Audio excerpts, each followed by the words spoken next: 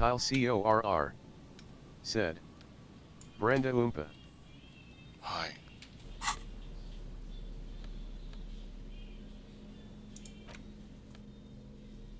The library card is folded into two and still slightly wet to the touch. The front side reads, Central Jamrock Public Library Card, issued to Billy Mejean, expires July 53. Billy is a unisex name. Could be the deceased. Whoever owns this card is an avid reader. You find a list of books written in blue pencil. Radio thriller. Stand a little less between me and the sun. Most of these, if lost... Oh, I did this already.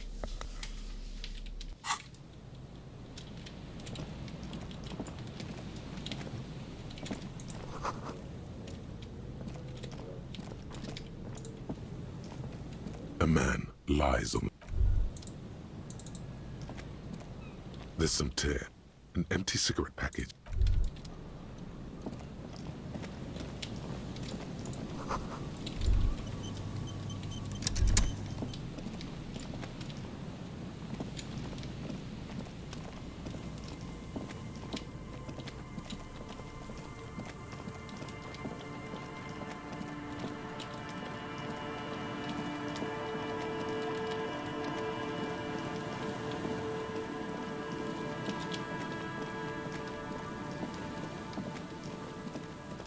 Sam C. Sajam said. Hello. Hello, Sam.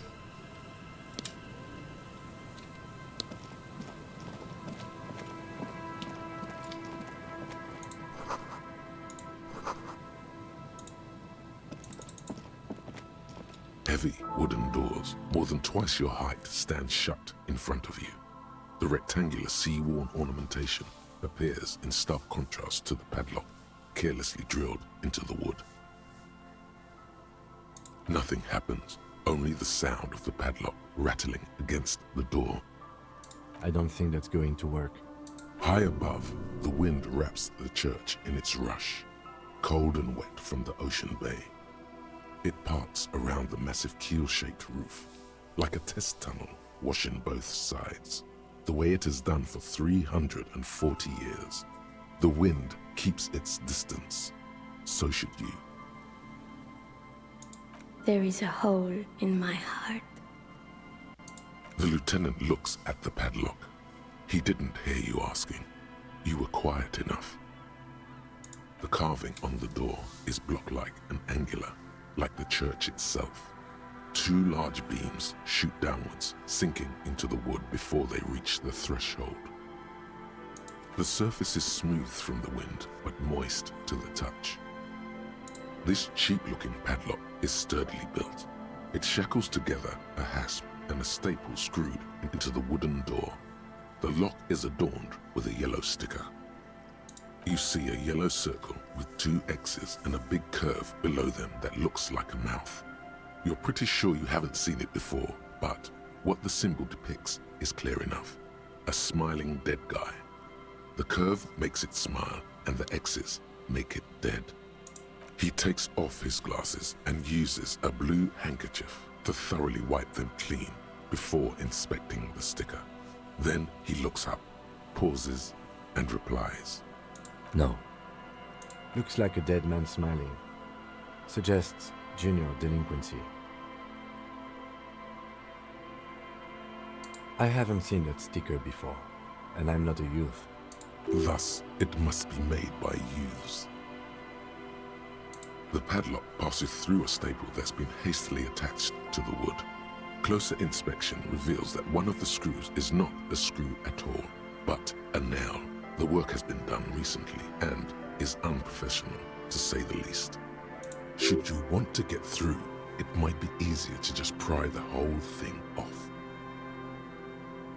Maybe we should circle the building first and look for another way. The building has seen enough mistreatment. There is a touch of guilt in his voice.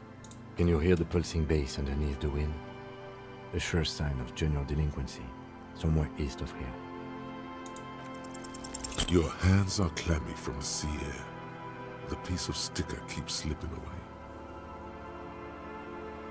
The lieutenant hands you a blue handkerchief. He looks a little dismayed when he gets it back crumpled. However, it should be easier to peel the sticker off now. Your hands are clammy from the Are you sea air. kidding me? The piece of sticker keeps slipping away. The lock clanks against the door, cold and heavy.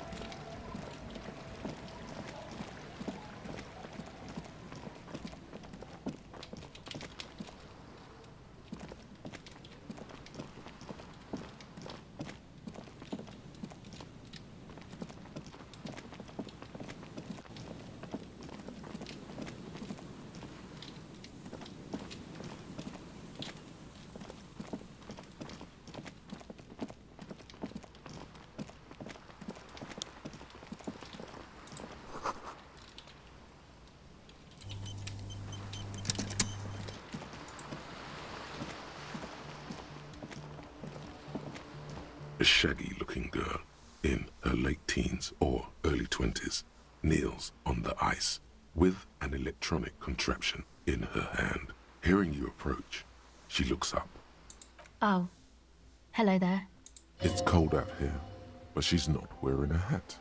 She must be freezing. Everyone knows drugs make you invulnerable to cold. You bet this one likes to party.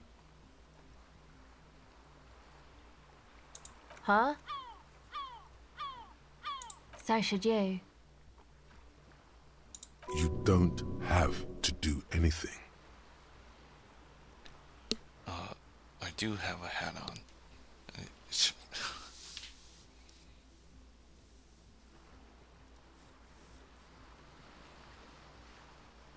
Oh, there's an option to say I do. Oh, I didn't notice that.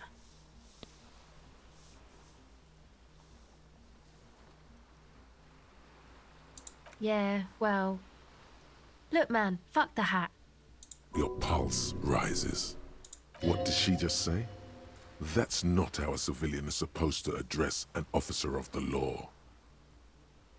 I'm sorry I said fuck the hat. I was concentrating on something else. My whole family swears and it rubbed off on me.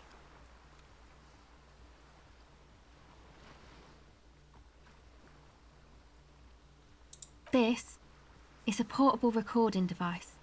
It's for field recording. Low quality, but still. Actually, just one wire. I picked on it till the braiding came loose. The wire leads to a contact microphone. A contact mic records sounds from inside things, like this ice. The mic? I don't exactly know. Somehow it doesn't pick up vibrations from the air. The book said it only picks up structure-borne sound, if you like technobabble.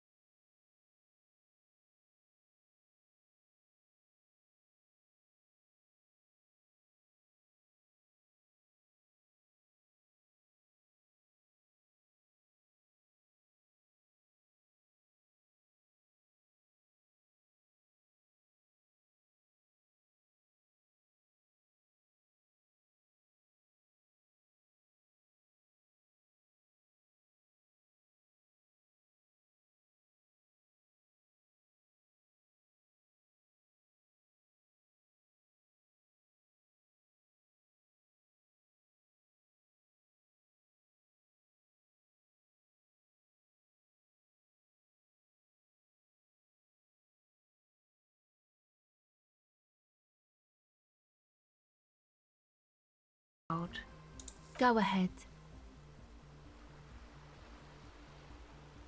It's supposed to become like a club for anodic dance music, like that new style of synthesizer stuff they play at the Elysium. Except that, yeah. The floorboards are twisting, and the shooting beams are slowly cracking, like bones. Far east of the Golden Delta, beyond the industrial port, there is a black patch of unlit coast with the smallest creatures on the ice. There will never be a club for anodic music here. Not in a million years. I know. It's not my idea. Andre and the boys found the place. It was supposed to be deserted, but now they can't even take it. Hey, don't get me wrong, but you're cops, right?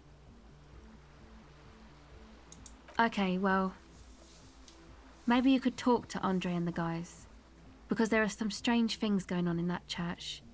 If you're police, you should look into it, right? They're inside that thing there. Would be cool if you did.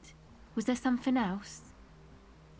You know, anodic, cathodic, music that's made with electronic instruments. Synthesizers and tape consoles. Microcomputers too. Anything that uses electricity, but isn't guitars. Also found sounds, stuff like that.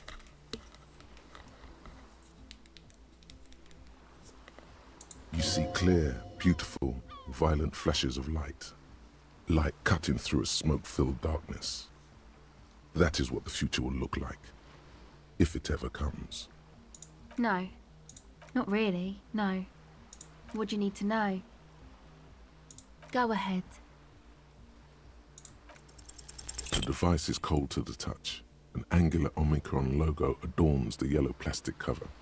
Underneath you see a reel of tape rolling. You put the device back on the ice. Okay, bye.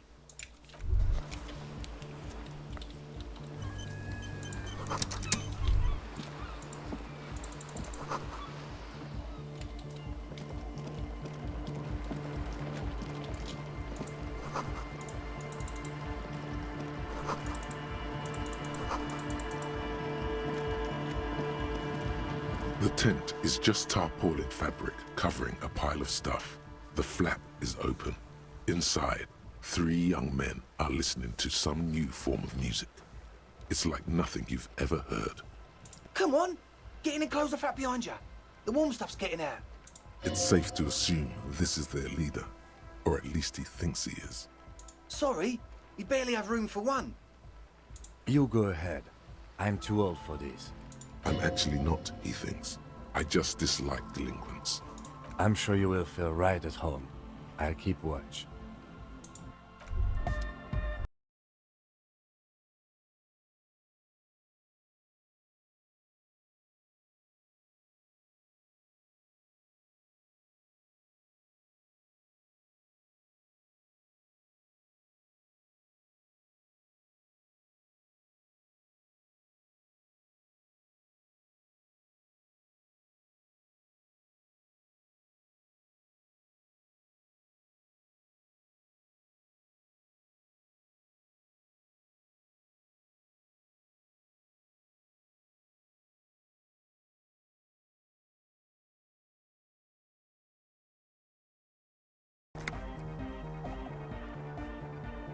Together with a settled burger, who's out there right now, doing some seriously progressive sonic experimentation, we like to think of ourselves as music venue organisers. We have many in the pipeline, officer. You see, we've been all over Jamrock North, prospecting for real estate to establish a new venue in. Also for talent. Yeah, thank you, Egghead. And while there is no shortage of raw, unfettered talent spinning tapes in Jamrock, we've had rotten luck with the real estate part. Place is a shithole. I apologise for my friend Noid's potty mouth. I realise this is not how you speak to a police officer. He has authority issues. Ah, so you've met her. Good. Yeah, it's a matter of occupied ecclesiastical property. I bet you've noticed the derelict hive of narcomania on the coast. An attempt to pander to your perceived conservative sensibilities. No person his age would ever use a word like narcomania with a straight face. I'm talking about the church, and I'm not exaggerating. Even a place of spiritual refuge can become a magnet for all sorts of dopeheads and burnouts if left unattended. Dumpheads! Burnouts! Well, I'm sad to say, that's exactly what happened. Sad because we were just about to put Martinez on the map with one of the maddest dance clubs in Jamrock. Nah, strike that, in Revachol. Strike that! The world! And sadder yet, because the dopeheads and burnouts holed up in there were the worst kind. He leans back a little, watching you with a steady, serious gaze, letting you imagine just how bad those dopeheads and burnouts really are. Good. This calls for an opinion. You're an expert in those. They're spooky. I was hoping you would be the judge of that, officer. All I can say is, their spookiness is the kind that keeps us from restoring this church into a community centre and a place of spiritual refuge. Also, they don't eat or clean the building. Shit's gonna collapse. People just wanna spin tapes without them spooking it up. Place has bad signs. No one can dance like that. Thank you, Egghead. So you're gonna look into it, right? It should be a police matter. Getting them out. Whatever spooky stuff they're doing, I'm sure it's not what the Ecclesiastes meant their property for.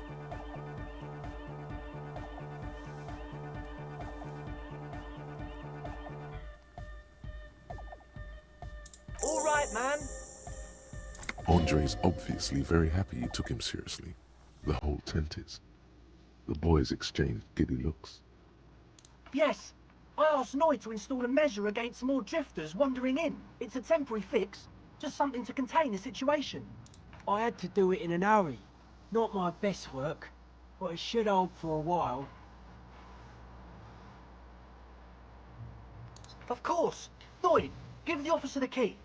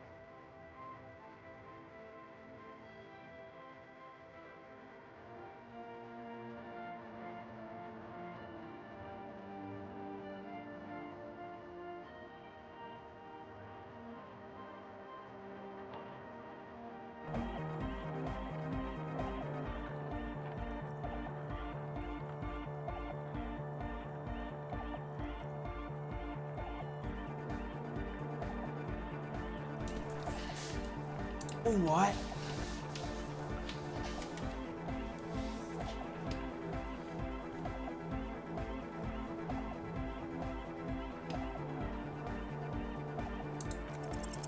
You sense the trajectory of the little piece of metal and plastic. The object makes a small ringing sound as it approaches. Just the tiniest chime to your left. Ka-ching! The key hits your palm. The speed freaks nod to you approvingly. The speed freak nods to you. A respectful nod. You proved something here. Not long, like a week maybe?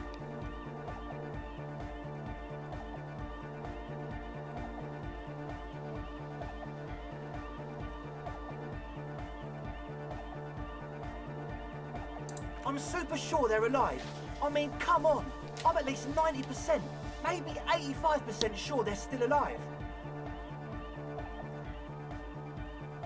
Okay, I'm sorry. I'm sorry too. I guess it wasn't very hardcore of us to just lock them in like that. Me too. I shouldn't have that kind of power over another person. I'm not the one with the violence monopoly here. You are.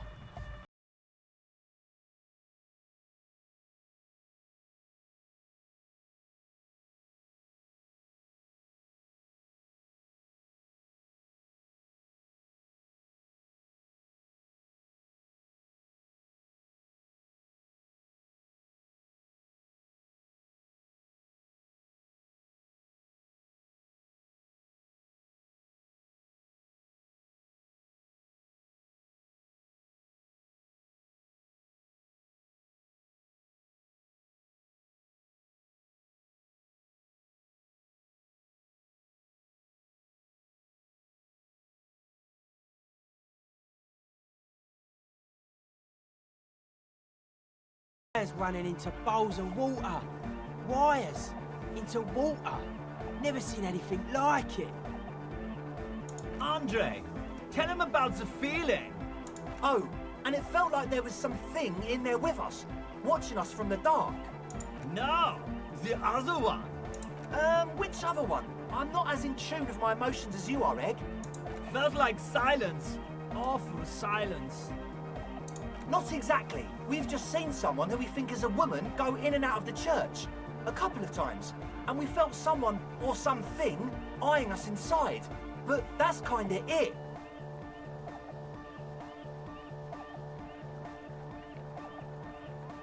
Well, honestly, I can't. But I am. Why not? Let's go with that. I'm 70% sure they're substance users. Don't let the technology fool you. You should talk to Noid about that. I just got a distinct burnout and dopehead sign from them. Probably jacked up to some snuff station too. Probably, very likely. With a small surge of PEA, alertness fills you. As if to say, this is a dark corner. Look behind it. It means like one of those rich boy private radio stations, where you can listen to people getting killed on, then jerk off to it. Sick shit. Not that we would know anything about that. Noid just likes to relay stuff. He appears sincere enough, sire. You could, of course, be wrong. We're getting derailed here. In short, you can tell to Noid about the machines. He'll tell you more. Like you aren't alone, you know? It wasn't quite human, if you know what I mean. Non-human means a predator. It was this dark shape climbing upside down along the ceiling, like some kind of crab man. Yeah, you know, the way it was climbing up and around the ceiling, like a crab. It was stalking a cell, exhibiting ambush behaviour. Yeah, totally. I mean, I didn't personally see it. Estelle was alone that time, but I believe her. If she comes out running and says there's a crab in there, there's a crab in there. You should ask her about it, but be nice. Don't tell her you don't believe in the crab. The implications of this are too numerous to consider. Proceed with caution. Learn all you can before entering that dark building. Sure. What? Oh yeah, that's a meteor and name for the founding party. Thought it'd be cool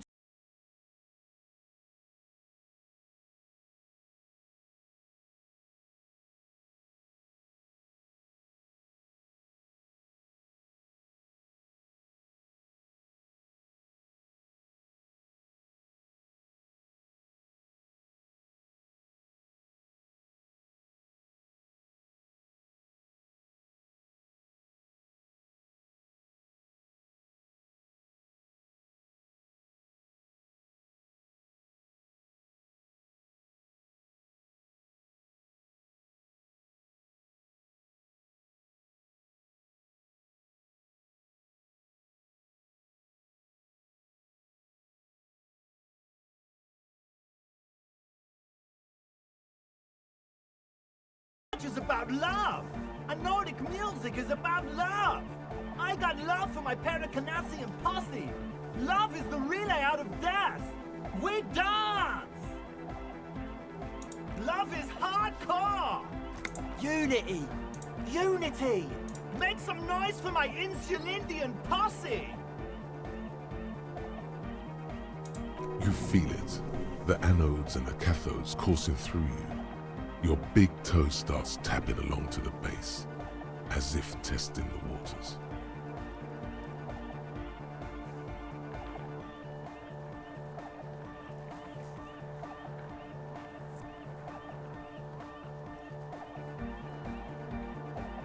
Yeah! Yakokata! The place to be! He seems ecstatic that you share his vision of Pericarnassianism. Do it for the masses. Do it for the crew. I didn't want to say it, but it was pretty lame of you to imply otherwise. Anyway, you got more questions? The one with the large head is still looking at you, nodding his head, waiting for your body to start moving. Yes. What? Yeah. Good to have, bitch to carry. When I first scouted the place, I did some reconnaissance. I'm not sure the church even has running water. Oh. It's the one they sell at the fuel station. It's like he's lying to you, my liege. But he's slippery enough that there's nothing for you to grab hold of. The what now? Oh, the old Ultra. He's like an actor, looking to the souffleur for his line. I have a major sinus infection, stuffy nose. We all do. Shit's all blasted up. Winter, can't even breathe. Yes, that's all Nosafed's doing. Without the Noser, I'd be drowning in shit right now. Nosafed is the shit. Yes. What? He nods enthusiastically, no doubt a little relieved. As always, we'll be right here, waiting patiently for the news. Yeah!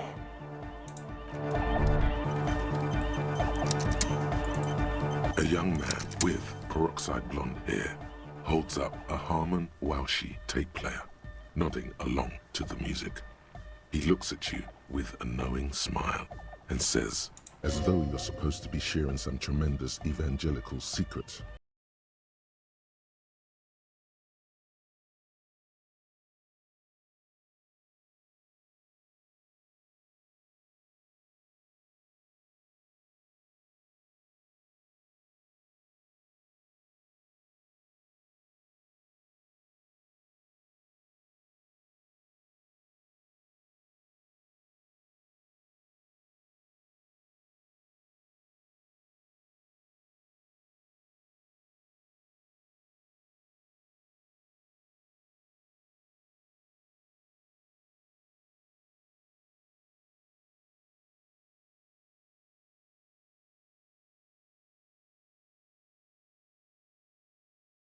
Can you describe it to me?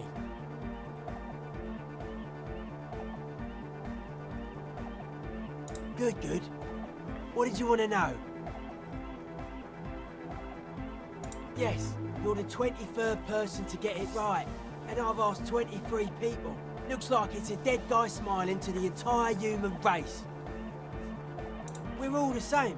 Same eyes, same smiles, same death. He defeated history. We are living in the age of history, and in the eyes of history, we are always already dead. How can we ever smile then? Because history is a lie, and so are its deaths. The present moment and life are the hardcore. The hardcore expels death. Or maybe he's not dead. Maybe he's just really ecstatic about the beats. Or drugged out of his mind, come to think of it.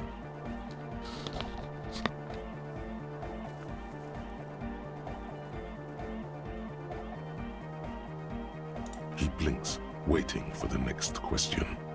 Well, I guess one could write an entire treatise on the thing. But what for? Yeah, gotta compare. See if we Kyle can align. CORR said. The new Iron Man skin looks pretty good. That is just a full leak of it. At least one of the suit styles is the Marvel Now Model 42. Don't know which models the Doom-styled one is from and that blue one.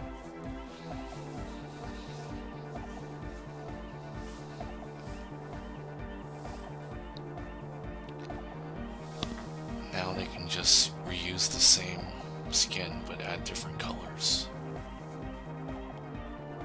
I suck at socialising, man. Even now, our sign synchronisation is way off. But I'll see what I can do. Nah. Still strongly out of sync. Stage gamma disalignment. You heard me. Weird stuff. Specialised. There was a data processor and some sort of long-wave machinery. Wires going into water. Gives off a spy sign. Or some fucked up Samaran science sign. You know, the kind that goes head first into the supernatural.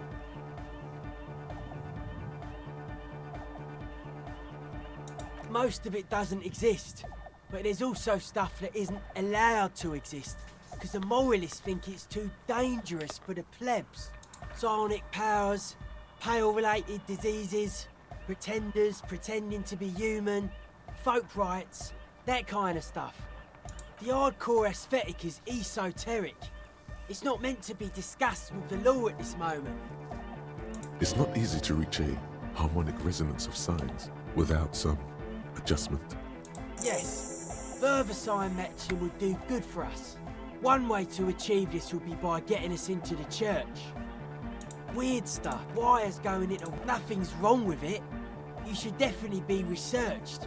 You can still do sick shit with it though. The sickest. That's perhaps why it should be researched. Most of it's psionic powers.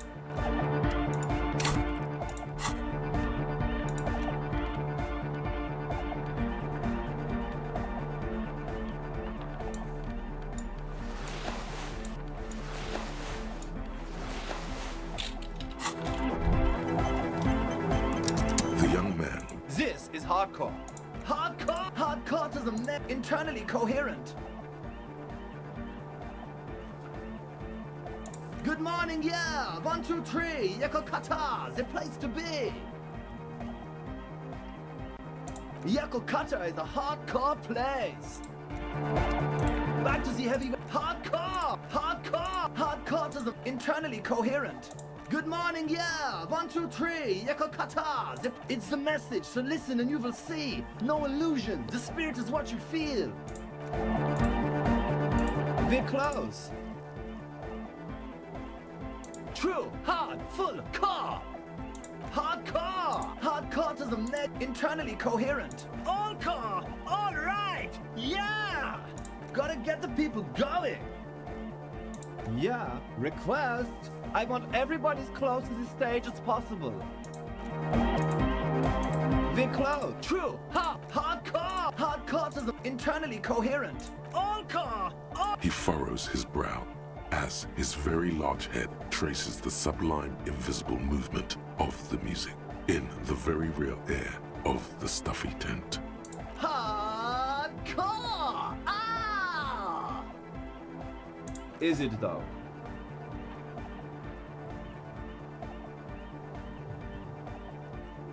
But is it? I mean, really? Feels like you should reply with the very pinnacle of idiocy here, so that things get totally transcendent. But you haven't gotten there yet, so you don't know what to say. I am the mic enforcer. I am the chick's checker. Yeah!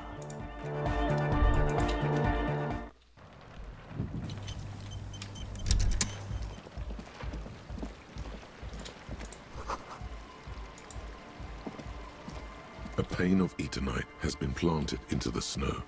2 poles are holding it up. Barely holding it up. It could fall over any minute. The pane falls into the icy snow with a soft thunk.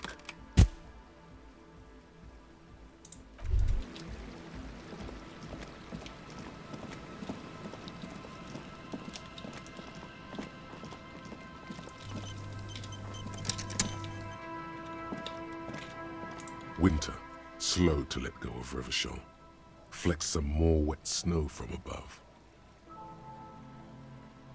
The snow falls lazily, making the beach sand paler still, mixing with the rust-colored sewage runoff. And to think, it seemed as though it were already spring. You're warm in your hat and your coat. Like a well-equipped explorer, you comfortably survey the white landscape. Layer upon layer of sand, poisoned with industrial runoff, the storm drainage, hidden bunkers. Someone stuffed a big old polar anorak into a concrete pipe under the boardwalk. It would keep you warm. You would probably never happen across it, but who knows? More Coalition aerostatics. Occasionally, lights flash as they maneuver through the falling snow. One large airship carries crates in its belly. The raised motorway, 881, separating Martinez from Jamrock. Vehicles whoosh past one another day and night, while those who reside in the labyrinthine alleyways beneath the motorway attempt to carry on with their lives in the snow and the slush. And south of the 881 is the Pox. Was once a park, a place for reflection and recuperation for the patients of the old military hospital. In the 20s, it was used as a quarantine center during a measles outbreak that killed many children. Most everyone has avoided the hospital and surrounding park ever since. The Pox is completely wild now. Evergreen thickets covered in snow and industrial dust. Feral dogs and even wolves roaming in packs. The police try to keep the deepest corners cordoned off. Heavy drug users do slip through and hole up in the old military hospital, hoping to find something to get high on among the hastily abandoned supplies, or just to overdose in peace. A line of motor garages with armored carapaces hunched in the cold. A mechanic is hard at work, patching up bullet holes in the side of a Capri 40. These are the garages of Precinct 41. Snow settles on the roof of the repurposed silk mill. It serves as your station. Shivering RCM personnel hurry in and out of the main entrance. Wonder if Vic's found his heterosexual life partner yet. Damn, I don't know. Even a real Bruderbund like that can't survive everything. Around you, the snow continues to fall. To the west, the ocean swells. A chill comes over you, crawling down your back. The sand under your feet is wet. Somewhere in the south, tarpaulin flap in the wind. More winding coastlines lined with abandon. The waters turn black. No more. The coal was supplanted by petroleum from the ocean floor and high below the old mines. L'Océan Municipal, Revachel's underground cemetery. La Petite, where the Philippian kings were interred. Children under 14, they go underground looking for artifacts to sell to foreign museums and for fabled relics. Their parents let them. They go deep. Few Petira return from the shafts. If all around her, white snow on the extinguished coke furnace. We should keep moving. Who knows when the snow will let up.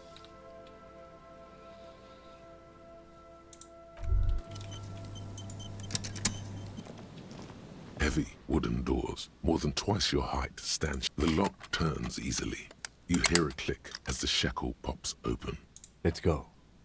A great whoosh of air rushes into the dark innards of the church, as though rushing to fill a great vacuum in the heart of the city.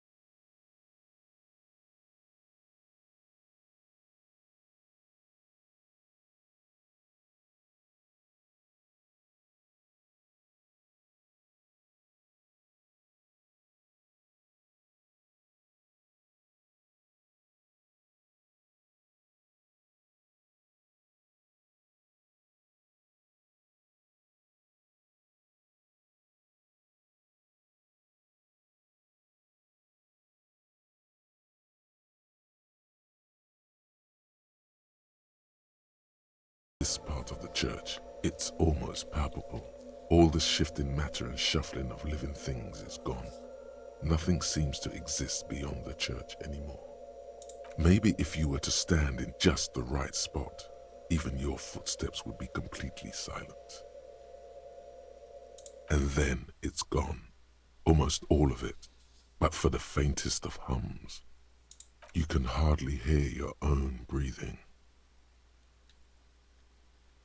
You produce a few muffled thumps, after which the silence feels even more total, somehow. Your voice is barely audible. Not a howl, but the softest of whimpers. It's unnerving. The lieutenant points to his ears and shakes his head. Then he leans closer. Can you hear anything?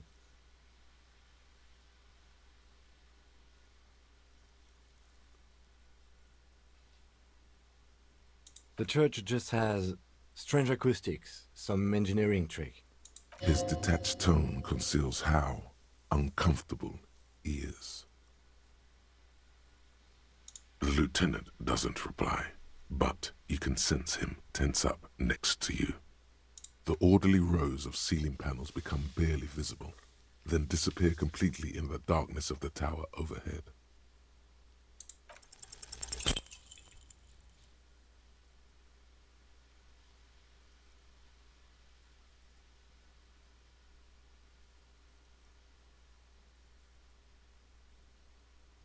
Just darkness without end. It makes your head spin. There's nothing.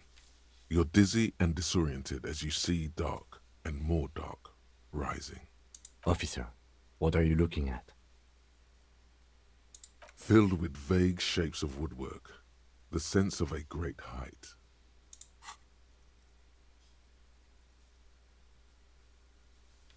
You see something hanging from the rafters, looking straight at you with dark eyes.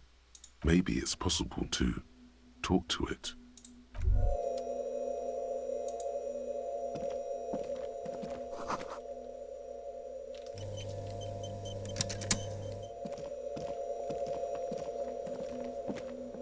Is that a man? Looks more like part of the carpentry of the building came alive and is now studying you intently. The crab man. The man leaned forward a little, fixing you with a steady, unreadable gaze, then speaks. Habitual alcohol use has made you into a scared little pussy, Holmes. But don't worry, everything's gonna be all right. You come to the right place. Here you can receive the mother's love. And when you're ready, she will take your hand and lift you out of the despair at the bottom of that bottle. This man is obviously a habitual narcotics user. Do we really need to question him? I'm put off by this religious stuff, he thinks.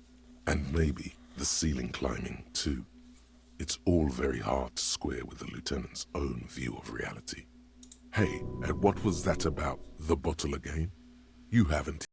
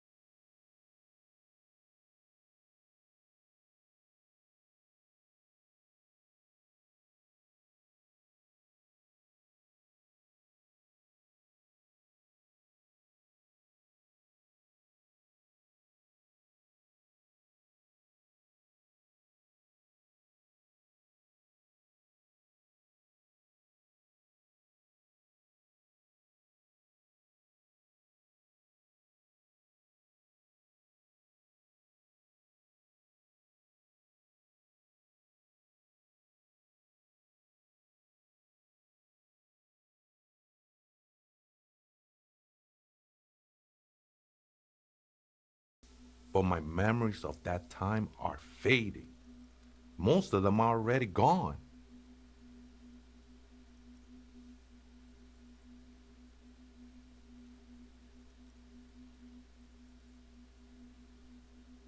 That's not really the point, I say.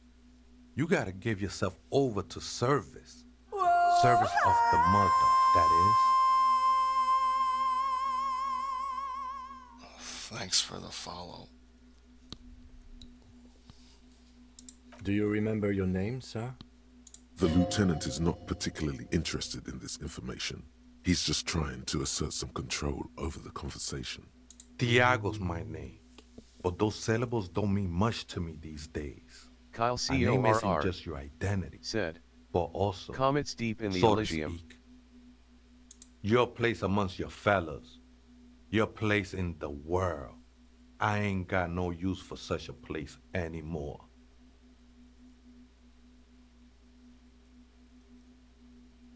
That's just the thing, Holmes. None of that matters. This is a special place. There's a perforation in the world up there, a way out into nothingness. This church was built around it for purposes of veneration. I circled it, nurtured by the silence bestowed by the mother. One of these days, I'll be pure enough to go drink from it directly. I think they were, a long time ago. I had to shed them like skins to get closer to the center of the silence. You could have them. I don't need them anymore. Oh, that's no simple question, I said.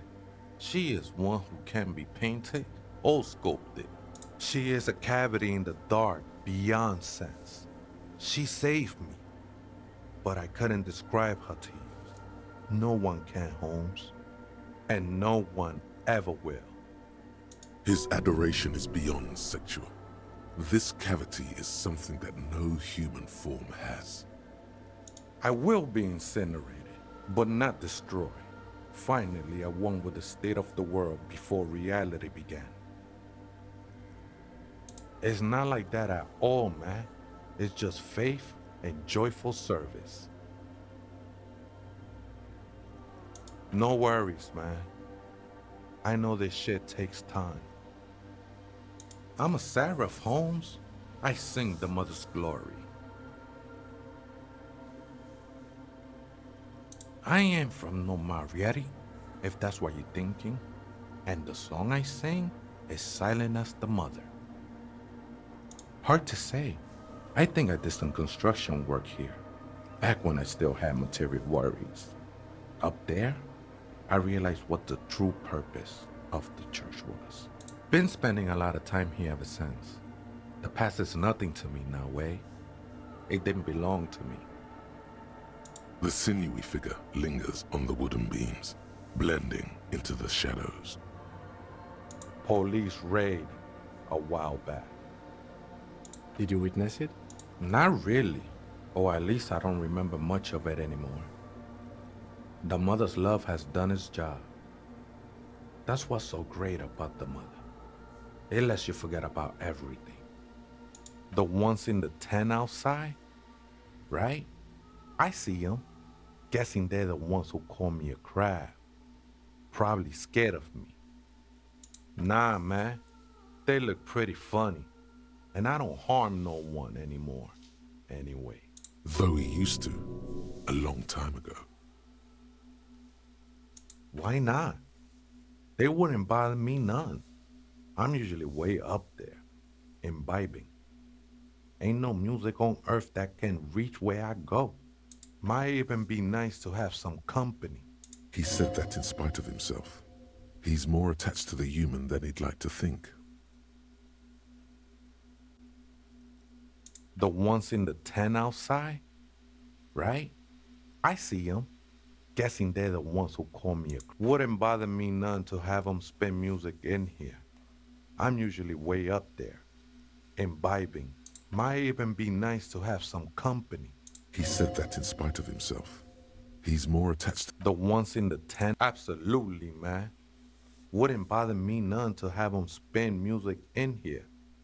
I'm usually way up there, imbibing. Might even be nice to. He said that in spite of himself. He's more attached to the human.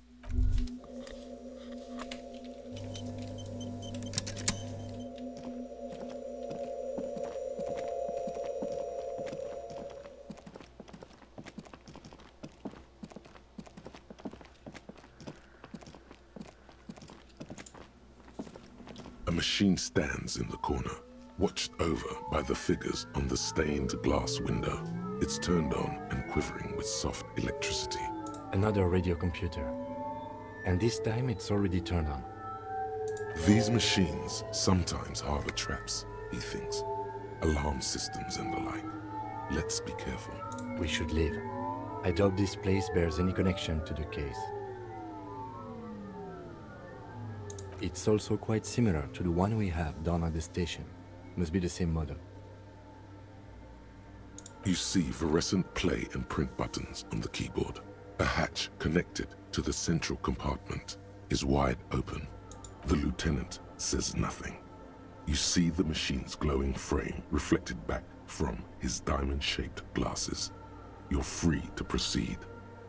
Behind the hatch sits a cube-like crisscross of filaments, smoldering in the dark like fireflies. Silver tape on the side says, in black marker, log, February to March. Another filament memory. Press play to talk with the repeater.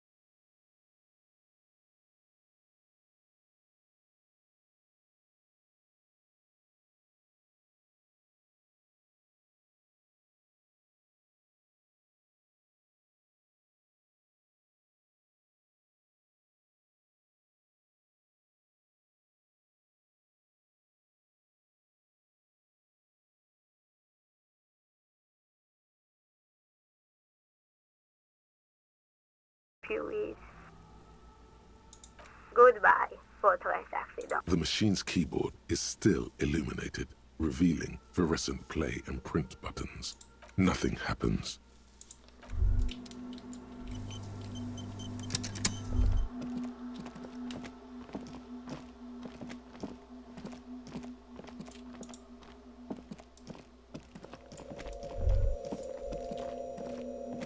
Oh, hey, wait. There's coffee in the back. Oh, wait. I meant the mother's love. Too many times, Essay, you need it for something. No need to overdo it. He won't mind sharing it with you. Don't sweat it, vato. The password is afterlife death. That is true. But what comes after death? What you think of that? Makes me almost pity la niñita pequeña when I hear it. I think we're done here, Essay. That was an interesting conversation. However, I'm still not sure how it's relevant to our investigation.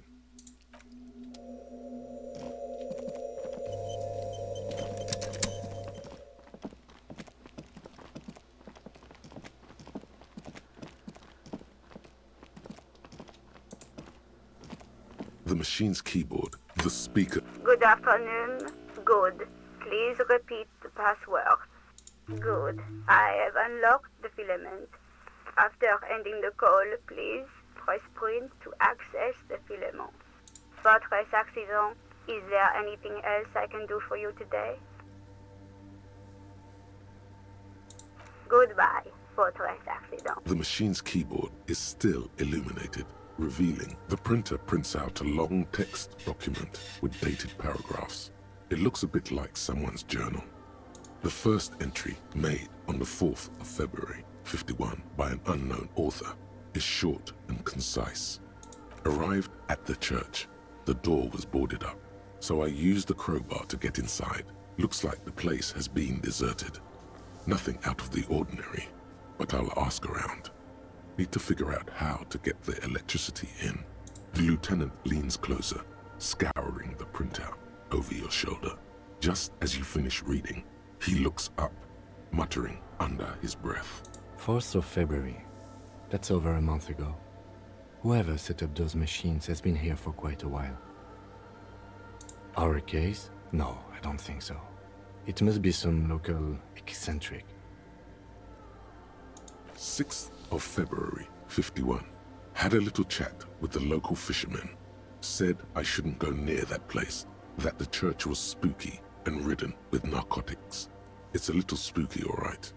Still haven't figured out the electricity. See? Even one of the spookers themselves says it's unnerving. What was that about narcotics? This could prove to be interesting. 7th of February, 51. Finally got the electricity in. Next on the agenda, a new antenna. I'm thinking ESCA series, something advanced. Why would anyone need any of this equipment here? 8th of February, 51. Bought the antenna, had some problems setting it up. Called Simon for help. Heard the others are back to making art. Drinking somewhere out of town. Sulislav started a rock band again. Lexi has been seen asking money from strangers. But at least the artists have their act together. They're qualified labor. They can get work anywhere. Graphic design, ads. The programmers are doing fine too. I mean, they're programmers. The writers, though, they're fucked. I just have to find out what caused that data loss and be done with it. Still don't understand how it managed to wipe out the backup, when the backup wasn't even connected to the front. I know. Everyone thinks it's impossible. They say I must be lying. I'm here to set it right. Seems like something to do with radio computers. Unfortunately, I don't know enough about them to understand what the author is saying. Something about the backup data getting destroyed, and how everyone thought it was the author's fault. Let's just keep reading. I think these people worked in the radio computer games business, the one we saw in the Doom commercial area. They must be our former co-workers. 12th of February, 51. Brought some food from the grocery store. Apparently, there's a strike going on in the harbor. Definitely not happy to see the Martinez people again. Everything's now set up in the church. Going to start working tomorrow, 8 a.m. The strike. We are nearing the date of the murder. Keep reading. I'm interested now. I want to know what's that radio anomaly that sent this person here in the first place. 25th of February, 51. I've been sending data up to Lintel for a while now, trying to recreate the data loss, but nothing. Didn't even feel like logging in, the disappointment. But I did discover a curious audio-spatial anomaly at the back of the church. I've named it the Swallow. It swallows sound. Need to get some mics. Is she talking about? 28th of February, 51. Yes, the first recordings confirm that the Swallow is real and I'm not just losing my mind. It's a pillar of silence with a diameter of approximately 3 meters. Seems like the higher I go, the less I record. This might be a coincidence, or it could be connected to the data loss that led me here. The pillar of silence. She is talking about the silence. Is she suggesting it's more than just an architectural quirk? The lieutenant doesn't answer. He follows your gaze, studying the basins. The water shines in them. No ripples. March 51. Some kind of young disco men have appeared next to the church. I've been trying to record the silence to find the epicenter, but now it turns out I've also been capturing the future of dance music one neo-disco song over and over again. Fortunately, the song is so monotonous, I was able to devise an algorithm to factor it out. The other day, one of the disco men came in. Before I could even say hello, she got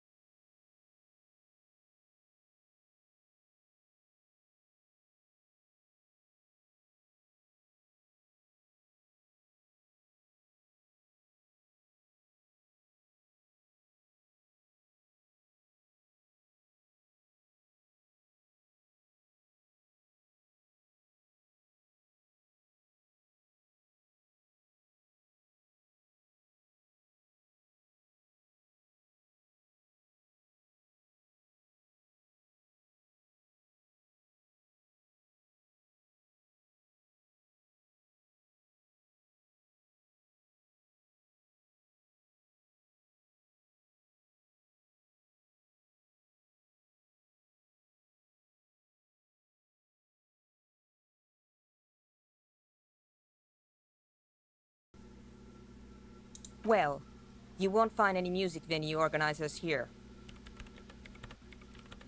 It's just me and my computer, and it has been this way for weeks. Now please give me some room. I need 2 seconds to see that you haven't destroyed anything. We should talk to her after she has rebooted the machine.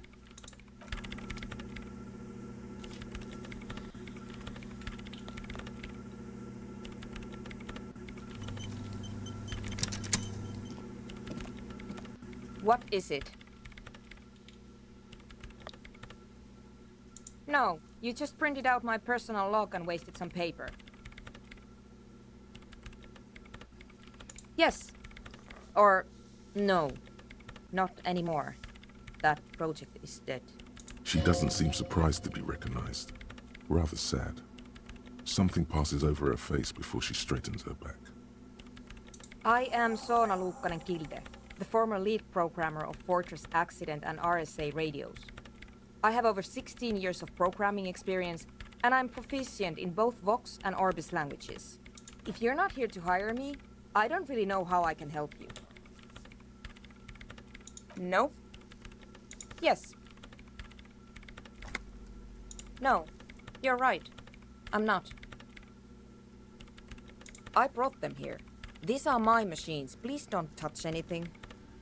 I use the AR-1 as my RAIN Prefect's processing unit. RAIN Prefect, my radio computer. Yes? You really don't know anything about radio computers, do you?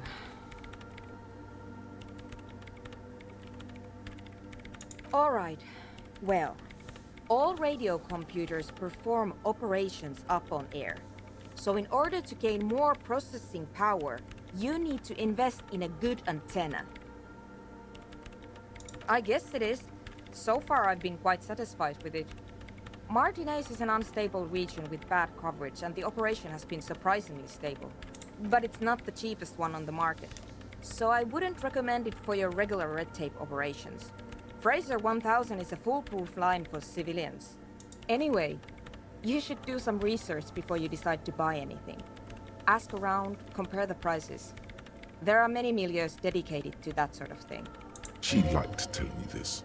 It calmed her nerves. I'm working. The machine seems almost alien with its pulsing core. The light casts in her face in a strange shadow. Could you just shh for a moment? Or get to the point. I really need to focus on something. It's not just rudeness. It really is hard to concentrate on whatever she needs to do. And you're not helping. They are connected to my RAIN Prefect. Whatever you do, just please don't move them, okay? Thanks. Great. You really like those questions, don't you?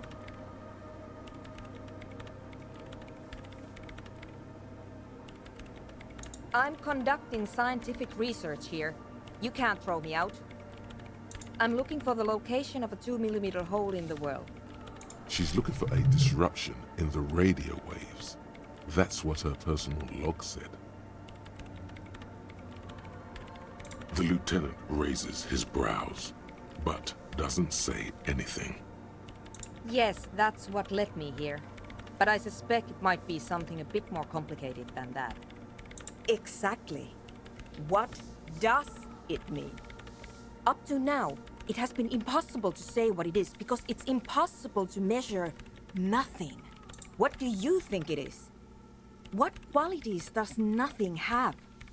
How do you measure something that does not exist? That's a little above your pay grade at the moment.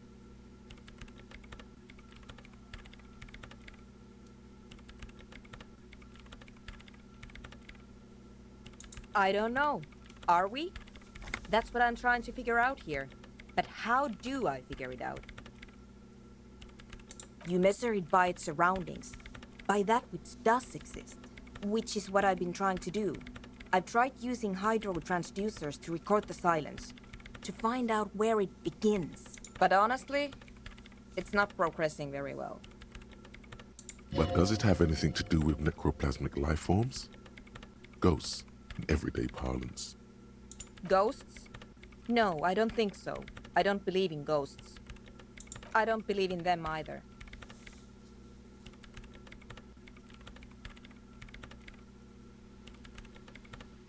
Great. What are we talking about? And why? Somewhere underneath those roof beams, I assume. Only a faint crisscross of rafters can be made out from the dark. Most of the tower disappearing into the shade. Strange things may flourish in the dark. There's this place at the back of the church. A place where all audible vibrations seem to decease. I've named it the Swallow. And the higher you go, the less you record. The Pillar of Silence? Are you sure it's not just an architectural quirk?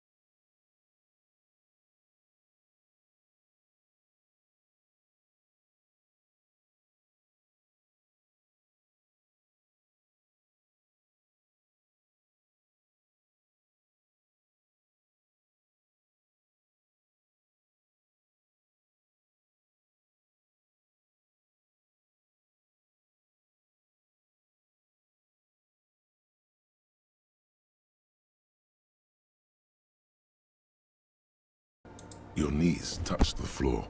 The floorboards are hard and cold. There you kneel among the snowdrifts, diffuse light falling on your hands from beyond the glass. The world is silent, but for the creaks and cracks of the massive wooden structure behind you. It covers you from the wind outside. In the darkness, you sense her eyes on you. inspecting you with their multicolored glass, as if you're a bug under a microscope. The woman looks down at you kneeling. She towers among her followers, architects, laymen, courtiers. There is a sad smile on her lips and a glint in her green-blue eye of what? Compassion? Remorse?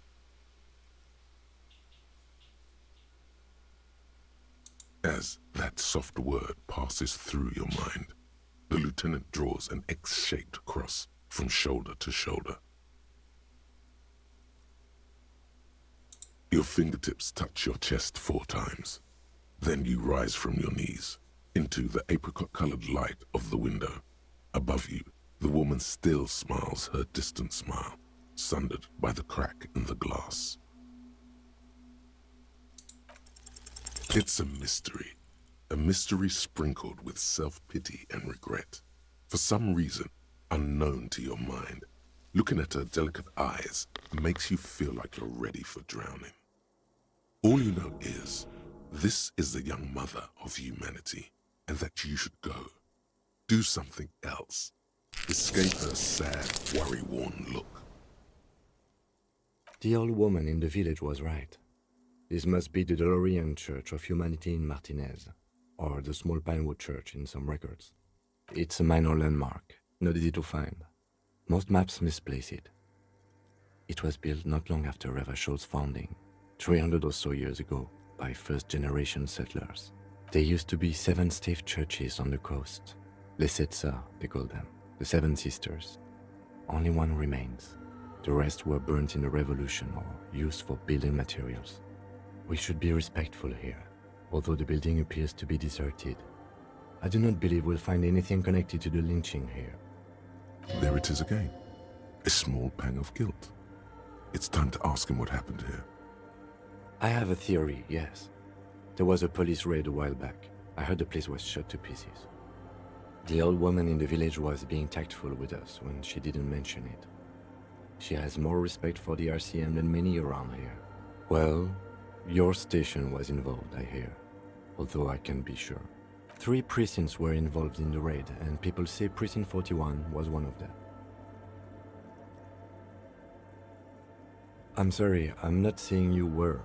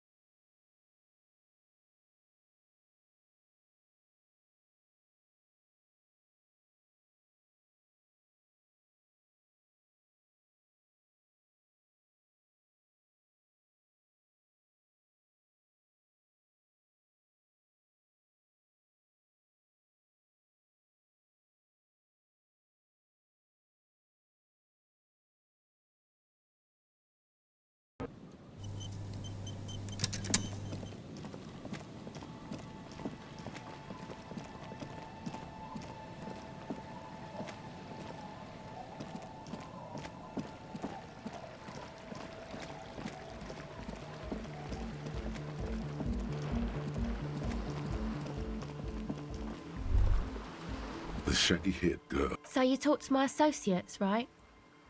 Are you going to help us? With the church, I mean. Shoot. My associates? I haven't got much to say about them. Of course I do. I just don't tell people about my friends and who they are and so on. I don't provide information on them. Me? I'm a silver bird.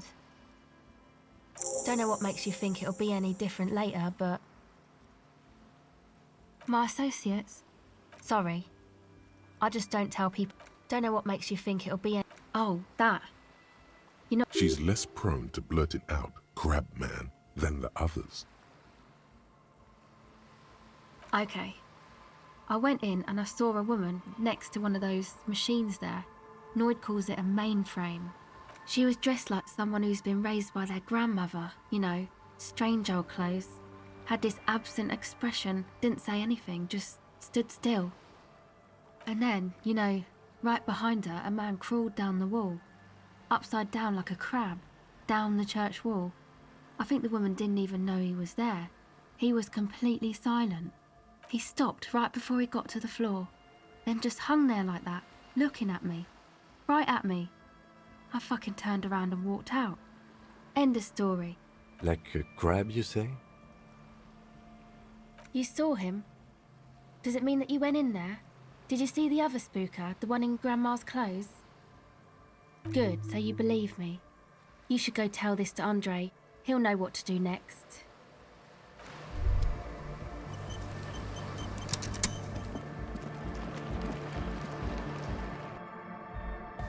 Hi again.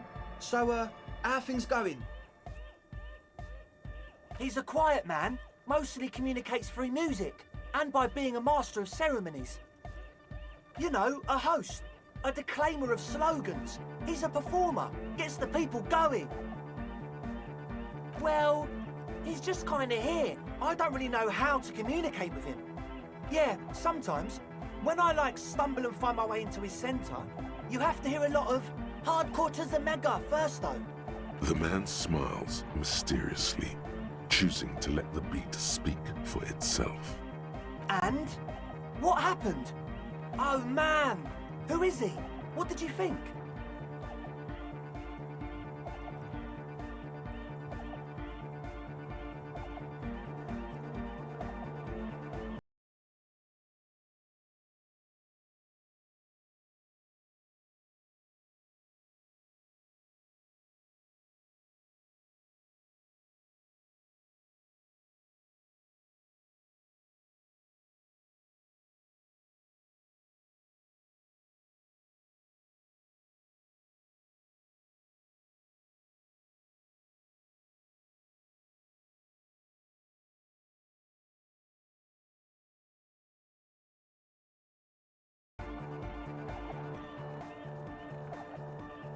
I don't know, man. Doesn't it feel like a major hindrance to you? A spooky guy climbing around when all the guests are trying to have nice, friendly hyper time?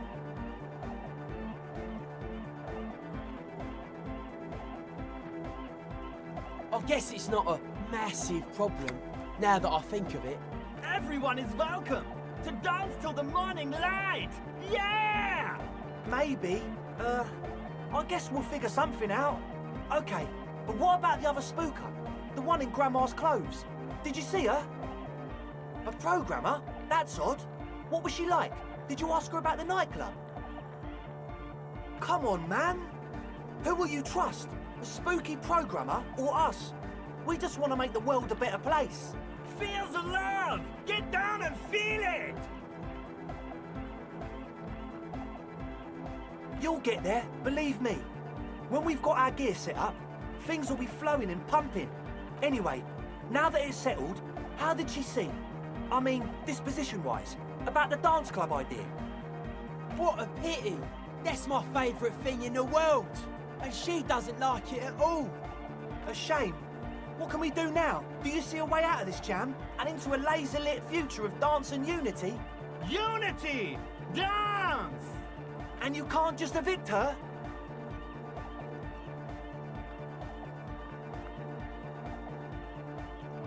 Look at you, Honour Man.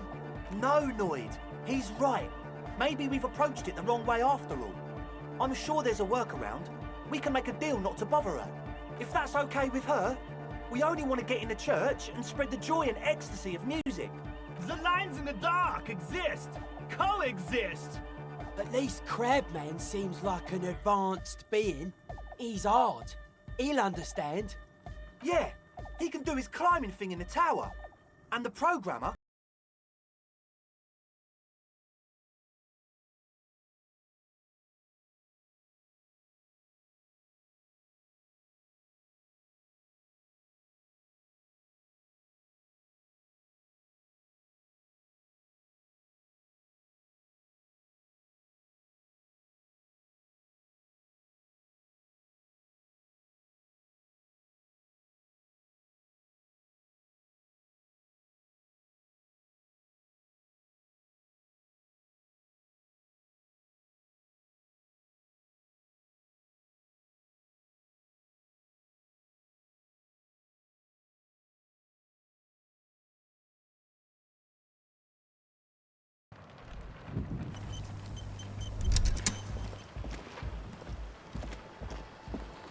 Hello again.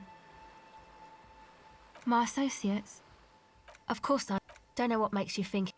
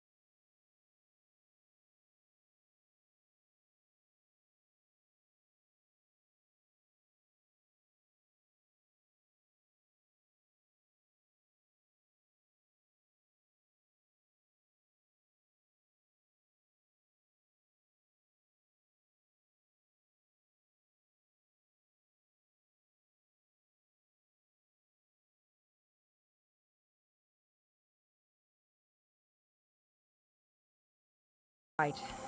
Bring me the game's offsite copy from my old workspace, if you really want to help. It's stored on a filament memory, and I'm unable to go and fetch it myself.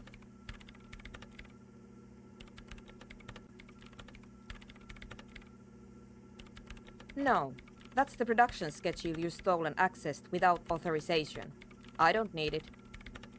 In his defense, it was simply lying in the desk drawer of an abandoned cubicle. Okay, but still. It's a backup of my former employer's project, the radio game we were working on. It's stored on a filament memory, just like the one inside this radio computer. The backup itself is destroyed now, but I'm hoping to use what's left of it to pinpoint the exact location of the anomaly. You just have to go to my old workspace and get the filament. Yeah, that's the one. You can get in through the bookshop. You just have to do some explaining to the bookstore lady. There's this giant ice bear fridge in the building's cellar. It's there. Don't worry, you can't miss the bear. It's hideous. But you've been to the fridge and it wasn't there. There was a note saying... Wait, a note from whom? Did it specify where they took the filament memory? Jawiza. Of course! Our project lead, Suliswov Jawiza. God, he was always so hell-bent on keeping the copy somewhere safe. And feature creep, and the Valley of the Heads. Like it would have made a difference. The offsite copy was perfectly safe when the data loss happened. That data loss was anomalous. And the heads... I won't even get into the heads. Millions of them. Go find that copy from that ice cream maker, will you? Thanks. This is getting ridiculous. Can't you just defrost it? Or, I don't know. I don't know about the ice cream maker. Just figure something out. There's a solution, but she doesn't want to hand it over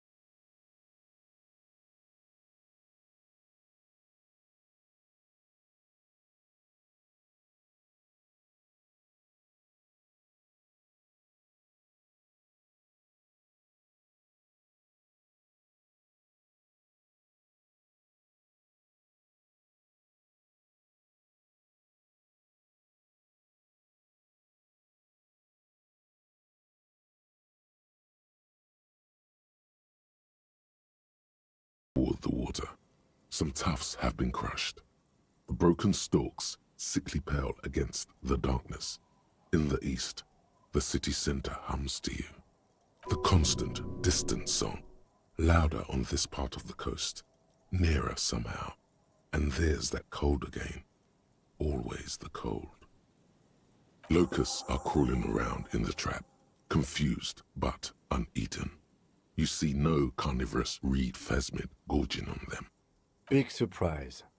Anyway, 1 down, 3 to go.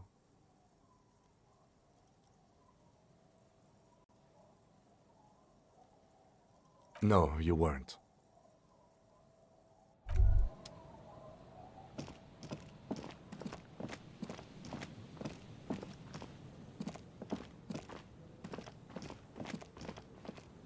Nothing has changed.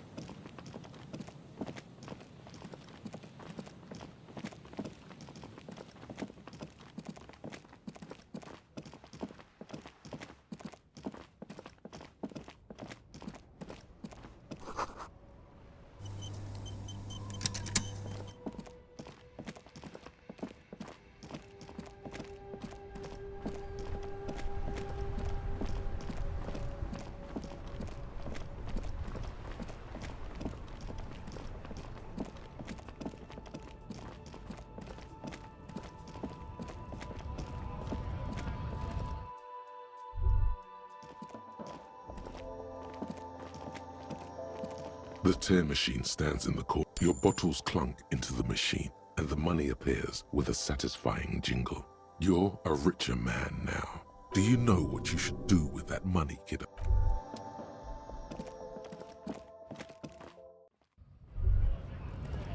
Kyle CORR said, money.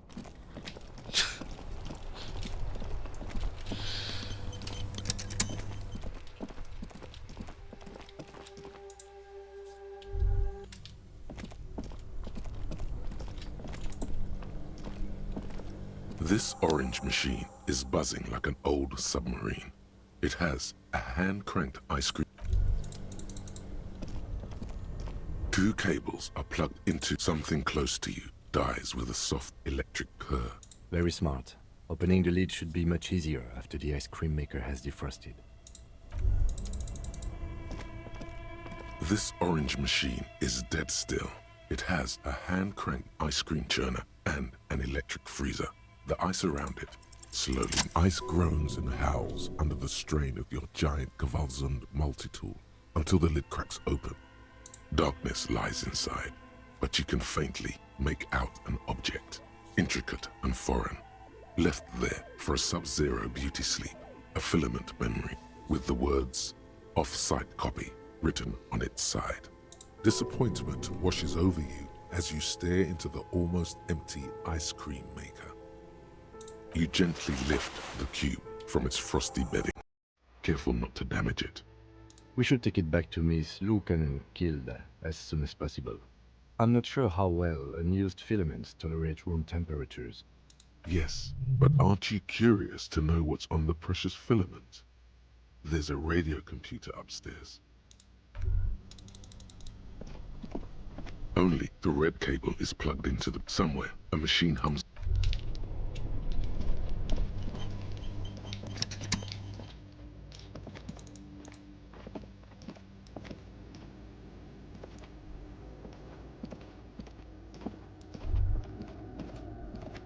A few bricks have fallen off, revealing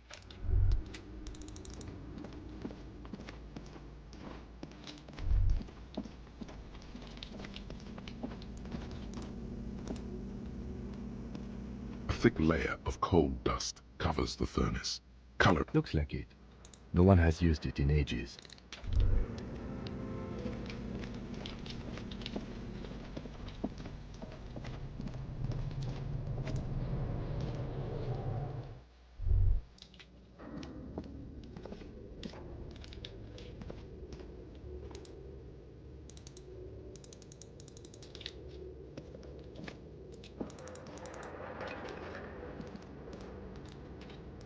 Why is it so dark in here? What the this is different from last time.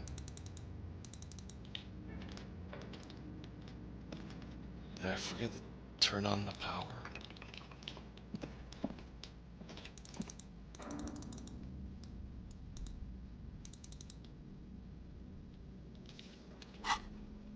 Kyle CORR said.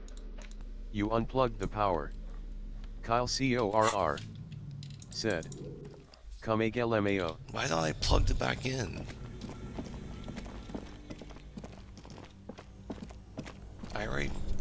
I unplugged the ice cream one to turn it off, then I plugged it back in and turned it back on. 2 cables are plugged into the breaker box. The red Kyle one leads to the ice bear frit. Said. Or you need the flashlight on.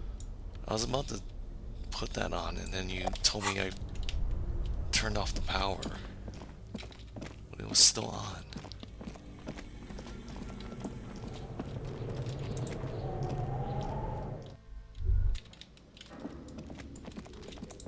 Tiles on the cube are still smoldering, casting the framework in a soft glow. Fluorescent plate like a smooth draw, the filament slides into place. The speaker comes to life. Step. Good evening. Please repeat. Is this the production chef? Good. Please. Good. Really? She just used the same password? Maybe those radio computer guys aren't that paranoid after all. Fortress accident. Is there anything else I can do for you today?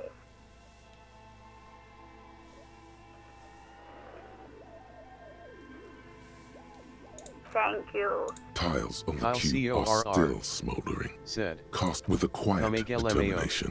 The printer starts printing, a piece of paper unfolding like a handheld fan. It's a project report written by the lead producer, Andrew Andy Schott, about Whirl Untethered, a radio game developed by Studio Fortress Accident. The first few pages give an overview of the capital and workforce, while the rest of it seems to be a production schedule. Fortress Accident employed 18 people, the bulk of the team composed of writers and concept artists. There were also radio programmers, sound engineers, a CEO, 2 marketing experts, and a single overburdened producer who developed a habit of popping Pyrrolidon in the basement to escape his obligations. But on the other hand, their obligations were piling up at an inhumane rate, a rate that could only be amended by Pyrrolidon. The production schedule depicts their glorious descent into bankruptcy. It was impossible not to fail. The project was too large, and no amount of money could satiate the ever-expanding ambitions of the development team. They tried to make a 4 million real game with 400,000 in their bank account. They thought they could bridge the gap with pure willpower and imagination. They couldn't. No, even then, success remained within an ever-narrowing margin of possibility that, despite everything, never entirely disappeared. That is, until they discovered the Valley of the Heads. At the 11th hour, the lead designer, Jimsk-born Sulisław Jalisa, decided that what Whirl Untethered needed was a secret mystical location at the extreme edge of the map. This place was to be the Valley of the Heads, where the heads of all the headless constructs could be found. The player would have been able to choose a head for their headless party member, and each head would have been voiced on air by a professional actor. So many. The last count, there were approximately 10,000 heads for 10,000 headless men, all of which could be endlessly recombined. Do you really want to know? There seems to be a calculation here, but it may take a while.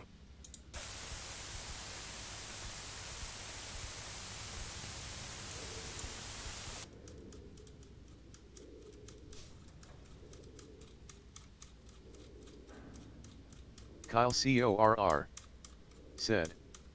Come LMAO. Oh.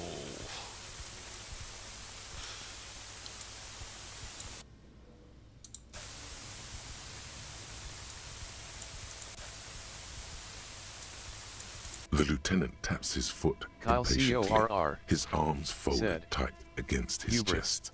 He's dying for a cigarette. Come to think of it, you are too.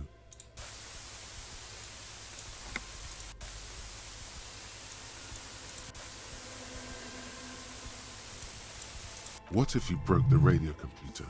What if it's never going to stop?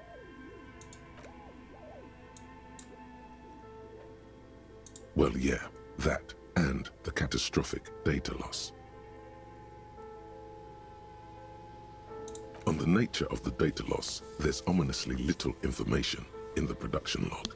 It comes at the very end where things get fuzzy and dark, where tables and numbers seem to vanish into an eerie nothingness before the Egonian investors pulled the plug. What is clear is that one day an unidentified numeric anomaly occurred on the East Insulindian Lintel front, just as the Wirral Untethered project was being compiled that day. When the project was returned, it was completely blank. The team spent weeks on the phone with Lintel, the service provider, but despite their diagnostics, they could never produce a satisfactory explanation or pay for the loss. Mysteriously enough, it seems that the off-site copy happened to be on-site when the catastrophic data loss occurred. It was the lead programmer's responsibility to oversee weekly maintenance of the off-site copy and, well, keep it off-site. An explanatory note from the lead programmer has been attached. S. Luukinen Kilda, the lead programmer of Fortress Accident. The off-site copy was on-site because there was no off-site anymore. Not for me, not after 8 months of crunch. I didn't have a home anymore, so I started keeping it in the basement in the ice bear refrigerator near where I went to sleep. It was perfectly safe there. The temperature conditions were optimal. Her former colleagues would agree with you. The production schedule ends with a few random notes that seem to be added sometime later. In its short time of existence, Fortress Accident SCA managed to burn through truly insane amounts of money. The first tranche of seed financing brought in 150,000 Riyal, but then came the delays. Eventually, the damage reached 400,000 Riyal, with only half of the game finished. 400,000 Riyal? Yo. These guys knew how to party. Let's just say it was a real adventure for their Egonian investor. 4 months later, by an unknown author. I am the only one left, and it's gotten rather damp here. A few other businesses have gone under, too. Slipstream switched to making skis, and the hairdressers just left, cursing Martinez. They're right, though.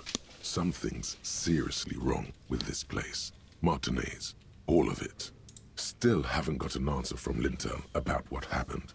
All I could get were the physical coordinates of the error on the East Insulindian front on that day. Since the computation happened on air, I reckoned it had to coincide with an actually existing location. I have compared the coordinates to a map of Revachol West. Turns out it's only 800 meters from here. The address is Saint-Brun 1147. I am going there to look this thing in the eye. Saint-Brun 1147? That's what the street sign next to the church said. Tiles on the cube are still smoldering, casting the framework in a soft glow. Fluorescent play and print keys shine on the keyboard. The filament slides out of its glowing nest. Like a smooth draw, the filament slides into place. On the keyboard, the play key starts blinking. The speaker comes to life. Good evening. Please repeat. Is good. Please repeat the... No, that's not it. What does she mean? That's not it. What's the password then?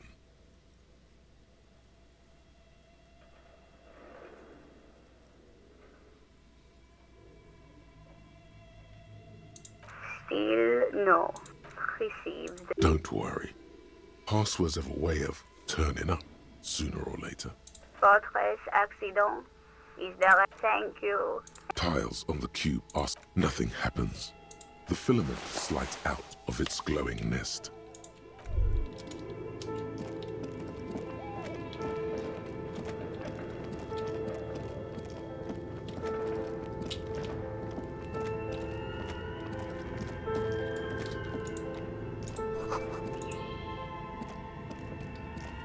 The barbell waits patiently.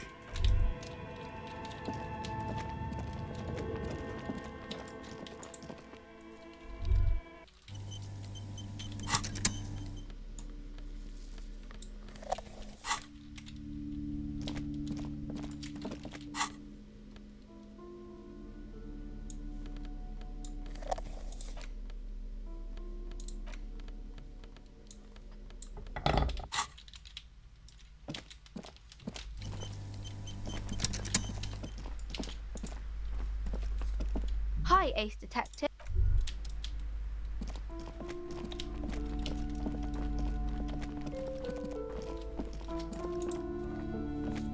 Several maps. The maps look old and faded.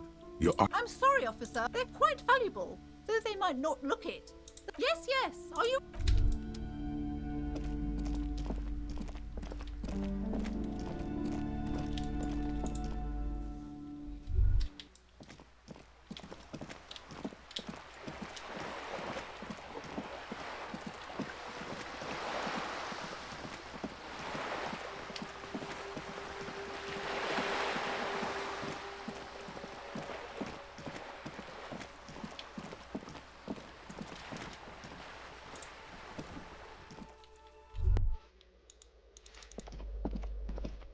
Give me a moment.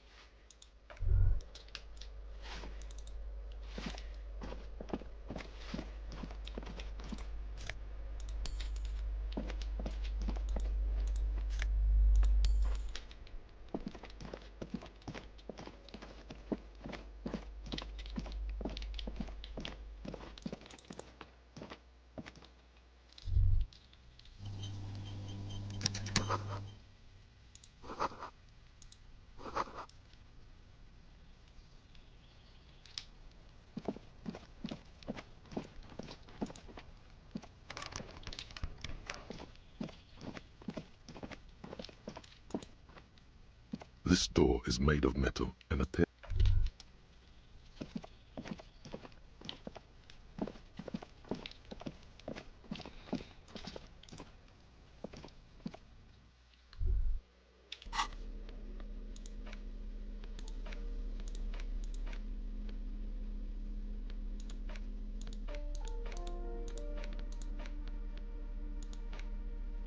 The porter reel is just what you needed. The reels attached to the apparatus with a satisfying click. The tape is routed behind the magnetic reader. You press the large button marked Commencer, and the tape starts spinning. There's a small delay before the song starts playing. Then the organ starts playing a simple, melancholic tune echoing in the hallway, telling you about the tiniest church in Cessons, surrounded by even tinier yard. You almost feel the seaside mist on your skin. It's mega sad. Within seconds you know this is the one. The real shit you've been looking for. The one you trust your room to. This one tells it like it is. This is your tune. A click, then silence for a bit. Then the tape stops spinning. Of course you could sing this. You could take sad to a whole new level with this. And you already know the lyrics since you've listened to it like a million times. Yup, they're all here. All 3 verses. And the B-side of the tape contains the instrumental version. It's like the world itself is telling you to do it. Only one obstacle stands on your way. Gart, you have to convince Gart to let you sing karaoke in the whirling. After you've won him over, you can express yourself. Let the pain out. Make everyone understand. Kyle CORR. The lieutenant said, watches you pack up the boombox. He doesn't say anything.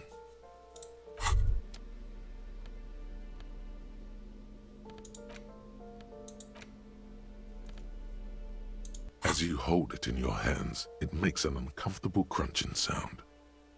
There is no why.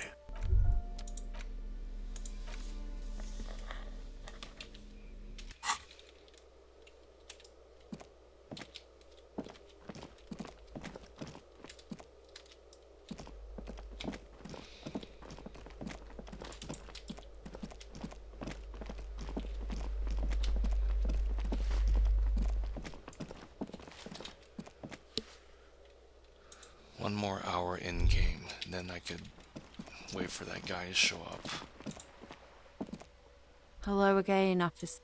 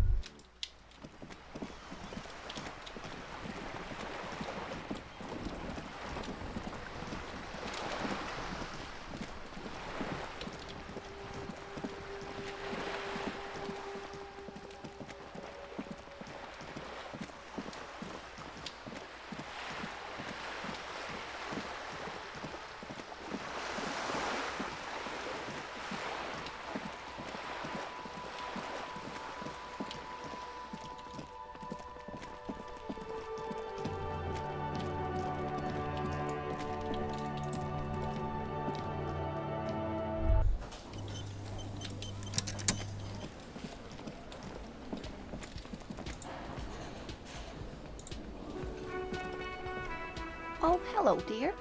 There you are again. Goodness, how is he? Did he say why he hasn't returned yet? He's fine, ma'am. As we had suspected, he couldn't get back earlier because the water lock on the canal was broken. Now he's just finishing up some work. Oh, yes. That's my Morel. He's bound to catch a cold staying out there for so long. But I am so relieved to hear that he's okay. Thank you for putting an old woman's heart at ease. You haven't, however. There are dangers out there. Our aging body's foul. Her heart won't rest until Morel is safely back with her.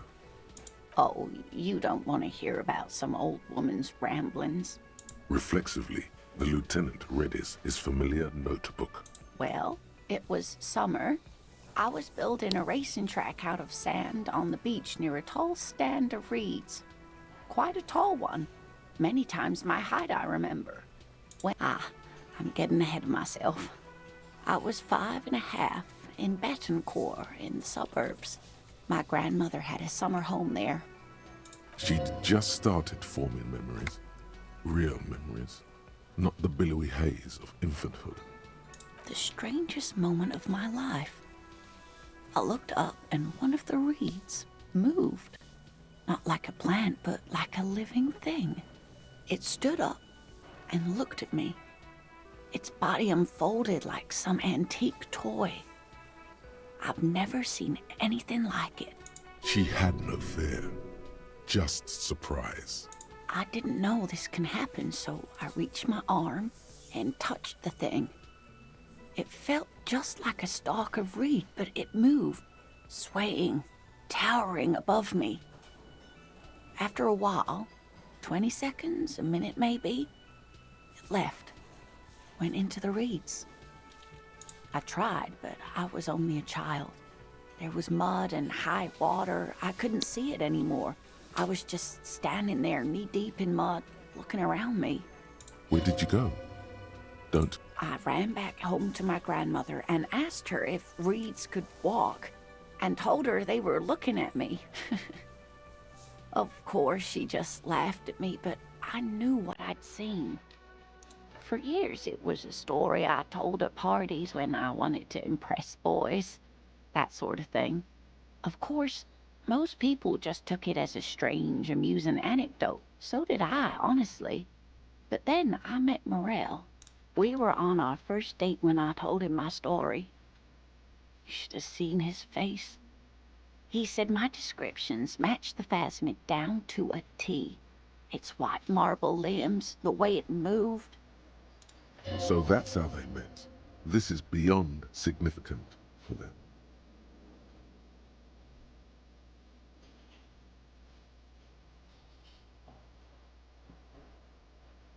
I thought it was a wonderful story, man. But I don't believe it. A child left unattended on a warm day. Children make up stories and then end up believing them. Our first, yes. Not all of them, as far as I remember. Some of them, on the inside, like stalks of marble, if that makes sense. It's hard to say how big things are when you're quite small yourself. To me, it seemed to be taller than I was then, but that's probably not the case. You're welcome, sweetie. I do appreciate the chance to relive it whenever I get one. It was just such an impossibly sunshiny day. So warm. And she could get up and walk right into the reeds on her own, into the mud, anywhere.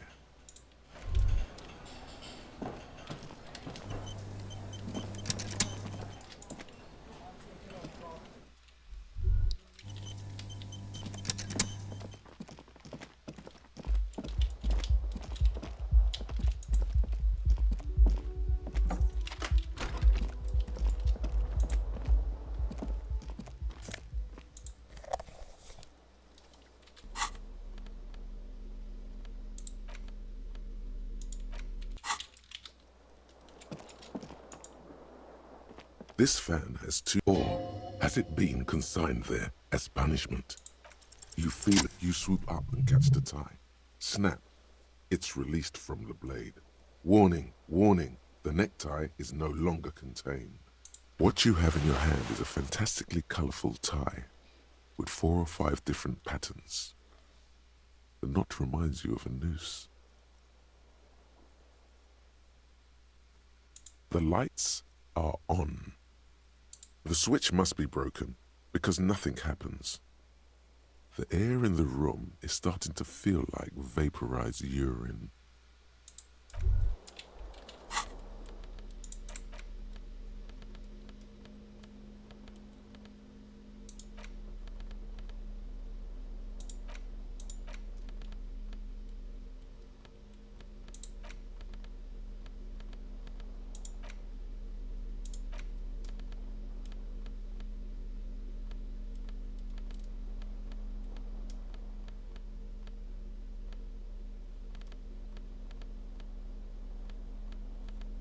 Oh, he's already wearing it.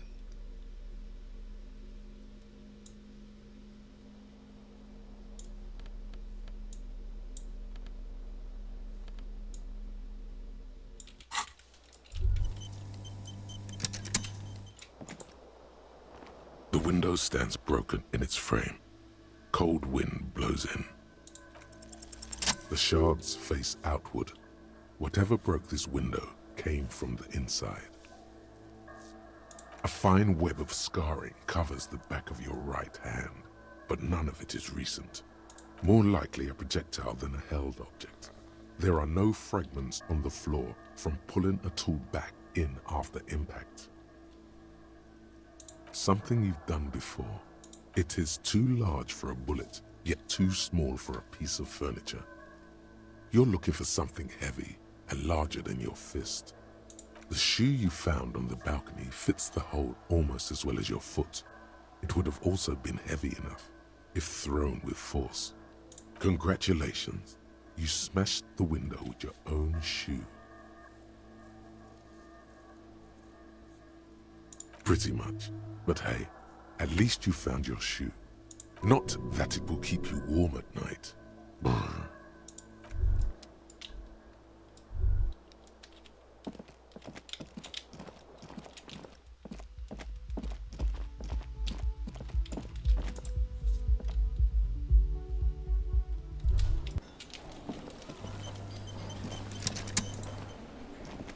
Can I help you? What is this thing?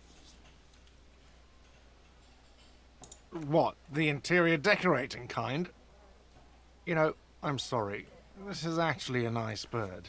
A competent piece of taxidermy. I can fix it to the plaque and have a new bird in the establishment, I guess? So, I don't know. Thank you. I'm gonna go with thank you. People just don't know how to accept gifts, especially taxidermy. He likes it. He likes the bird. It solves his broken bird problem. I feel good about our work here today. It's all about the little things, like bringing people random stuffed animals. No, you don't. It's not happening.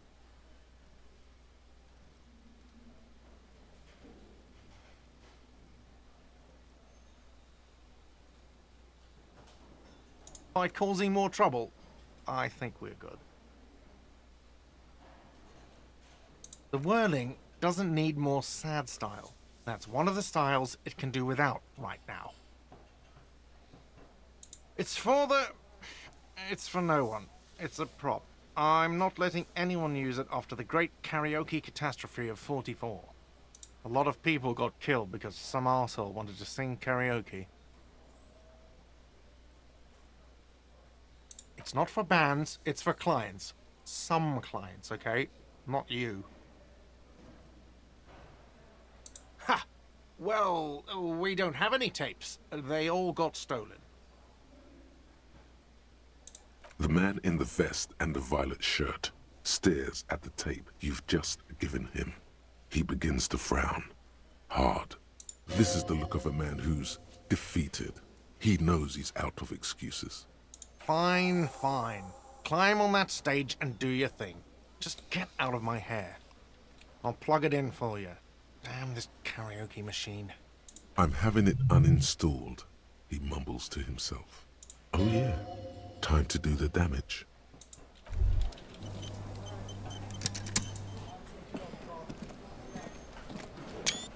The stage is all set up for your performance. Feels silent. You can hear the pellets creak under your feet. You feel a little dizzy, a little unsteady suddenly. So, are you ready for your thing now? Let me know when I should turn on the karaoke carousel. I can see that. Immediately, a loud feedback noise startles the room. You feel like an amateur. How are you supposed to hold the mic? Should you just sing into it? Where should you stand? The bar is full and buzzing with chatter. No one is paying you any attention. But still you feel your knees turn to noodles. Okay, now a couple is looking at you. Even worse, you're sweating. They are going to hate you.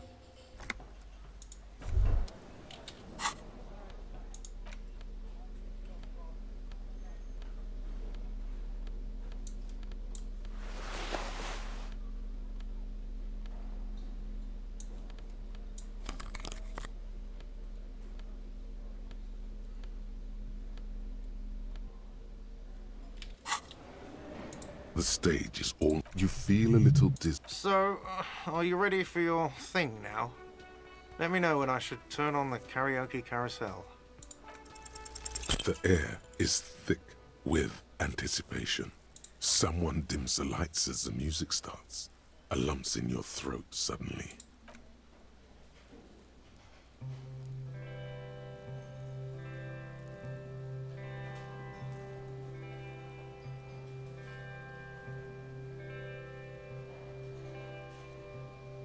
Kyle CORR said, I would often Come go there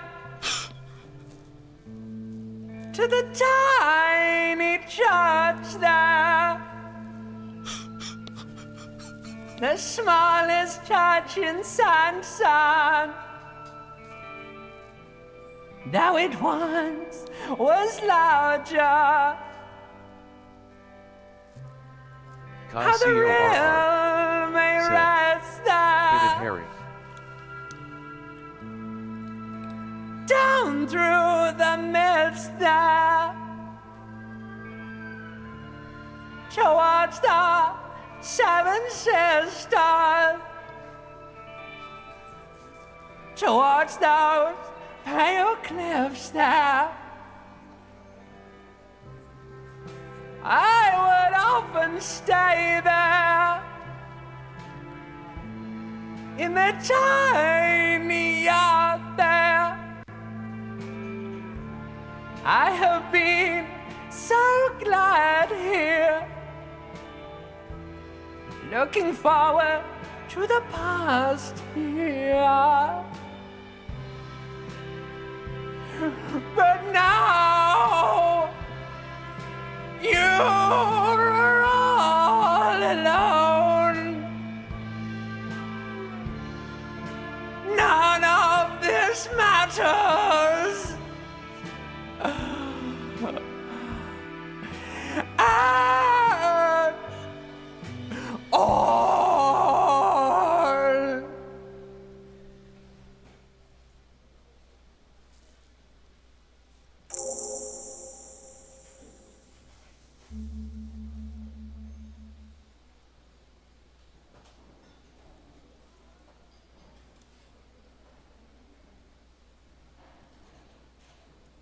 Do you hear that? It's the most pathetic applause in the world, Harry. Made of pity. No one liked you. Your words echo in the karaoke mic. People talk in the distance. A couple tries not to look at you. Quit yelling into the mic!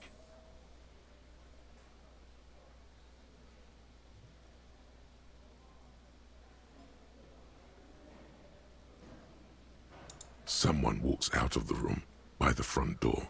Some woman. Is it because of you?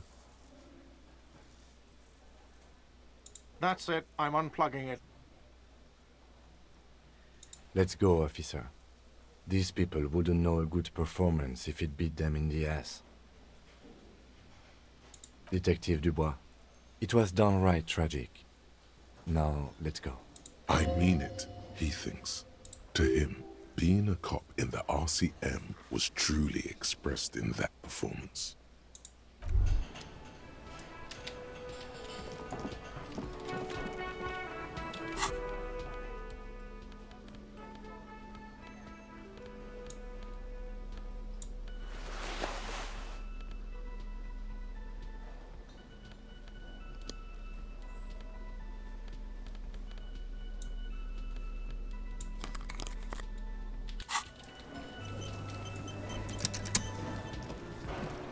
Oh, hello, dear. Again?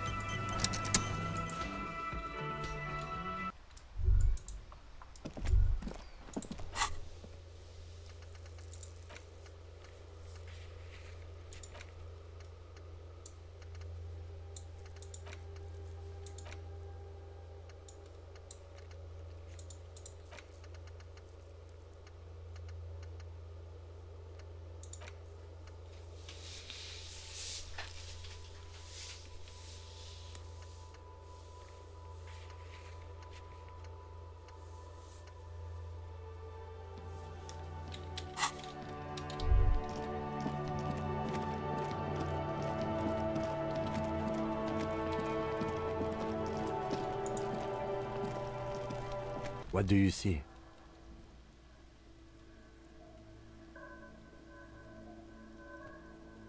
Interesting. Someone operating. He regrets it the moment he says it. I don't know why. The lieutenant keeps... Perhaps it could be a driver. A driver would wear out the right... We should keep our... You're right. Let's keep a low profile. What do I stand after? Indeed. So far, so... Of course, there were 8 tracks. But there are only 7 Hardy Boys. There's one pair. Yes. I doubt the Hardys are going to...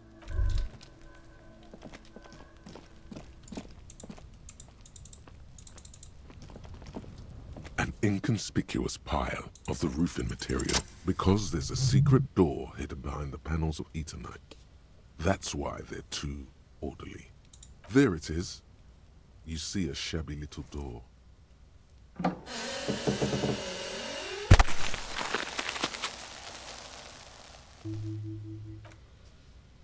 What is this then? A tool shed? Let's investigate.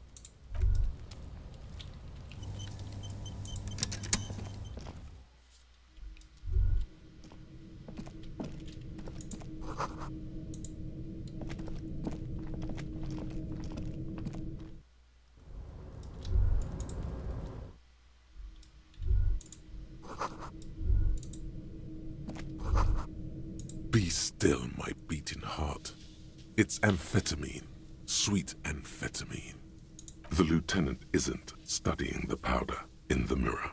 He's studying you.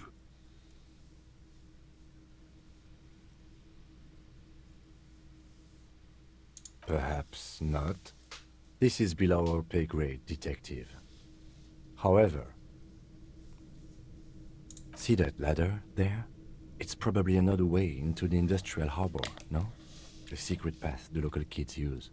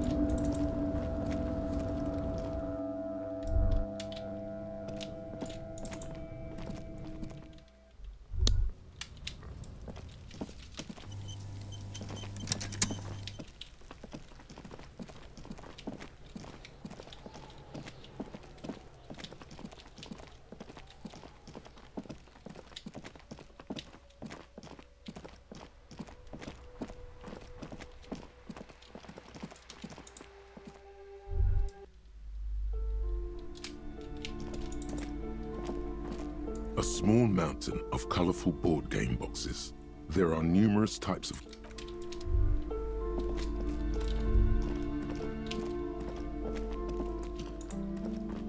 Shelves fill to the brim with crime novels featuring the supposedly stalwart Vespertine detective, Dick Mullen. Your quick eye notices a small caterpillar crawling across the spine of a book. The title reads, Dick Mullen and the Mistaken Identity. A worn paperback from Dick Mullen's classic hard-boiled phase. The premise seems to be that Dick Mullen is framed for the murder of his best friend and has just a few days to prove his innocence. Could it be the motifs of unstable identities and shocking betrayals?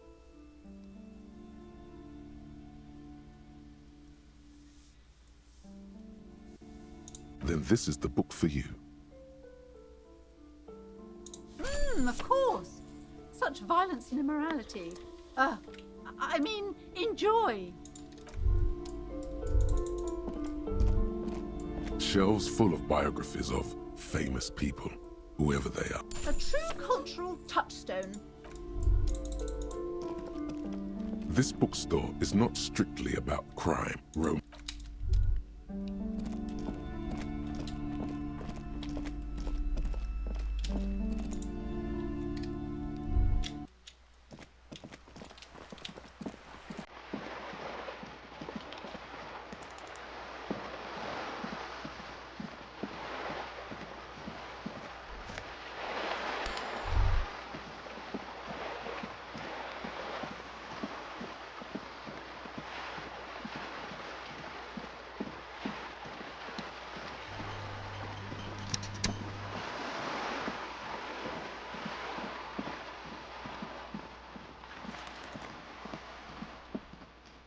Just an ordinary wall.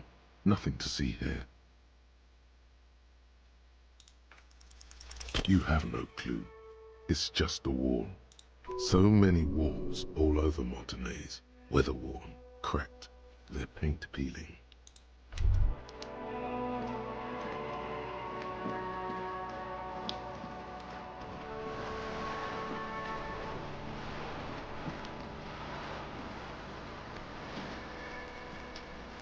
You're back.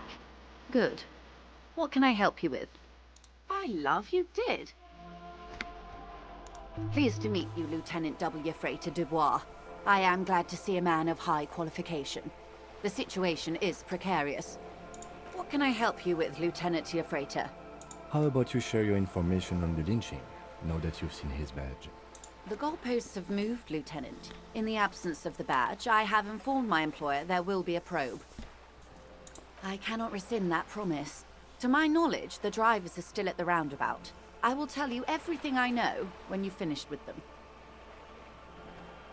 My plan is to share information. The only way to do that now is by telling my employers you've kept your end, which I hope you will, because let me tell you, we are in dire waters. How bad can the info she has be? The sooner the probe is finished, the sooner I can share crucial information with you. Now, is there anything I can do for you in the meanwhile?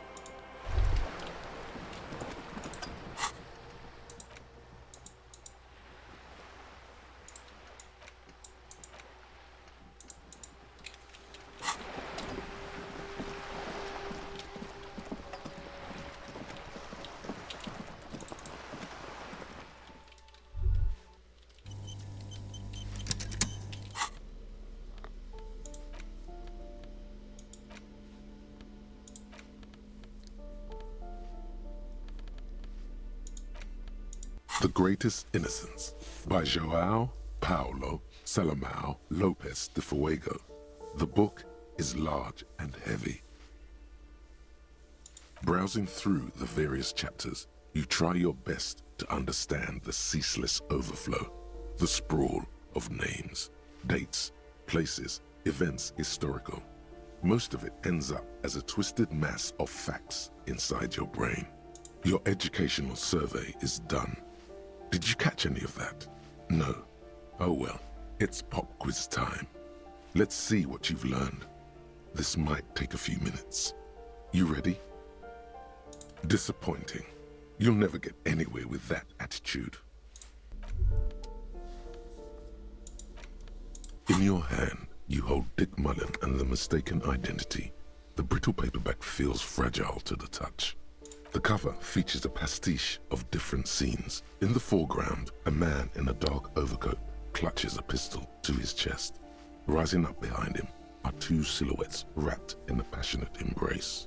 The tagline reads, "Detective Dick Mullen must prove his innocence after an old friend is murdered by someone who looks just like Dick Mullen." That seems to sum up the premise nicely. Needless to say, it violates nearly every RCM regulation for a detective to investigate a murder in which he is a suspect. Are you really reading that, detective? Good luck finding it. He's not much of a character, I think you'll find. Just a stand-in for the reader. The story opens with a knock at the door.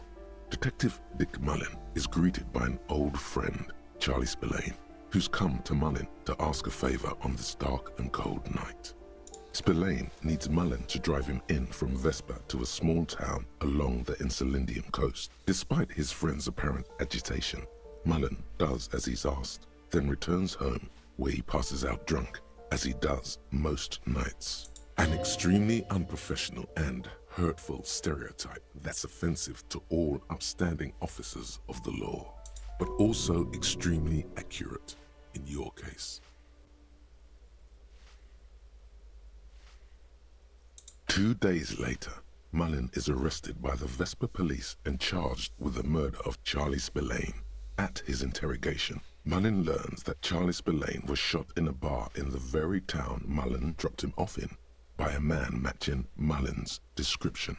Desperate to clear his name, Mullen manages to convince the Vespa police to release him for 3 days so that Mullen may solve his friend's murder and prove his innocence. What's the matter, detective? The lieutenant shrugs, resigned to the idea that his profession will rarely, if ever, be accurately represented in art and literature. They're not shitting you, detective. This is what the writers think passes for police procedure. Of course, Mullen didn't do it. That's the whole premise of the book. Anyway, Mullen returns to the seaside bar where Spillane was murdered and meets a beautiful, mysterious woman named Diana Deneuve.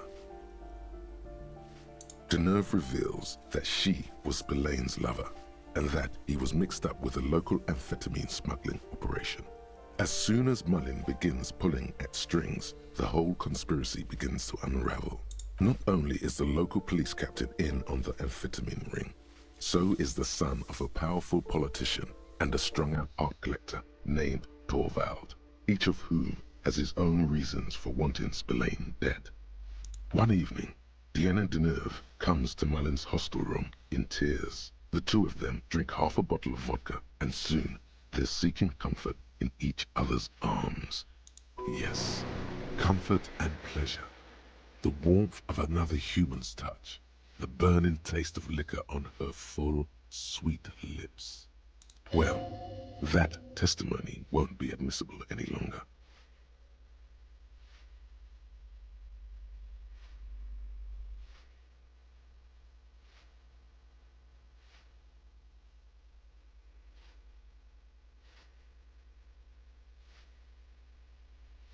As the two lovers share a post-coital cigarette, Diana Deneuve turns to Mullen and says, "By the way, Dick, there was something else I meant to tell you. I love you." The name of the true killer. Whatever it is, Mullen never hears the words. A blow to the base of his skull knocks him out cold instantly. In your hand, you hold Dick Mullen and the I had to put the book away. I gotta meet this guy in time, before time runs out. And reading that book makes time go faster.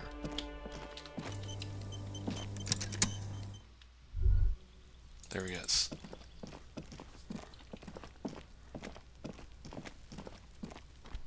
Gendarmerie, you found me. It feels like a Friday. He seems to be in a good mood tonight. It is Friday. For me still. And his shirt is still unbuttoned. Beautiful. So tell me, Are you here to make things right again?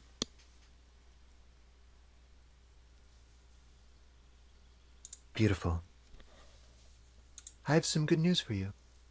My Sunday friend is visiting me tonight. I told him about you and he'd like to say hello. Step in. He's already waiting. It does feel like the end of the week. It's so magical. The white falling against the black. Trust me, you do. That's nice, but I don't have anything to tell you. It's my friend you're looking for, not me. He takes another drag of his unfiltered cigarette and looks around. It's getting dark and the neighboring windows have lit up one by one. Downstairs, a cat crosses the yard, disappearing into the bush. Besides, I've got to run. He's going to leave you alone again. That's sad. To the city. A man on high heels stumbles out of a basement club, music blasting over the entire district. It's chilly, and as the chemicals hit his nervous system, 1,000 shivers ripple through his body. Something flutters in the corner of the lieutenant's mouth as you're saying those words. We'll talk. Just not tonight. Take care, all right?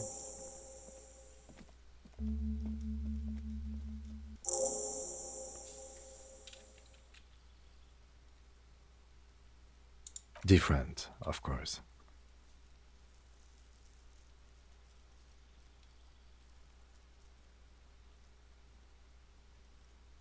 Something so mysterious about the way he talks. Very. Come on, detective, let's go. We've got a potential witness to interview. His Sunday friend, remember?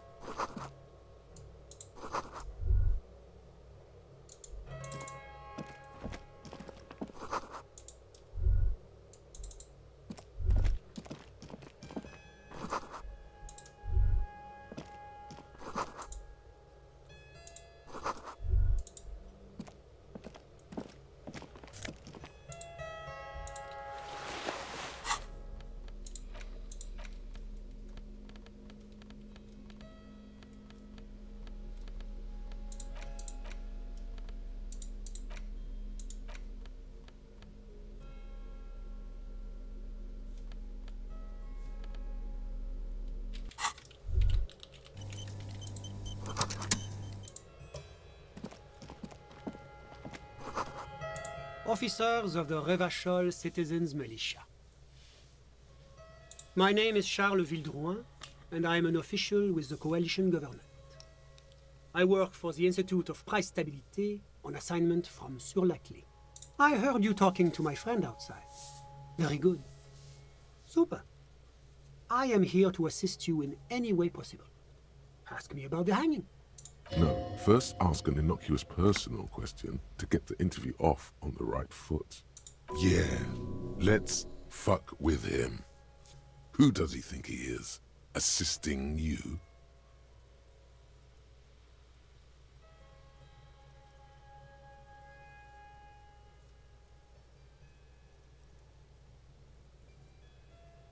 Oh yes, my friend has a great eye for these things.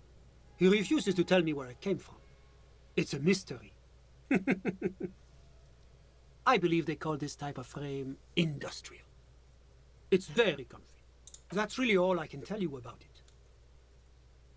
What was that? You were supposed to fuck with him, not compliment the decor. The lieutenant takes out his notebook and nods to you to proceed. I'm sorry to say I did, officer.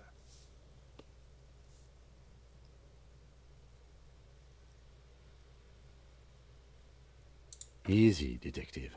No need to jump to conclusions. Officer, it's very difficult to describe what I saw that night. It was so surreal to me, like in a play. What do you mean, like in a play? It was just so strange. I could barely comprehend what was happening. I was on the balcony when it happened, getting some fresh air.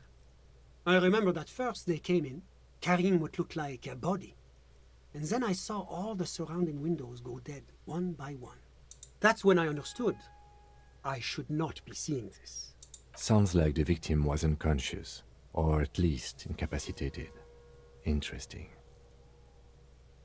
I couldn't tell you exactly. Less than 10. Maybe 8? The lieutenant sends you a sharp look at the mention of that number. That's a giant you're describing. No, they were all quite human, as far as I could tell. Drummers? Why, no. But then, I don't know what a drummer is supposed to look like. I think we can drop the drummer angle. That was my bad. I went back inside. Yes, back inside. Keep yourself safe from the killing. Were you able to see anything from inside? Officer, the yard was pitch black.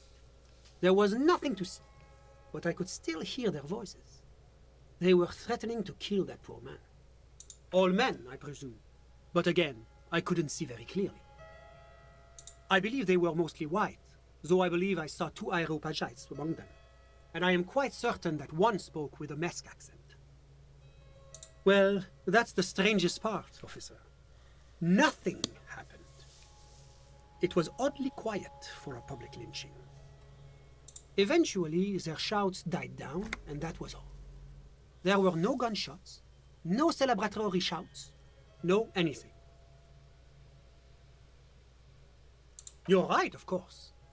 That is what one is supposed to do in such circumstances. I was simply in shock. I'm afraid I don't have anything else to add. About what time was all this happening, approximately? All I can say is that it was late. No, I didn't see the corpse until the following day. It seems this wasn't the break you were hoping for.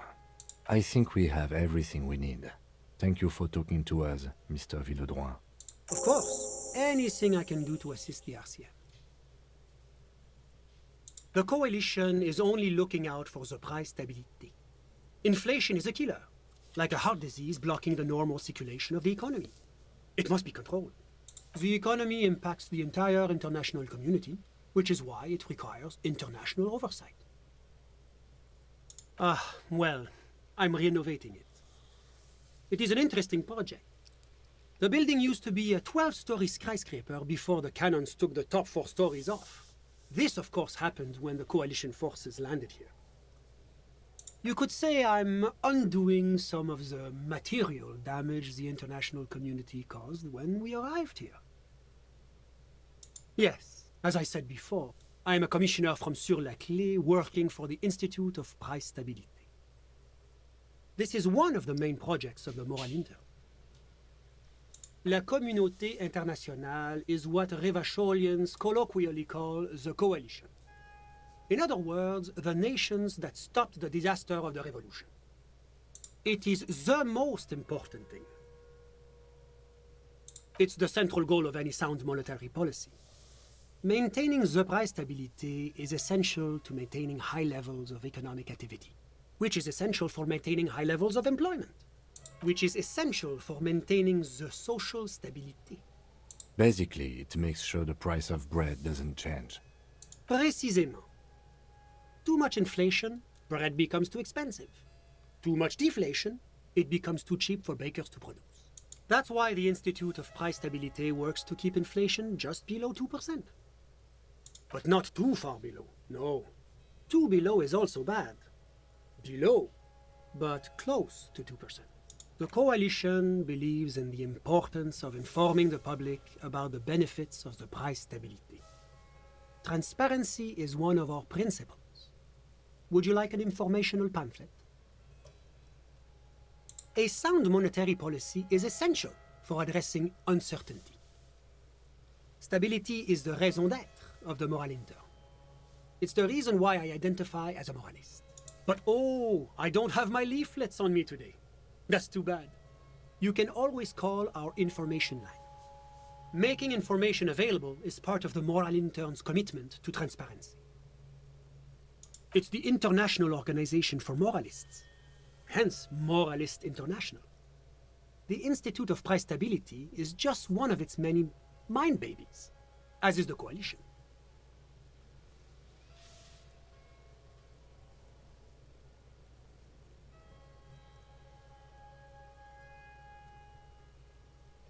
Doing one's job doesn't automatically make one anyone's bitch. Besides, there are more nefarious powers to work for than the moral intern. But of course. Because moralists believe in a normal, stable world governed by democratic values. Me? I'm a lieutenant of the RCM, dedicated to maintaining law and order in Ravachol. A very moralist answer. The lieutenant is practiced in the art of putting on a show for one's superiors. Martinez? No. Martinez is something else. Ravachol is generally difficult. It's led by an interim government, which means it hasn't yet achieved full democracy. But they are working towards it. You're all doing very well here, relatively speaking.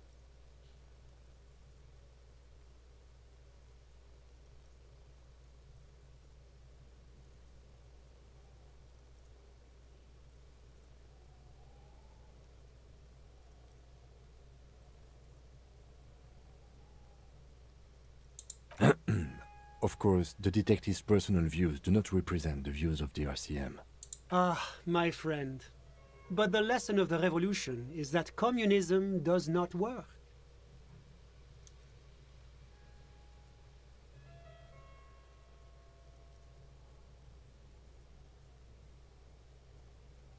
Oh yes, the big bad coalition crushed the revolution.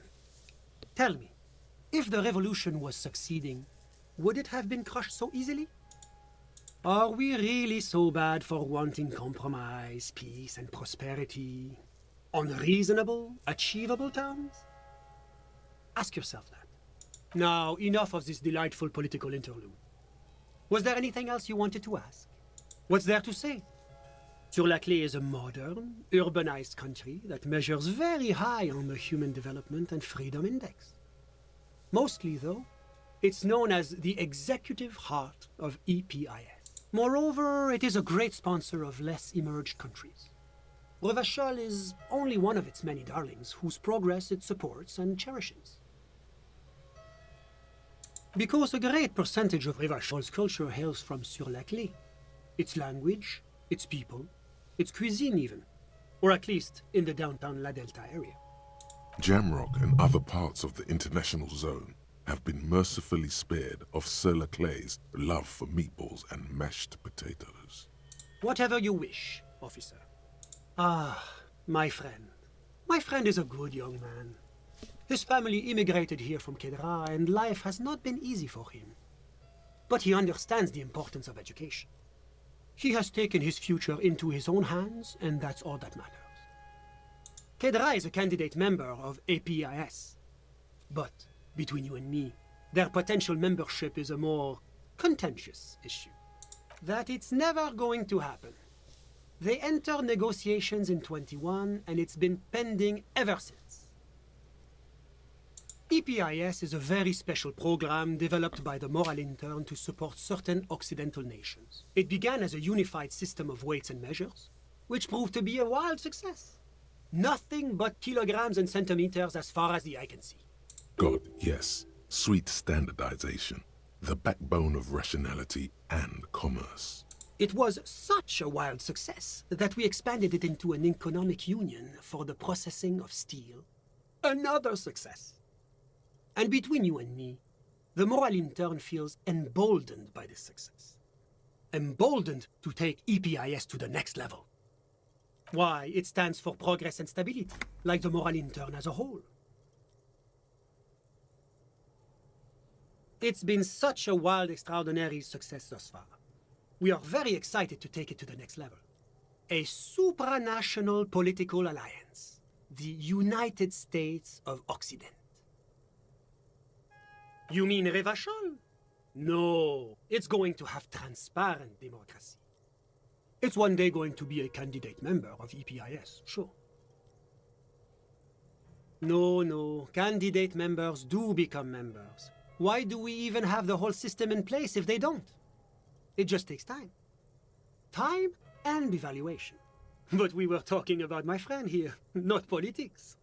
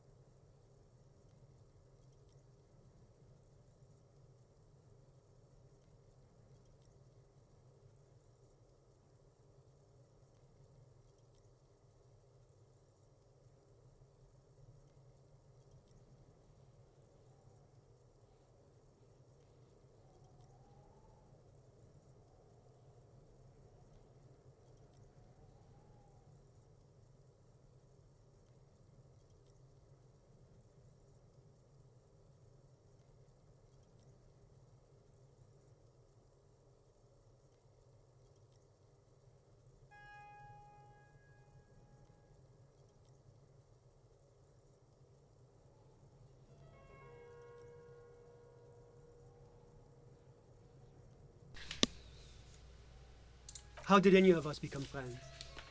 Bad things happening on the insulins in Isola? Oil platforms ablaze in the night? Civil wars lasting for years? Finally, the international community is forced to step in. One of the wonders of democracy is that everyone is allowed to have his own opinion.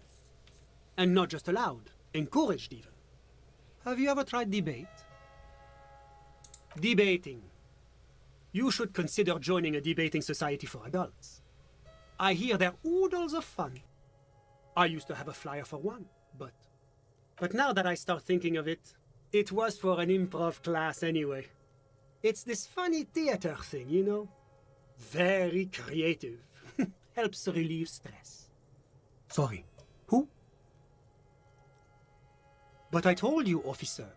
He's a bright young man here to pursue his education. Education is the foundation of our future, especially the arts. It is a cornerstone of our civilization. Officer, you have to understand. I can't give you his personal information. I'm sure you have your own methods and databases, right? Please don't put me in this situation. He's deeply enmeshed in the study of the fine arts, yes. He's a truly free spirit. He likes all the arts. Perhaps graphic design, printmaking, who knows? The world is open wide for a talented youth like him. I'm just enjoying the view.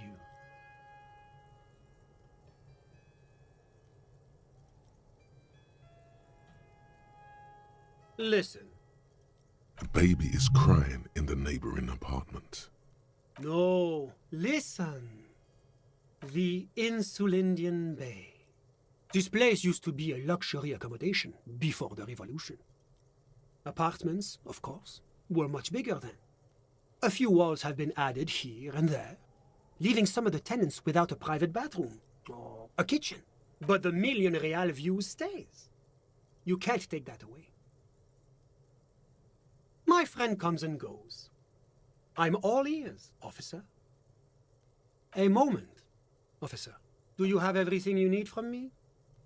I'm afraid we won't have the chance to speak again once you leave. It's against diplomatic best practices for an official in my position to be discussing murders with local militiamen. And I'm pressed for time. After you leave, I should be leaving as well.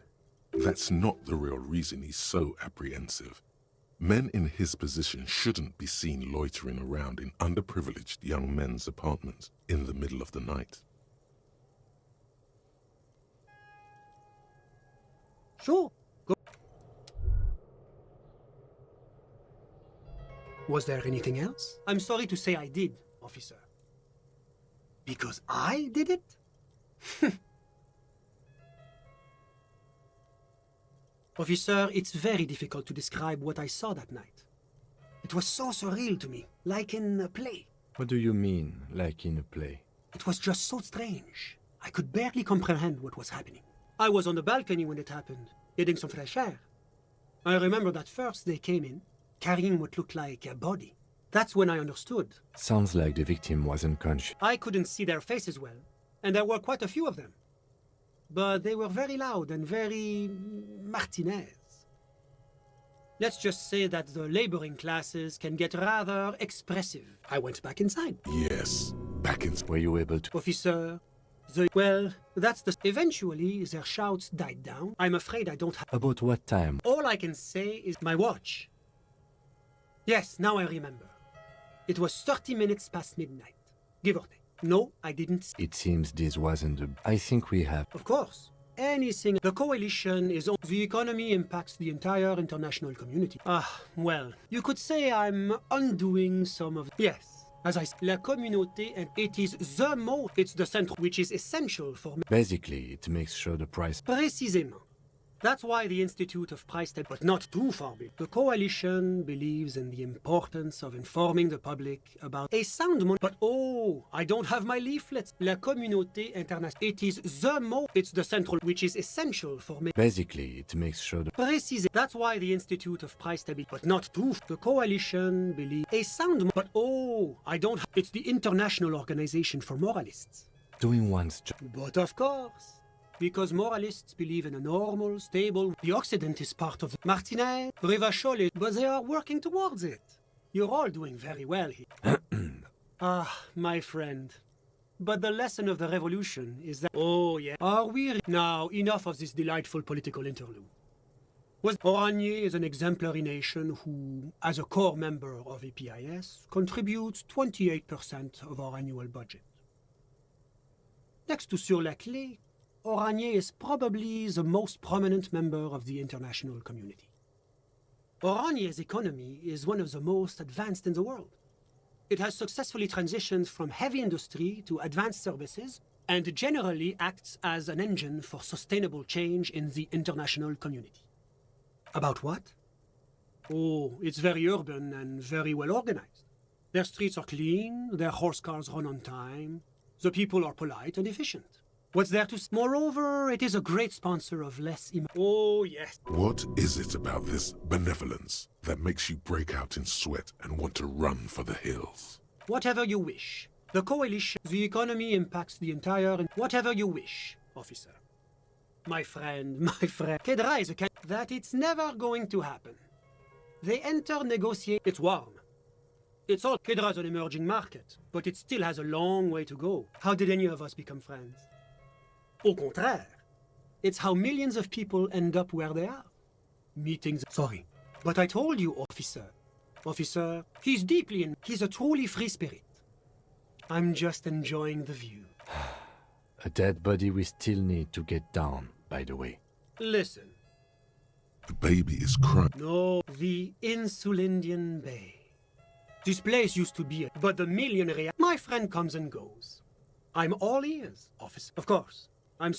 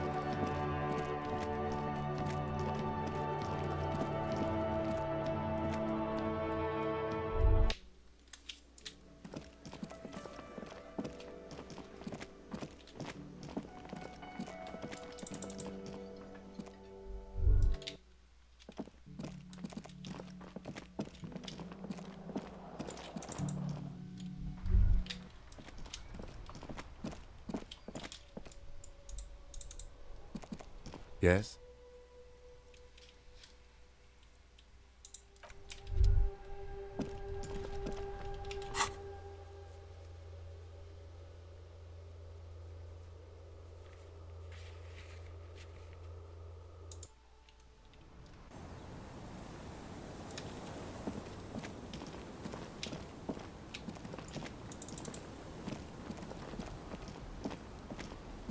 It's getting cold. This late in the night. Time to call it a day. Good night, officer. We'll meet in front of the shack in the morning.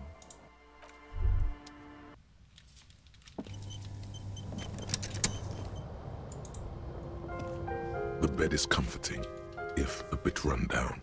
Still, you've earned a rest.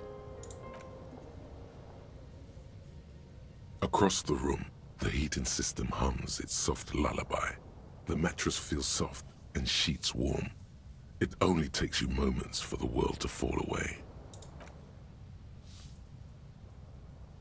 Thoughts, baby. A million little lights in the dark. You're one fine instrument, brother. All those faces and all those names. All that laughter and screaming and scheming around. Every corner and every street.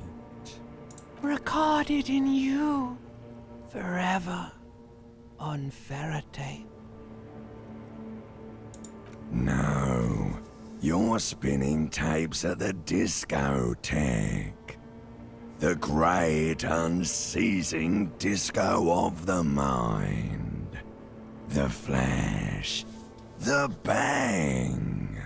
The endless learning experience. On and on it goes, for untold hours. At the disco where you first asked her to dance. Rising, rising, above the dark curvature, the great wingspan of sleep, studded with stars. Behold, there are millions of them down there. The first time, the last time, the smoke in her mouth, the plotted flowers, the faces turning, changing. It's the world, Harry boy, and you're made of it. Every day you're out there, you make more of yourself from it. I'm afraid you can't be unmade now. You can never forget this shit.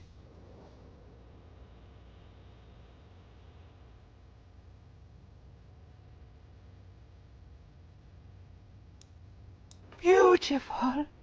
It's stuck on loop, whirling, spitting out words and images. You're the son of the world again. Harrister, a ceaseless agent. Picking up litter and old newspapers. Collecting your little bubblegum wrappers and idiotic picture postcards. Meaningless, meaningless keepsakes.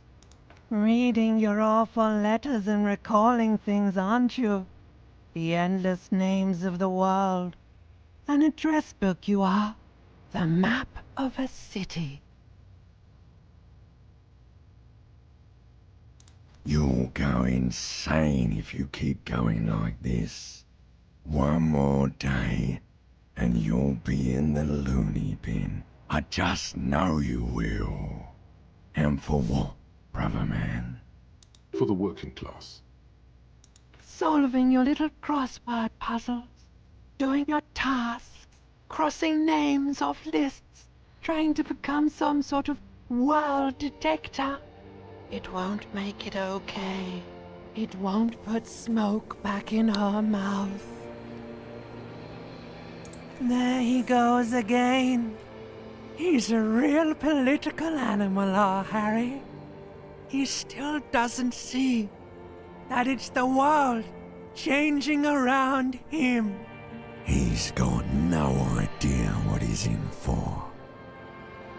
'Cause only love can break your heart. Beep, beep, beep.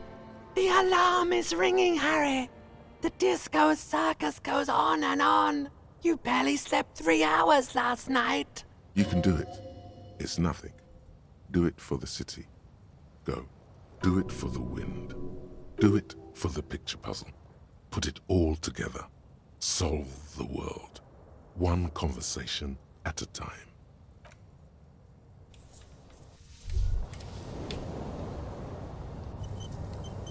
Rise and shine, comrade. It's time to get to work. Despite all the thinking you've been doing, only 0.0001% of communism has been built. It's too great a task to undertake alone. You're going to have to get organized. Uh-oh. Organization hasn't exactly been your strong suit, historically speaking.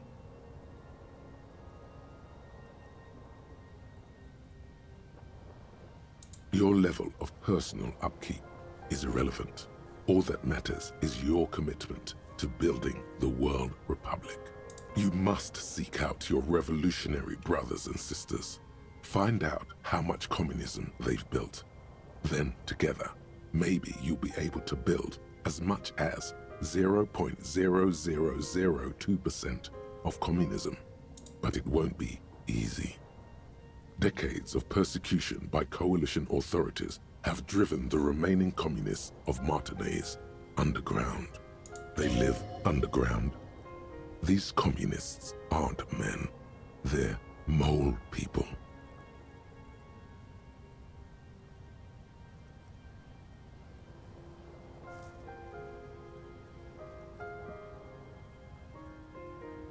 Let your nose guide you, Detective.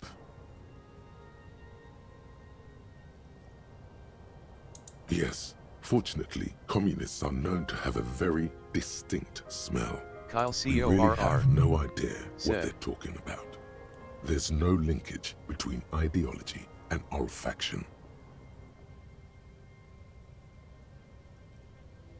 Failure.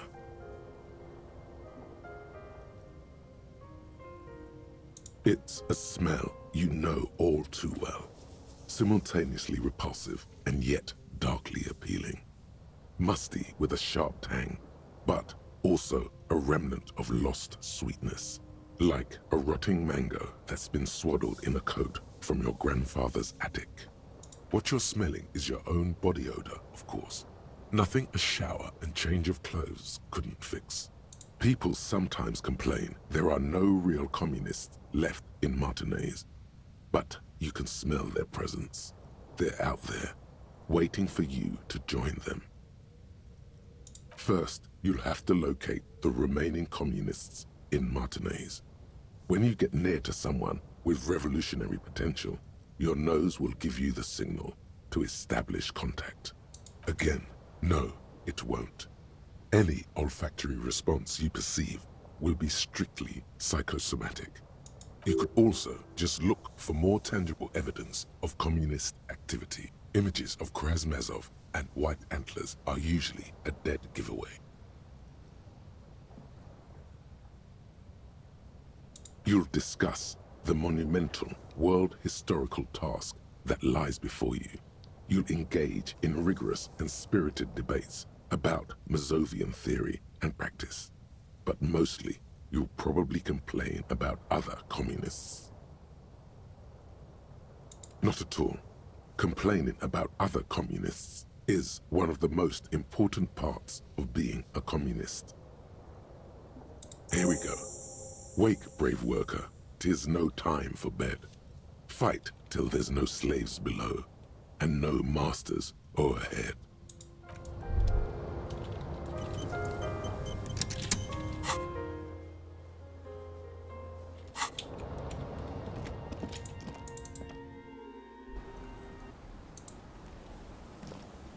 Yes? The lieutenant's posture becomes rigid and uncomfortable as you lean forward and sniff the area just above his shoulder blade. He smells like a man, a perfectly normal man. Wait, there's something there.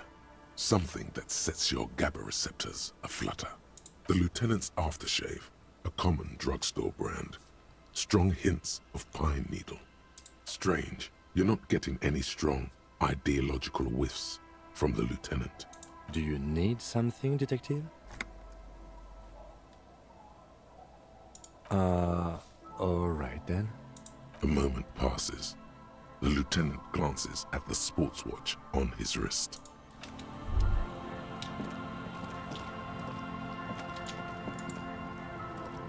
Our tenant, the policeman. I Hatchimon hope the waves don't keep said, you up at night. Yo, is that What the can homie I Kim? help you with? Yeah. I can wash it for you, but it's going to take about a half an hour. Think you can stay put for that long? Hell yeah. No, we must run around ceaselessly. It would be torture to stay put. I could use a breather before another rainy day begins. Well, hand it over then, and I'll see what I can do. Must say, I'm proud of this one. It's pretty nice underneath all that filth. I hope you take better care of it than its last owner.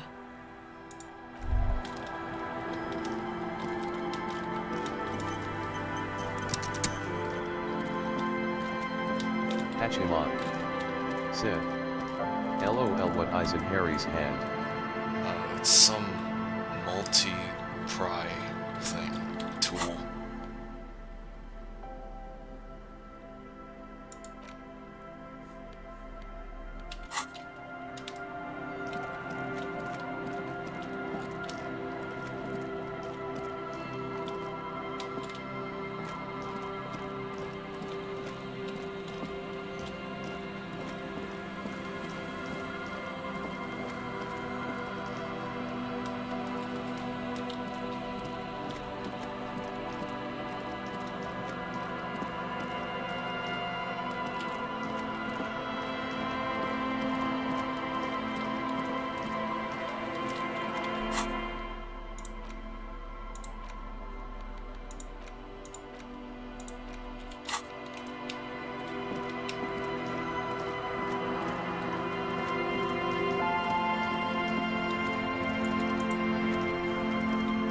The waves are beginning to die down.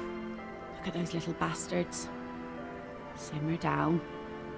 Simmer down, bastards.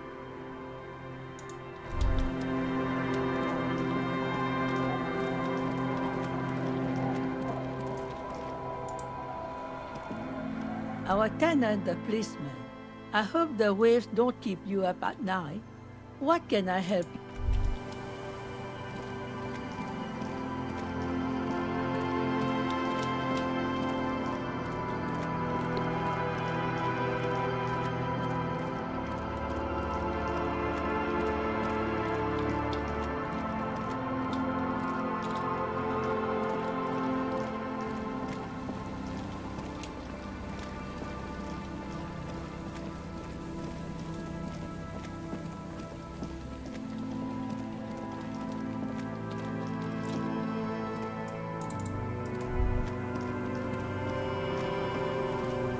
There's still some unused change in there. The machine waits for a number to be dialed.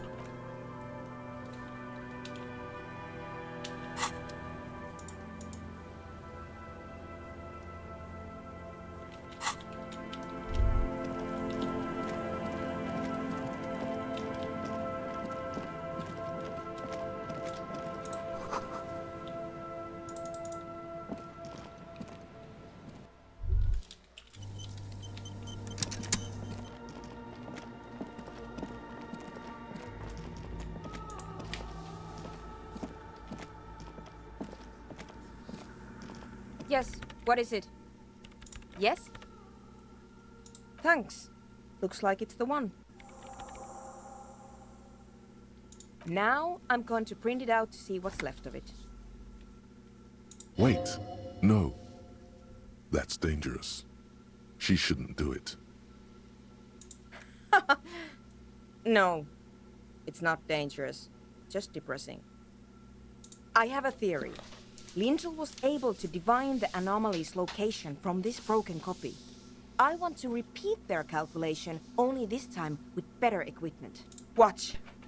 What an intricate display of failure. The paper starts filling out with ink, soaking it in a gleaming blackness. Not a single line of data stands out. Sorna doesn't reply, her hands running over the printout. She's looking for something, for her morning star, eyes scouring the millimeters. Here, I found it. Hold on.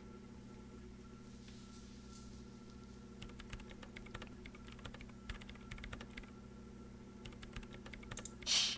Just give me a second. I'm almost I've never witnessed a programmer work before. done. I've got it. I found the location of the anomaly.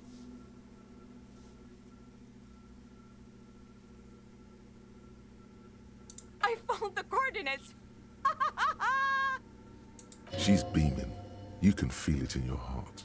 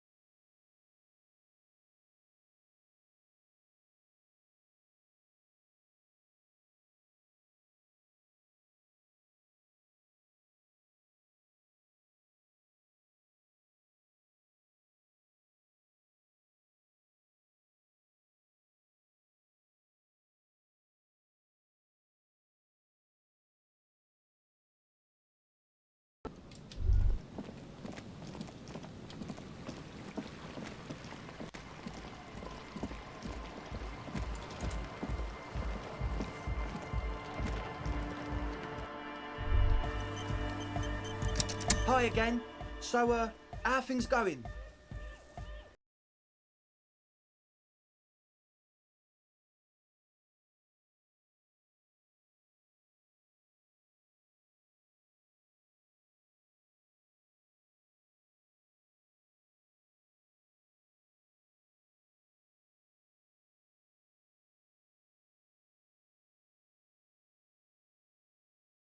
It's hardcore, Skibbity.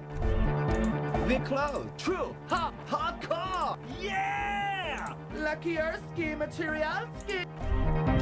We're close. True. Hardcore. Yeah! Spinning out lyrics, and the amount of lyrics I got is against the law.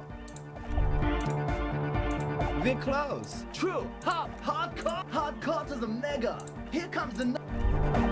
We're close. True. Hardcore, internally coherent. All car. Gotta get the people go. I'm the party boy. It's my job. Hardcore party 25/7 beyond the winter's orbit style.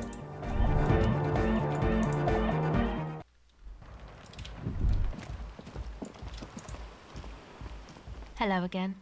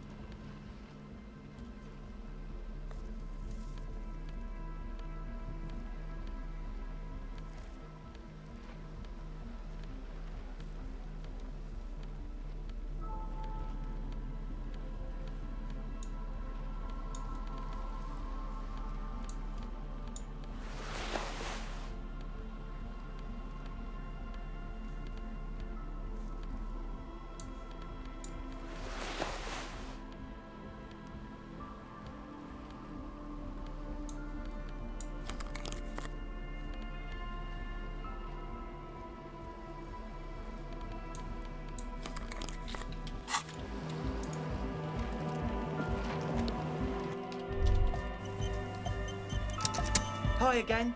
So, how are things going? Okay, so the Speed Freaks want to start a club for dance music. That much checks out. Youths like music. You feel as though you might have liked music more when you were young, too. But you digress. The gist of it is, they want to turn the church into a club, but a suspicious element has overtaken the building. It's very important to understand what the gist of things is. Always consult the gist before making up your mind. This is going well. Plus, and it has to be considered, you can't invent the future of dance music in this smelly old tent. Imagine if you had the church. That settles it. Analysis complete. Their story checks out. All in all, you really can't tell what that mean programmer grandma was talking about. Yes? What's the deal? What kind of a hitch? An audio shortfall, you say? Guess what? We got speakers with massive low end. There's a good chance it can do it. They've got one speaker. One. Uno.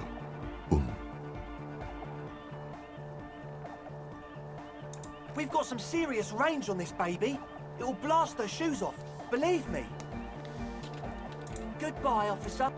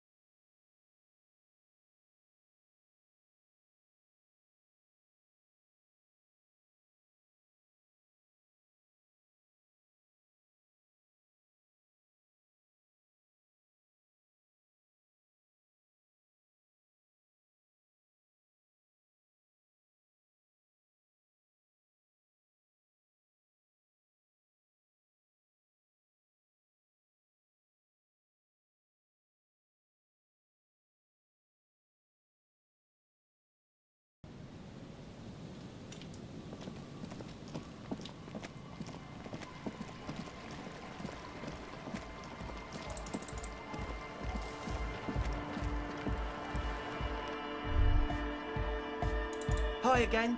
So, yes? What's the deal? What kind of a hitch? An audio shortfall. They've got one We've got some serious range on this baby. It'll blast her shoes off, believe me. Yes? What's the deal? He's a quiet man, yes?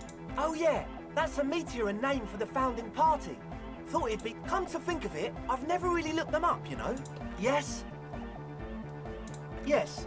He nods enthusiastically, no doubt a little relieved. Goodbye, officer. Huh? I see.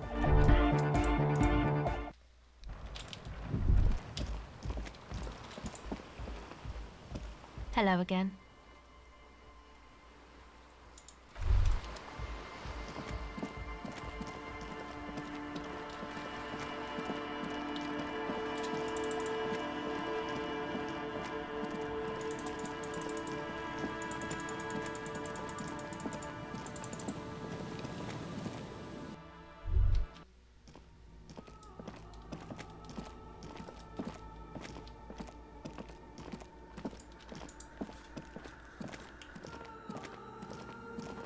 Yes, what is it? No? Yes. No, you're right. I brought them here. These are my machines. Great. The Swallow, you mean? What about it?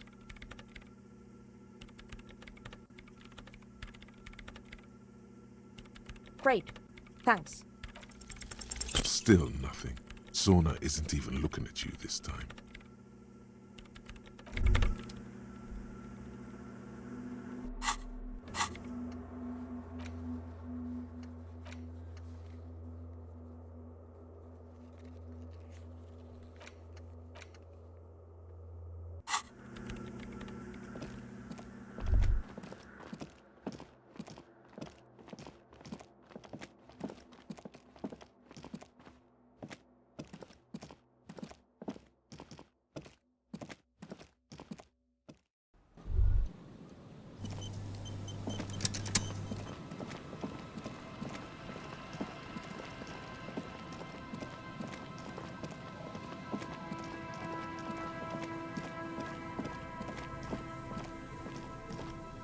Kyle CORR said.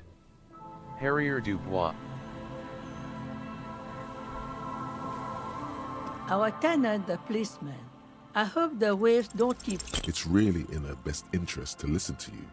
You know how the world works.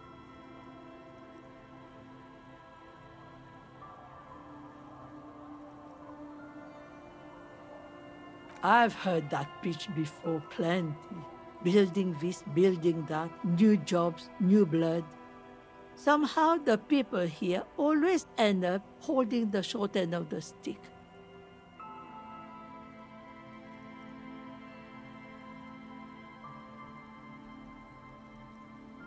Were you dropped on the head as a kid? You can't live off a pittance for long. Do you know who takes the cream off these deals? Real estate developers, construction companies, restaurant owners, Claire's accountants in La Delta. Have some integrity. You're an officer of the law, not some fat slug's corrupt little crony. It's okay. She's emotional right now. Keep at it. We're around.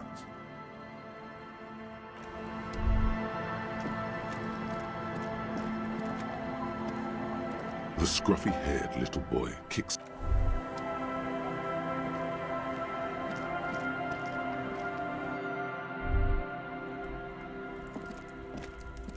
Hello, mister.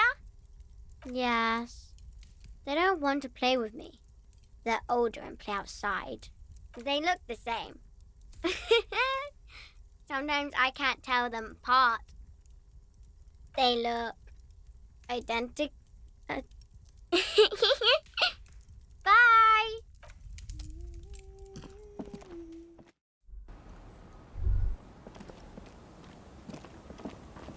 The scruffy-haired little...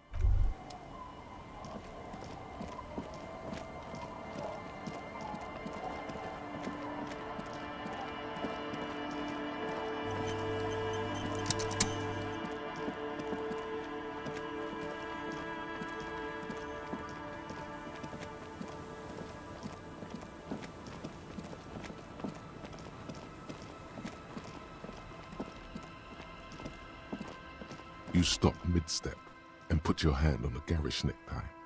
That bottle, Bratan! Just look at that bottle!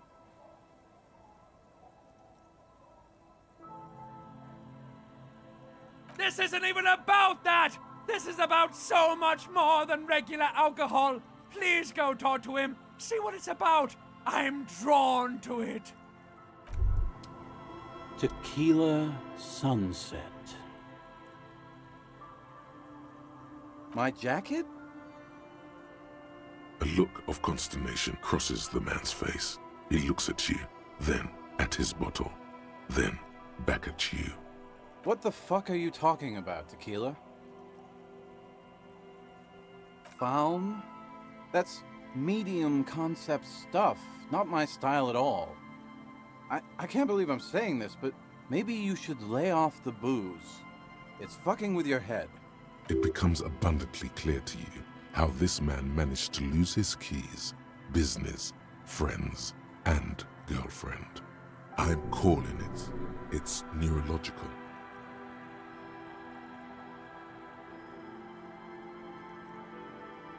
You know what? Fine. Maybe I can pawn it for some booze.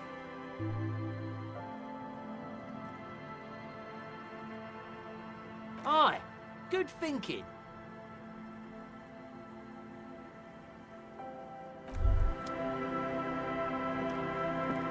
The legend returns. You know the dance. Smokable smokes, pissable pilsner. Drink it, then convert it to piss. And bottoms up, Captain. Tequila sunset. Wonderful.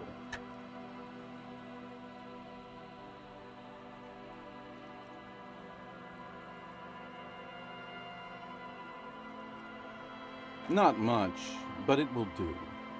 The tale I'm about to tell you is an urban legend particular to Martinaise.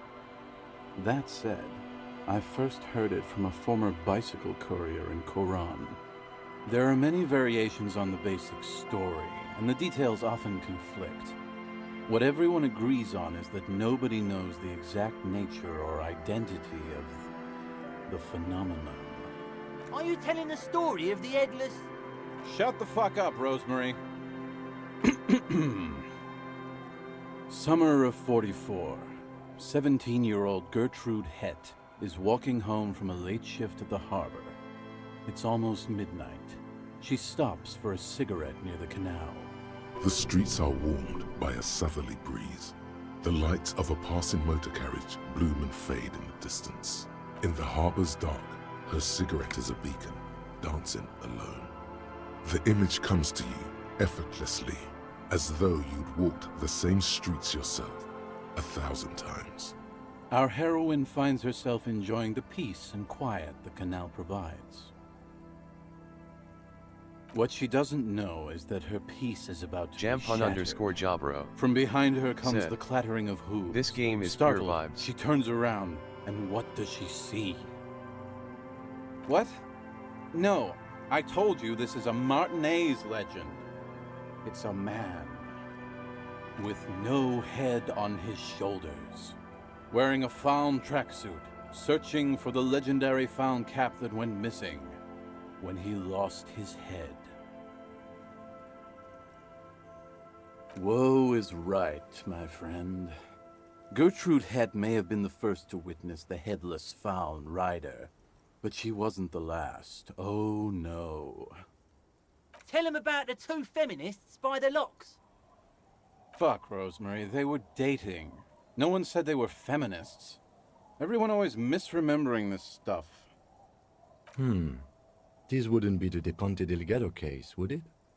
What? You know it? I've read the case file, but please, go on. Right. Early autumn of 46. Ula de Ponte and Eva Delgado are fishing near the waterlock long after the sun has set.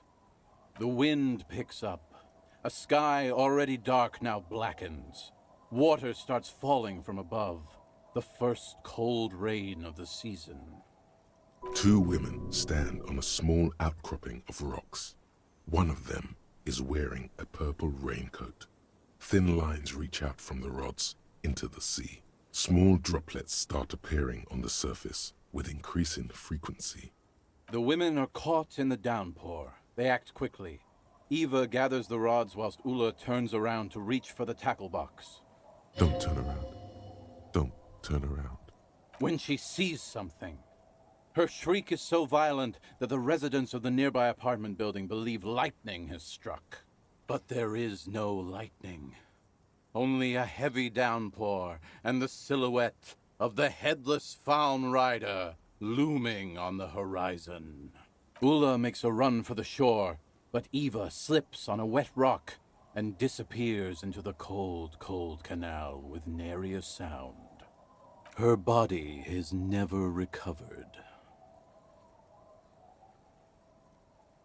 Naturally, Ula De Ponte became the prime suspect in the disappearance of Eva Delgado. De Ponte maintained that it was the so-called headless Faun Rider and that she ran, fearing for her life.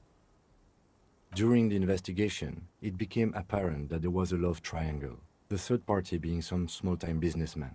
I don't remember the exact details.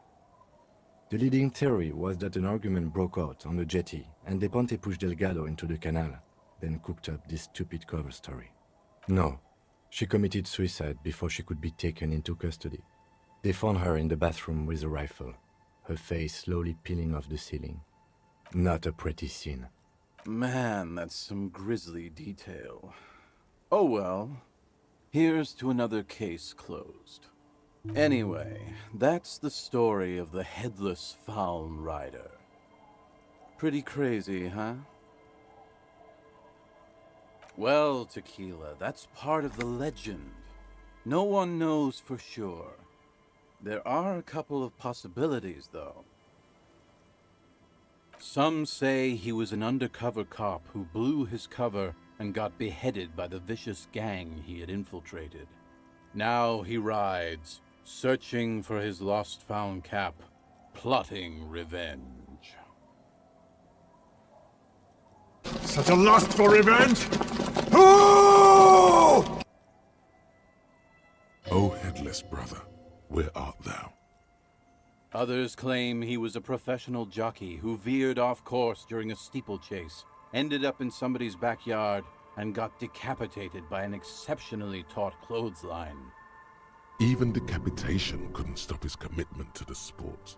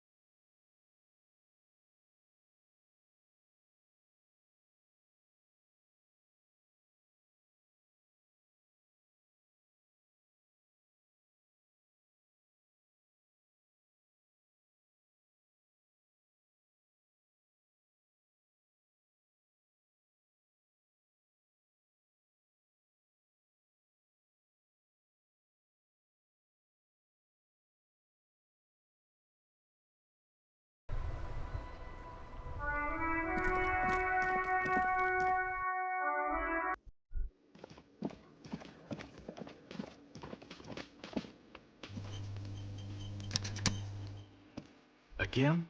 I can't believe this shit. Yes? What is it? Okay. Yes. That was pretty good. What? No. No, no, no, no, no. There are universal standards of good out there, and that That was just complete shit. Jean, he's not right. Treat him like you treat McCoy's little brother.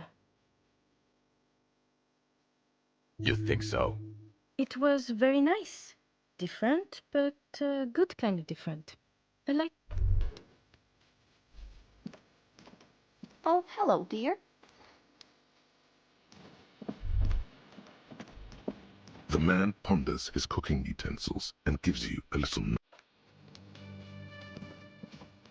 You see a heavy... The door does not.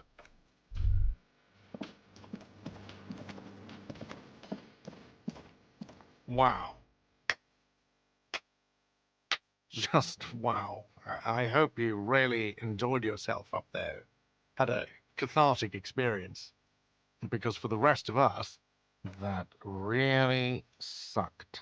It's safe to say this is about your karaoke performance.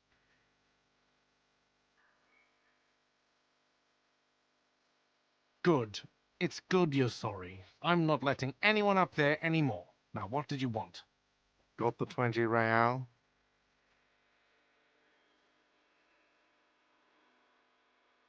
Then why are you wasting my time? Wait. No. Something about this bunch doesn't smell right. They are, but they don't seem too keen to talk with you, do they? No, they don't. Glenn seems to be contemplating grievous bodily harm while he massages his raw knuckles. In the far back, Eugene is doing his best to ignore you.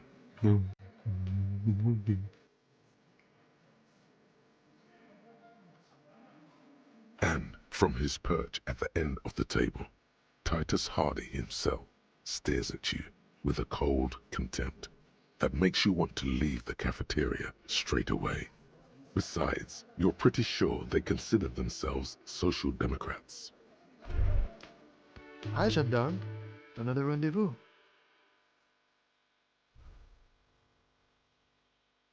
Hello, hello. So what brings you here? Admiring the atmosphere. What about you, officer? Maybe you should figure it out, detective. Oh yes, let's see. He knocked on my door a few days after the lynching. I think he was going through the entire building, asking questions. Nothing. That I didn't see anything. Why shouldn't he? What friend? No, I don't think it came up. Muscular, handsome, strong, like one of those military types. Yes, but he was speaking to someone on his earpiece. Yes, you know those tiny speaker microphones that fancy security guards sometimes wear. Just reporting back whatever I was telling him. Oh, let me think. He had an accent. He sounded like one of those mercenaries. He sounded vaguely Oranese. No, not vaguely, scratch that. He sounded definitely Oranese. Sure. Anything else on your mind? You did. And how did you like him? I told you, he can be very useful. I guess that's the charm of powerful people. A visitor from the first world. He's not like you and me, gendarme. He can always return. To his opportunities in Occident, Sur la Clé. Still, his coming and going brings some life to the village. Or is it just money? I don't know. Friends, I told you. Sunday friends. Friends who like to get together from time to time. That he won't be there when times get tough, I guess. It is. On Sundays.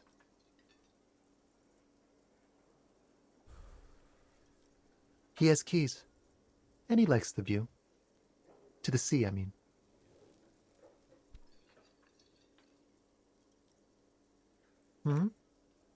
What about me, gendarme?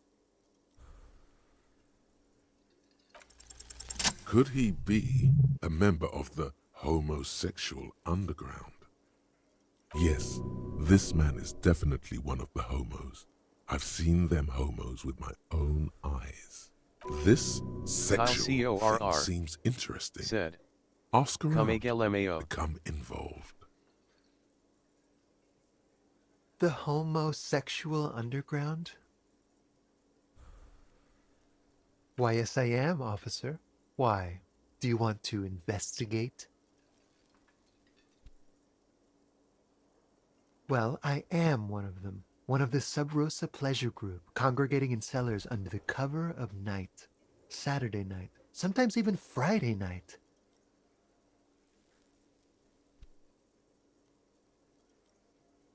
Or Thursday night. Sometimes the congregating doesn't even end. It carries on into our daily life. Oh, we're ambitious. We want to destroy the last vestiges of meaning, the last things people in Revachol have to hold on to, the true symbols of security. The meaning of man and woman, mother and father, their marriage. Everything will be constantly shifting and moving under our rule. The future will belong to a circus of identities just spinning around, surreal and unreal. You won't even know who you are anymore. But do you also like the razzle-dazzle of gold? Do you like parties and discos and having fun under the vibrant lights of Saturday night? Because instead of the traditional family unit, we're going to have all this razzmatazz. And mysteries, of course, too. Mysteries of sexual nature, very esoteric. And disco music and drugs. Sure thing, officer. What do you want to know next? Bye-bye, gendarme.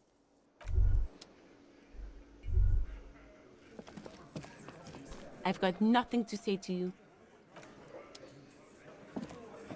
Looks like the circus left town, but the clowns are still here.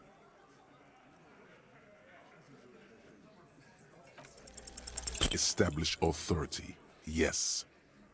Authority. Feverish thoughts race through your mind.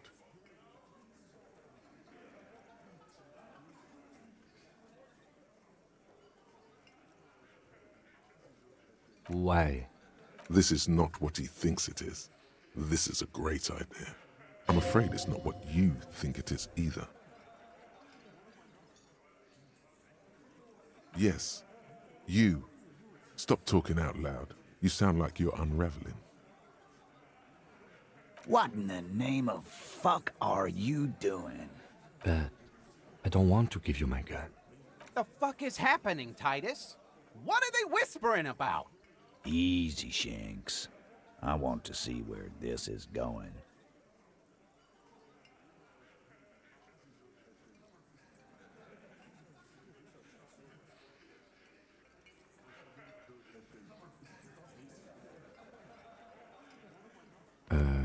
And what is that? Merely what?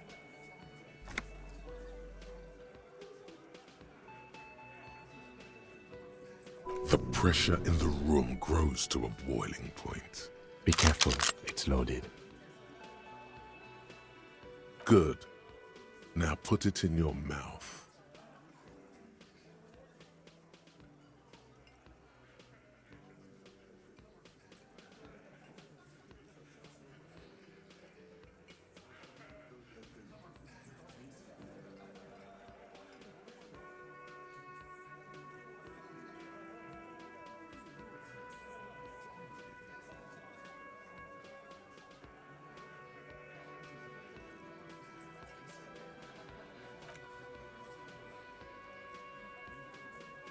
What are you doing? Genuine panic flies across the lieutenant's face. Fellas, you getting any of this?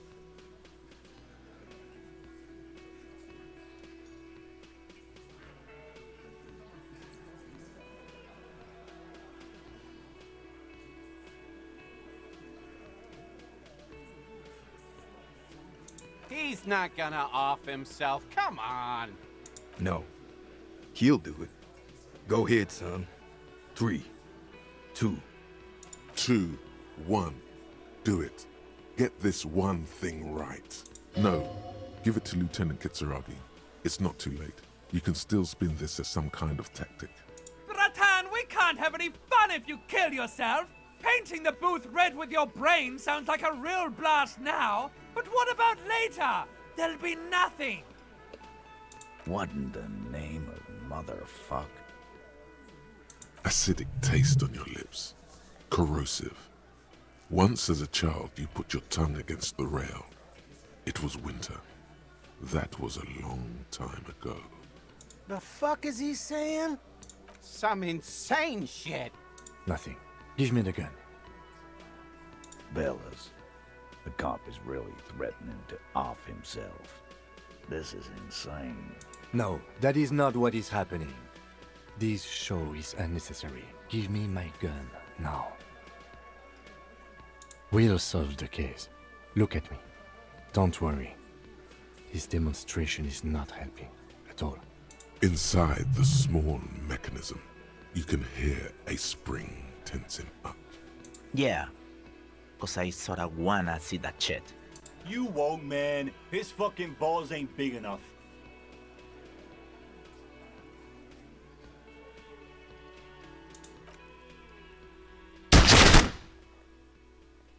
Deranged cop kills himself. Citizens in shock as a deranged law official reportedly from the 41st precinct shot himself in the head last night in the middle of a crowded cafeteria in downtown Martinez.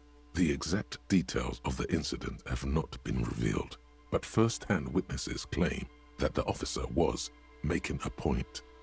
Can't say I'm surprised, Lawrence Gart, manager of the Whirling in Rags cafeteria, where the incident took place, commented he was extremely unstable and had threatened to kill himself before.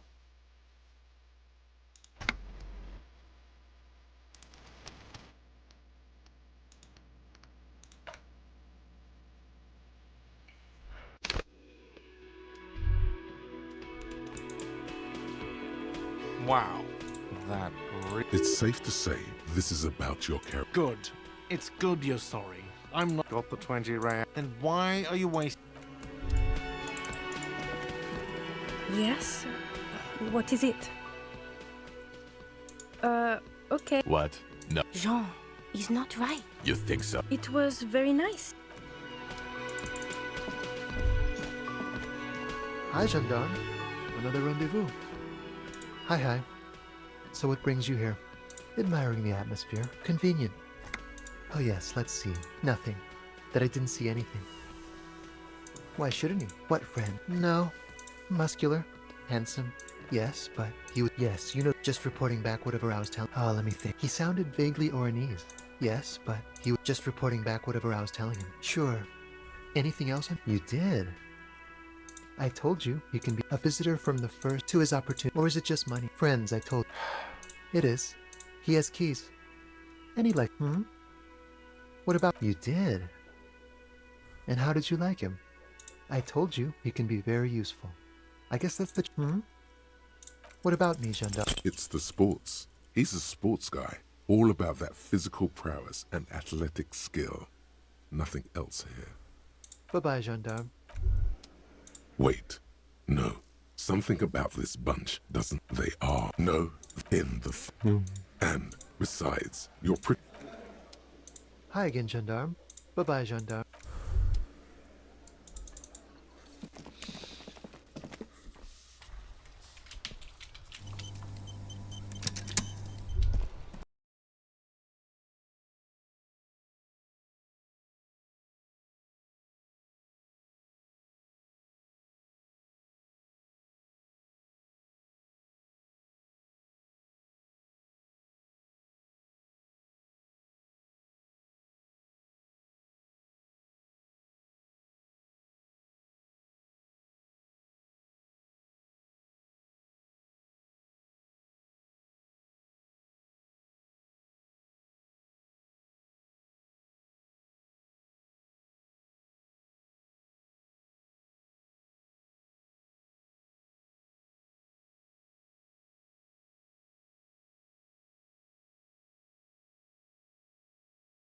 Bullshit. A cop carriage like this would have proper skull value. While I appreciate the interest you take in my brutal motor carriage, I have to stop you right there. The RCM takes threats directed at its property seriously. It's just theoretical work, Copper. No basis in reality. Man, if we were certified skulls right now... I can tell you who we're not. cop. We're not snitches or skulls. Which is not to say that the skulls are bitches and... On the contrary. The part of this presentation you want to take home with you, cop man, is we're not part of the skulls yet. Oh yeah, Cindy's a right proper skull. Yeah, a true artist of the future, just like Arno van Eyck. By the way, if you see Cindy, give her our regards. The lieutenant on your left is unusually lenient toward them. The Union does their share of policing in Martinez, at least where gangs are concerned. That's why there isn't much organized crime around here. Apart from the unions themselves, of course. Don't you worry about that. We're gonna make up for the deficit. Yeah, we are. Oh man, yeah. We're not fucking kids, man. Be wary of the abyss. It's a threat. An impotent threat of violence.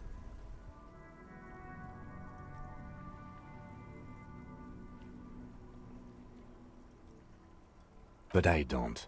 In fact, I dislike them so much I'm willing to drag you boys back to the station just to calm myself down.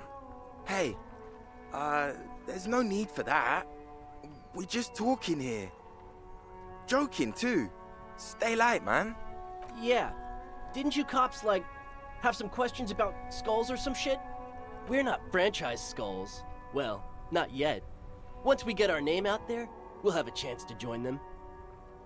Because we can be just as psycho and vicious. You'll see. But in a non-threatening and definitely legal way. We'll fuck the system from the inside later. Just be cool now. The damage will be tenfold. Right on, fuck. So what's happening now? Mm-hmm. You don't know? What kind of cop are you?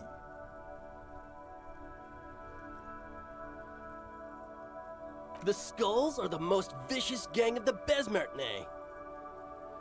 The nastiest bunch of psychos ever. Jacking carriages and getting into high-speed chases. Possessing an infinite amount of fuck-all swagger, infamous for their non-verbal modus operandi. If a skull spots you, he will pull out his dagger and stab you without saying a word. The lieutenant's voice is as calm as usual, a testament to the violence and death he's witnessed through the sight of his firearm. They usually occupy the burnt-out quarter in Jamrock, or you can find them loitering around their brightly painted bottom-lighted vehicles. I can't wait to become a skull. Bottom lights are wretched aggressive. Murder? Yeah, sure. We'll gladly tell you everything we know about it. It was a man. Also, he was hanged. He was hanged from a tree. Yeah, I mean, duh. These punks don't know anything. Let's just move along. Hey, stop right there. How does one know anything? Sure. Understandable. Fuck, and I appreciate your effort, though. What about them?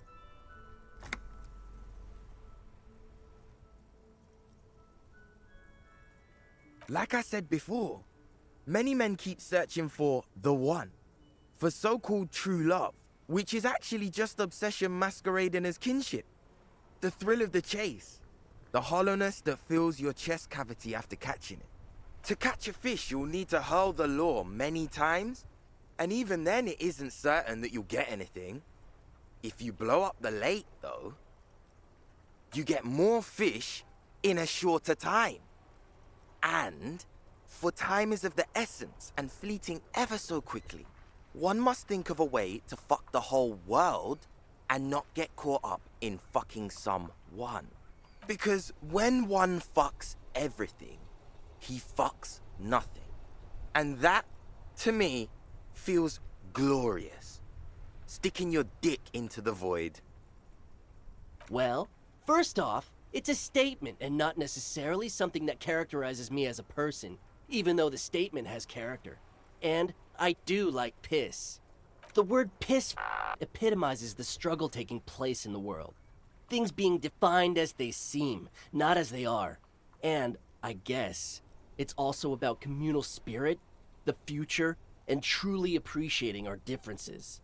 Also, you've got to admit, it catches the eye. And since the Grand Piper is slowly but steadily moving towards basing the economy on it, attention, it is imperative that the medium itself convey the message. What I mean by this is, we are all piss and that the world is inherently meaningless.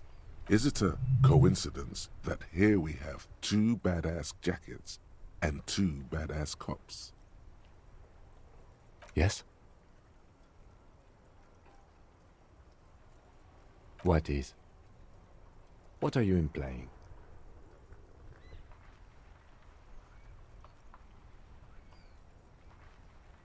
No, I don't.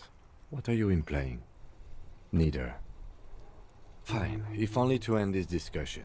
Theoretically, if I were a juvenile delinquent, if I were to already be down that path, I think peace is the stronger of the two statements.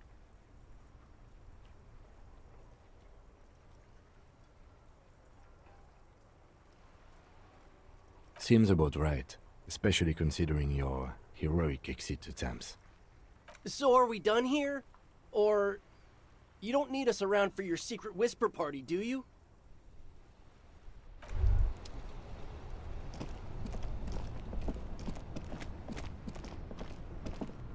Now it's turning into a kind of...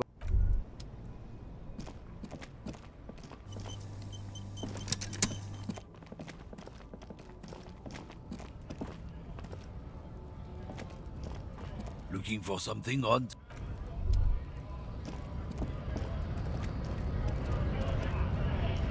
There. Do you smell that?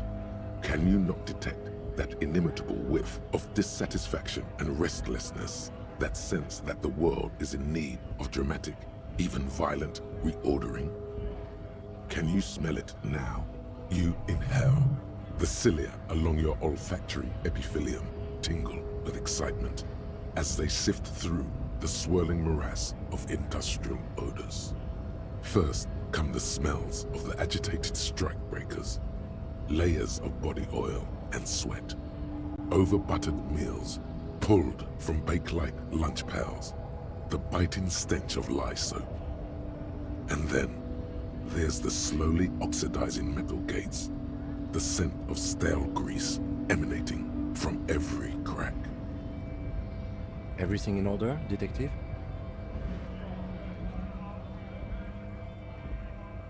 There's a lot to take in, isn't there? In a word, exactly what you would expect to find at any harbor in the industrialized world. Nonsense. The reek of communism is unmistakable, and it's coming from that railing over there. Yes, now's your chance to establish contact.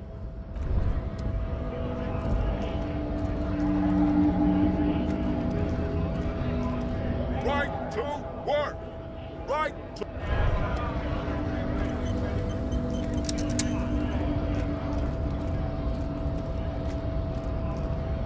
Hola, Wandering Man. How can I help you? What's that, boy, yeah? Now's your chance. Remember, communists are notoriously skittish, so it's best to insinuate your way in.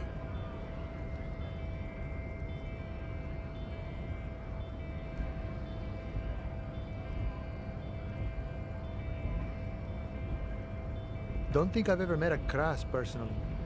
Then again, I've never been to Gran. Could be coming from one of the jam lorries. Cargo's been sitting out for a while. Okay, maybe it's time to abandon the subtle approach.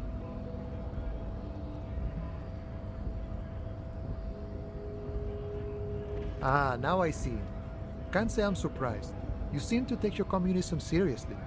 Not a bad thing, mind you. It's good for a man to take time to think about the whole socio-political world picture.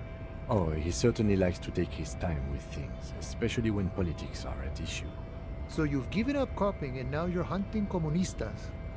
Care to say why?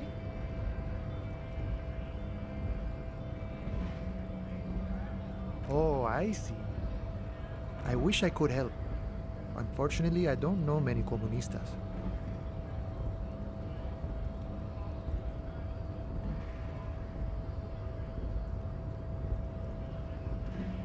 Maybe, maybe not.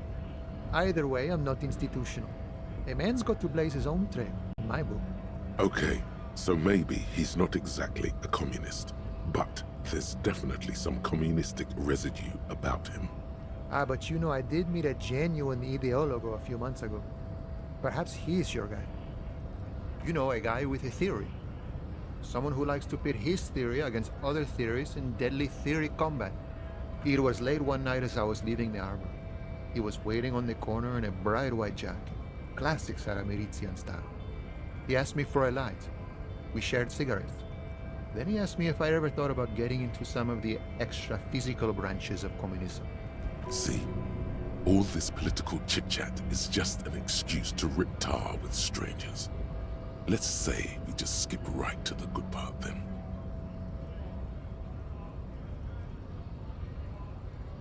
No idea. I took it to mean he was asking me to join some sort of underground cell. A very old school organizing technique. The sort of thing comunistas used to do before the revolution. The same thing I always tell people who try to press some claim on me. I said, every boyadero rides alone. I couldn't tell you. Once I declined his offer, we finished our cigarettes and he disappeared back into the night.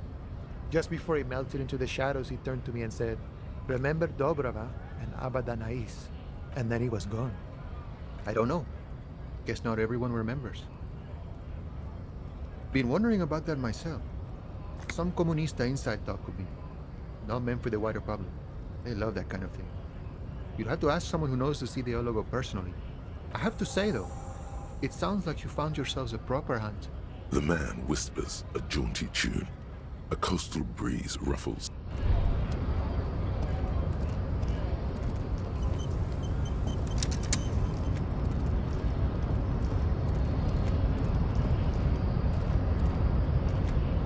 The unpromising race pupil return.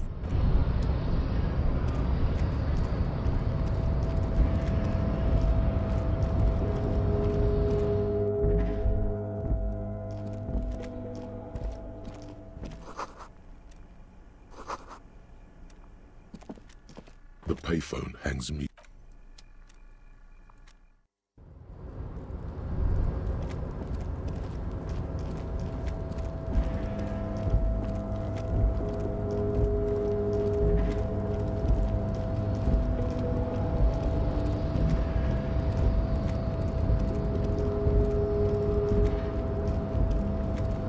You're back before the cargo container. Its drawer has not and as it's always been. It's impossible.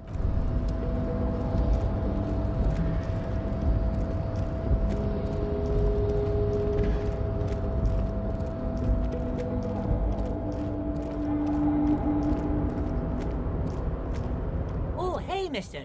And no trouble at all.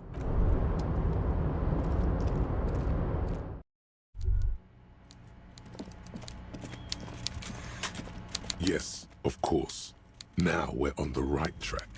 It smells like we're getting crates and pallets calling to mind. Vast stands of winter pines. A swirl of ancient odors absorbed by heavy carpet fibers. But also a pervasive, treacly sweetness that somehow reminds you of cola nuts. The whole place could probably use a good deep cleaning, you think? Well, smelling much communism around the Union boss's office? Meanwhile, Everard Clare clatters away on his typewriter, willfully indifferent to your presence. Mr. Dubois, every worker...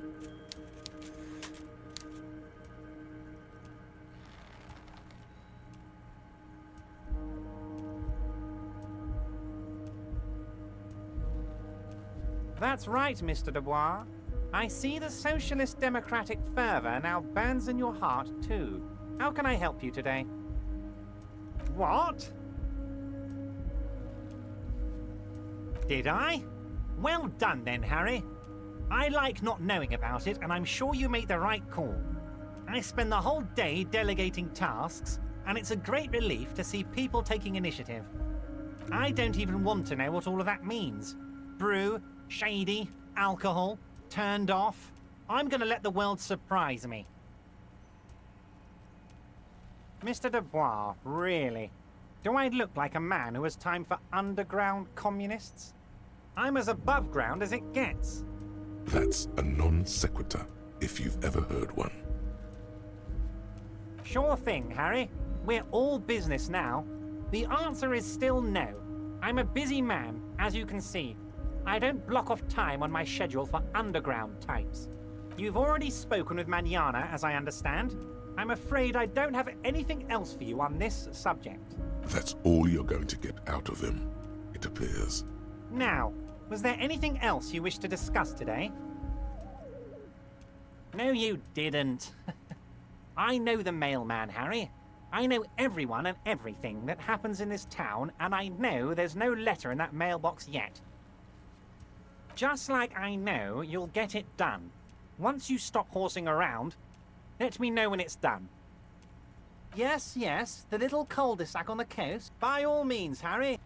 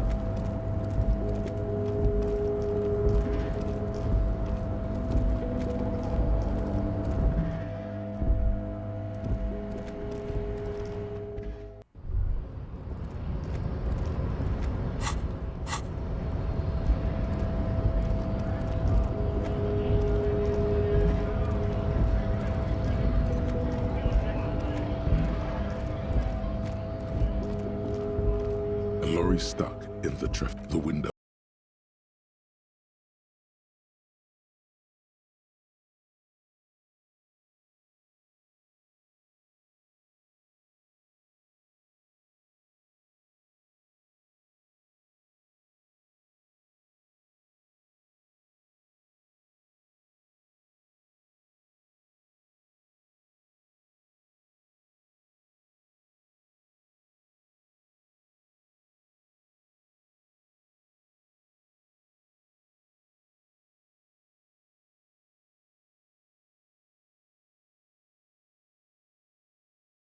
Centennial Revolution, an end to his family line and the monarchy on the Insulindian Isola.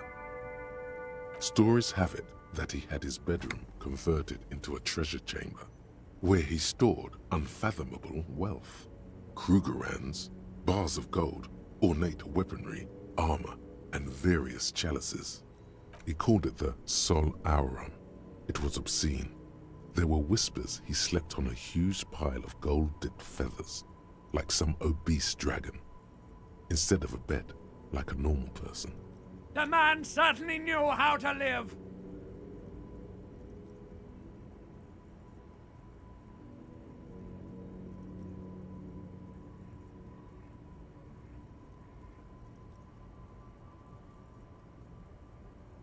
But wait, you haven't even heard about his fabled cocaine addiction.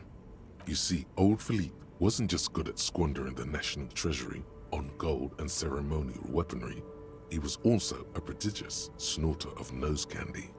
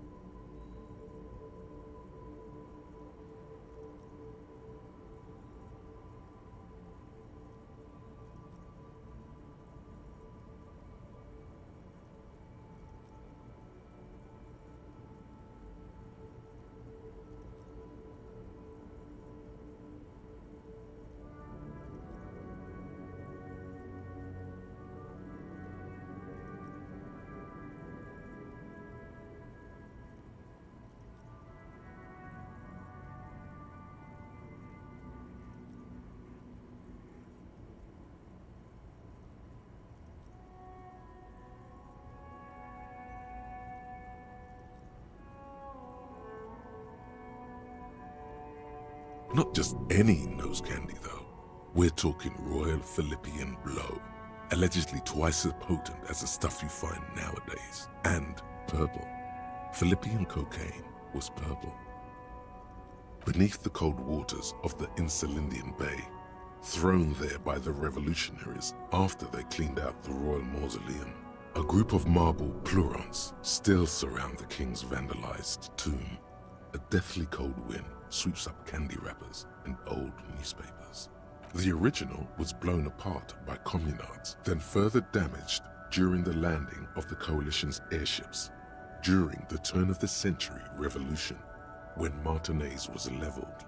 Some years ago, a group of liberal, artistically inclined individuals, designers mostly, thought it would be ironic to restore the statue of the most wasteful ruler of Revachol in the poorest part of the city. The statue is supposed to capture the moment it was blown apart, like an instant frozen in time, a rare butterfly trapped in amber, floating on a sea of shit.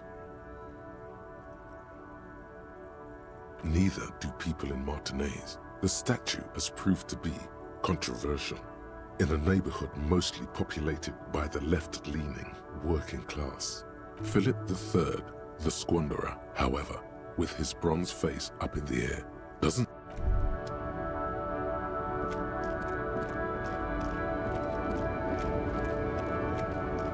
Loma.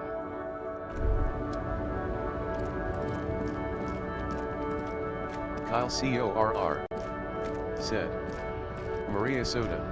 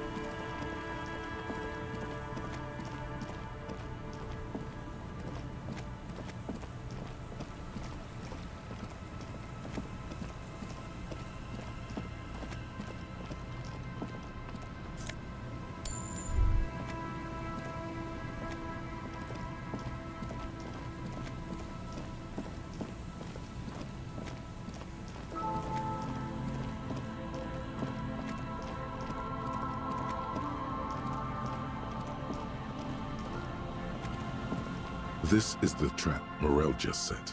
Checking it over, he said, is just a technicality. But the reeds by the abandoned campsite sway and tremble. The later it gets, the colder. Remnants of the camp can still be seen.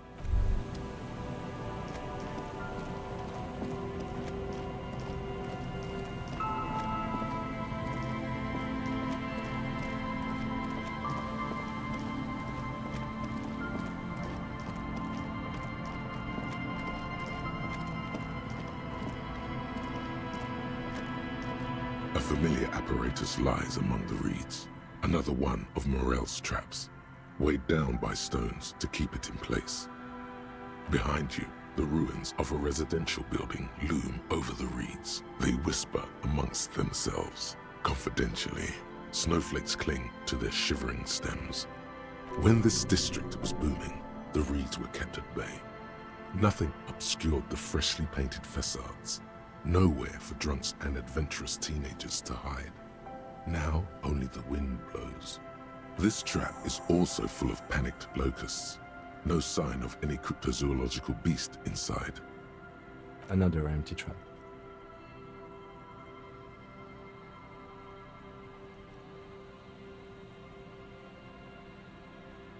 Always up for a good job. Otherwise, would I still be on this case with you?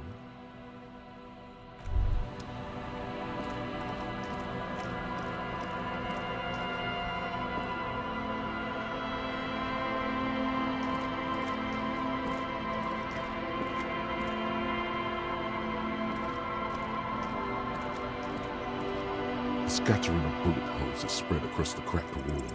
unable to piece together the big picture. The scattering of bullet holes.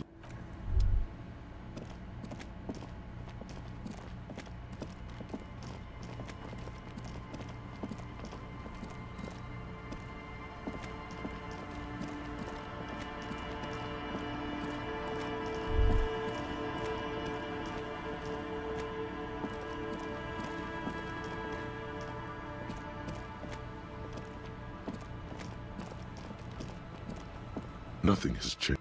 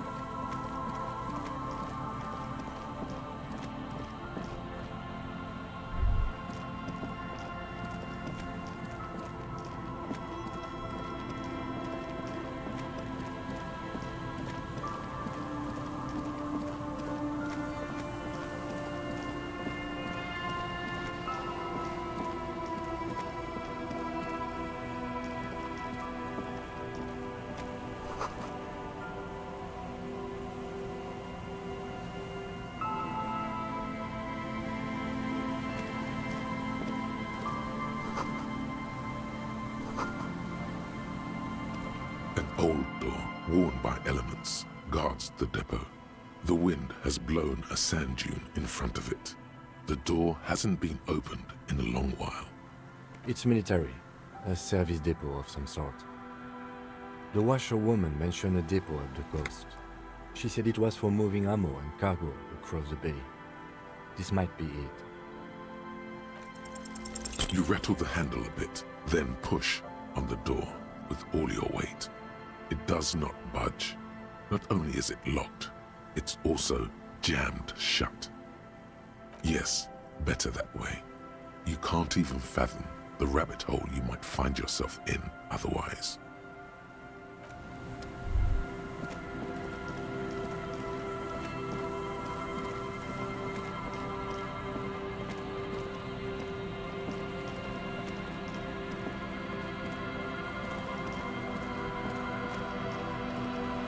This trap's not too hard to spot, once you know what to look for.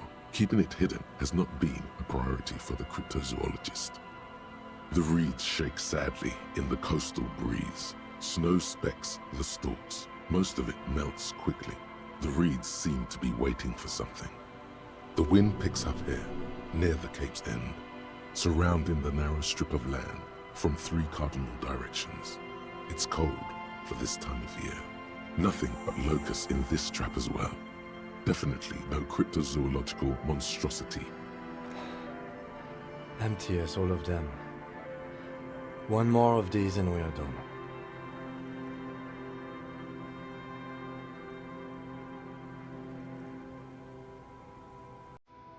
I'm just glad we haven't found some poor cat trapped in one of these.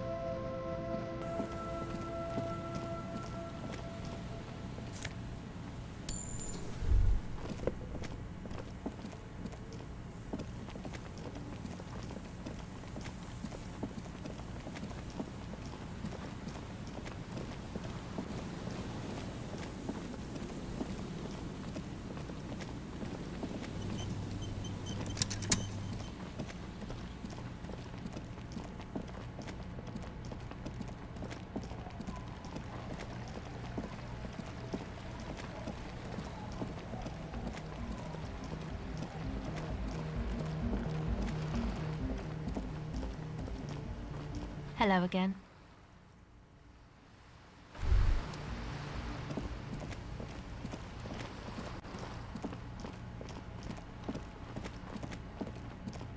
You see that seagull up there? Remind you of anybody?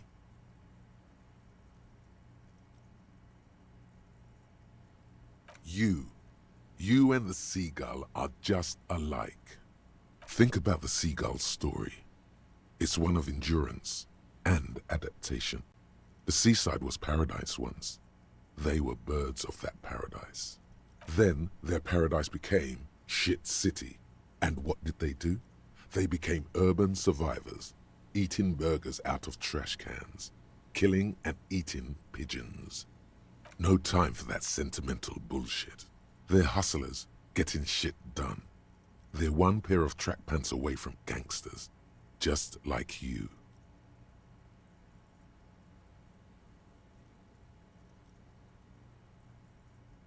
Exactly. The seagull does what it takes, and so do you. You've got that same spirit in you. When the time comes, you'll push yourself.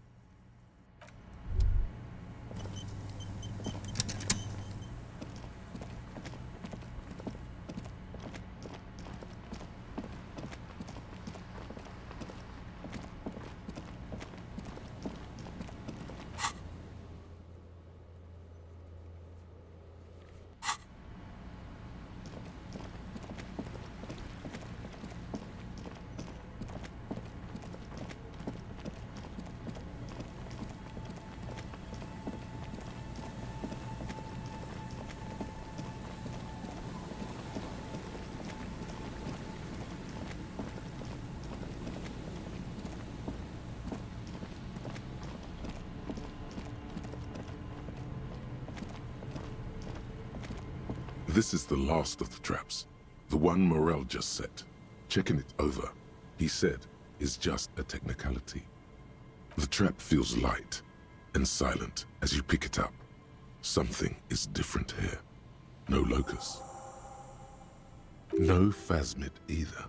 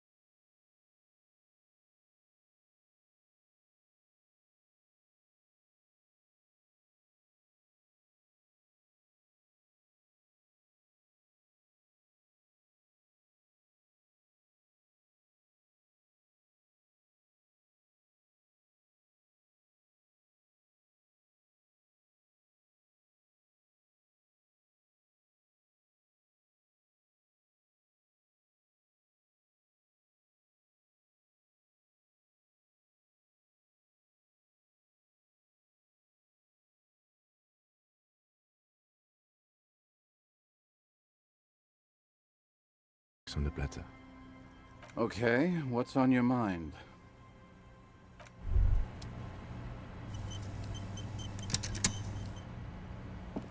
The legend returns. You know the dance. Smoke a bottoms up, Captain.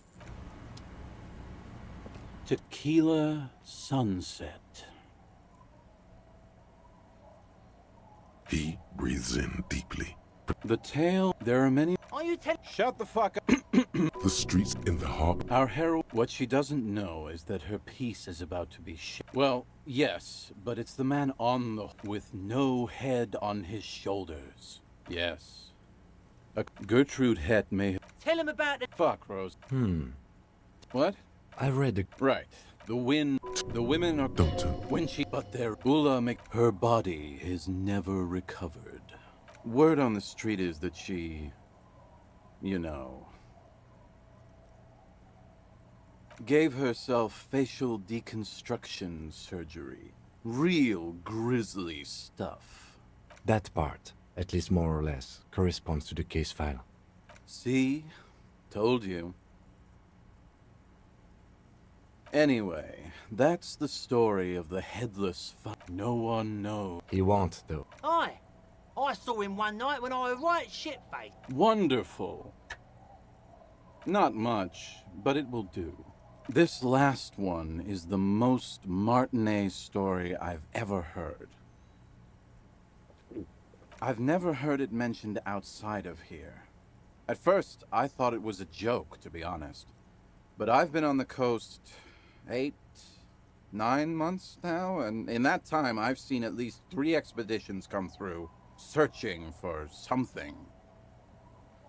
A shovel hits the sand somewhere behind the reeds, near an abandoned construction yard.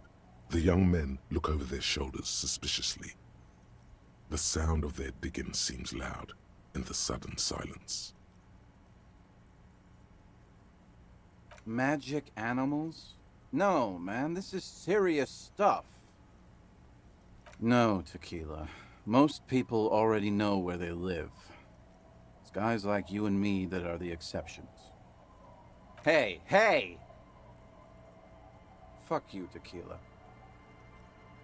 All kinds. I've seen archaeologists, gangsters, even a bunch of ad agency types. I'm telling you, Tequila, this thing's got a pull on certain kinds of people. You know, obsessive types. People with predilections. Some of those expeditions come back after a week or so, looking haggard and dejected. Others don't return at all. The first time I saw one of these expeditions, I thought they were fucking with me.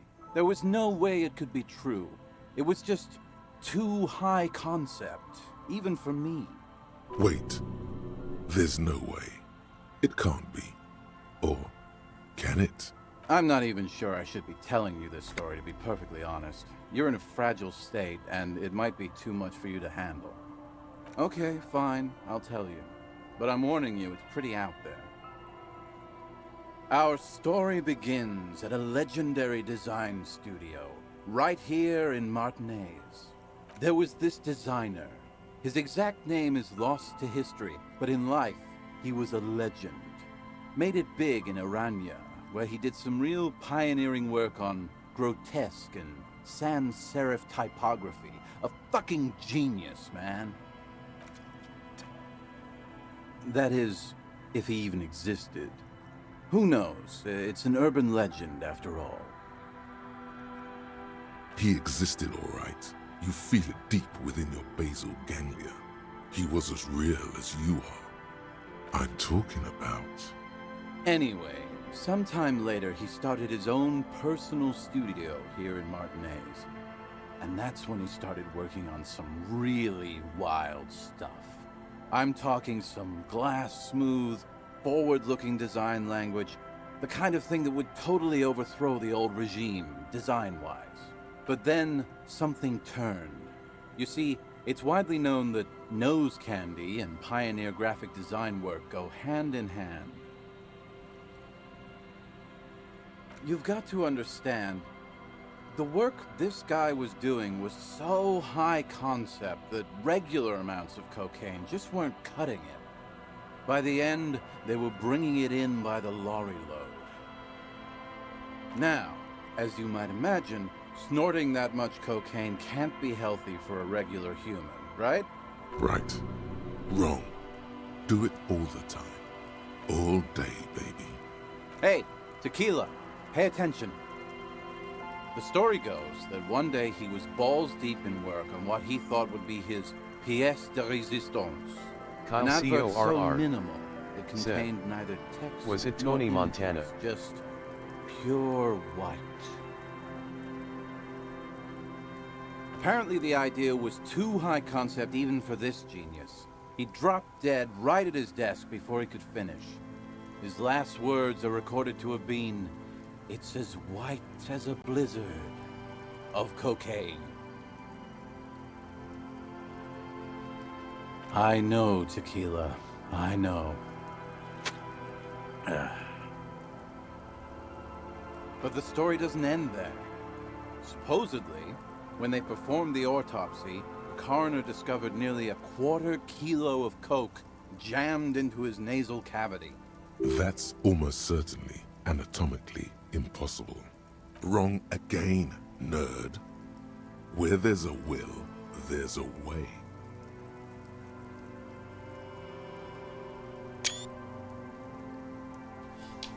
That's right.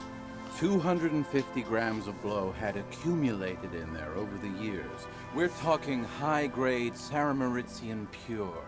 Not that cut-rate shit your grandma does. There are those who believe the designer was buried with this 1/4 key of nose candy still lodged in his sinuses. That's what those expeditions are looking for. The cocaine skull. The cocaine skull. Here's the kicker. This designer, this lead designer of a world-famous design studio, was born in Martinez. That's why he brought his studio here, back to where it all began. And that's why they buried him here, too. Perhaps right under Ab's pipe there.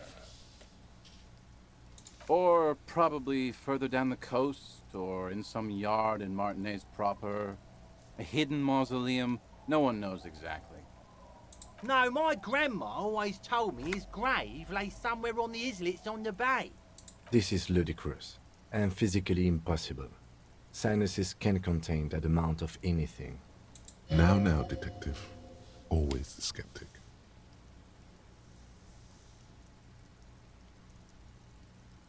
Don't listen to him or his grandma. He's just making things up. No, my grandma told me. I've heard other people say it too. That it's underwater. Or no, maybe it was the storm sewers. Or maybe it's in the air. Or in an ancient state pyramid offshore. In a pyramid? Now that would be something. The archaeologists say they want to put it in a museum. The gangsters say they want to sell it on the black market. And the ad agency guys say they're seeking inspiration. Bullshit. They just want to snort it.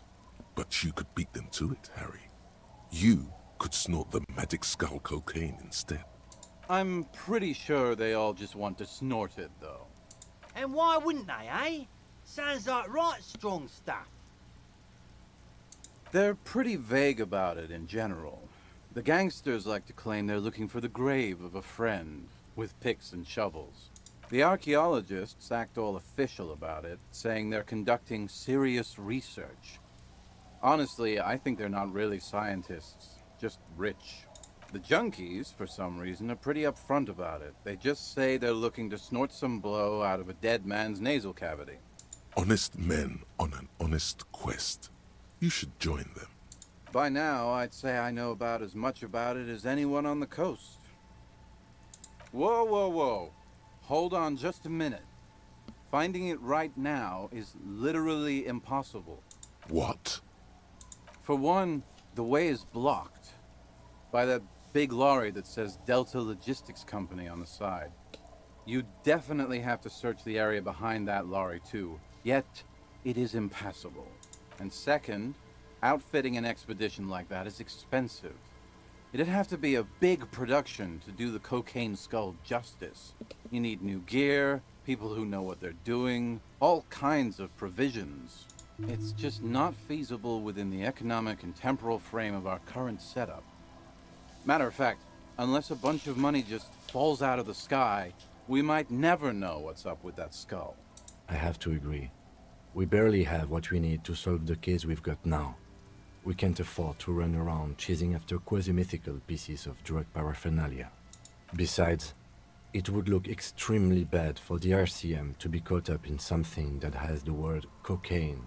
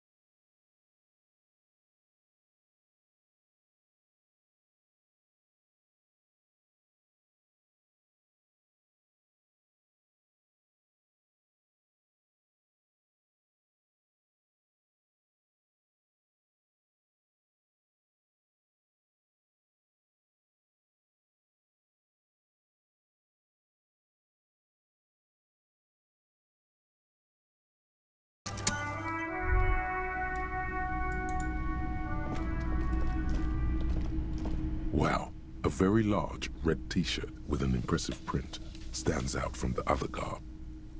Oh yeah, the print depicts a muscled man striding toward you, a giant sword in each hand, encircled by burning embers. Behind him is a cluster of cabins engulfed in flames. Beneath him are the words, Hjelmdal burning. Hell yeah, man. I don't usually carry printed tees, but this one was just pure exemplar.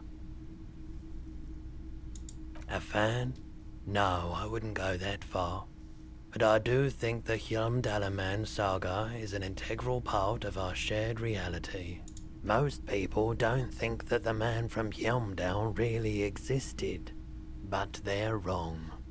I mean, even if the man from Hjelmdal didn't exist before the adventure novels, the stories have made it so that he has. It's simple, really. Okay. You sound skeptical. It's not that complicated. All that's required is a more robust understanding of cause and effect. Besides, I've been to Kotla, though not quite as far north as the Hjelmdal, and watched northern lights travel across the sky. Very unique, energetic tides there. Very, very unique energies indeed. 2 real. That's dirt cheap.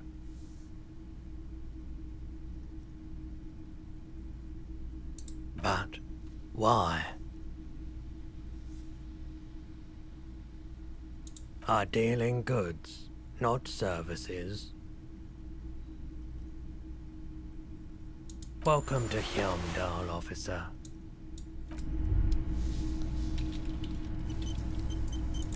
A typical Martinez streetlight sits among assorted floor and All the old boomboxes are there. You see rows of toy soldiers guarding the rest of the trinkets displayed on the table. Some on horse. Everything you pick out seems faded, chipped, and sad. Hello, hello. Let me know if I can help you with anything. Have you tried it before? It's almost like he's worried for you. The lieutenant steps away, pretending to admire some of the knickknacks on display. Looks like he doesn't want to get involved. Go ahead then, he thinks. As long as you can walk straight, I don't care.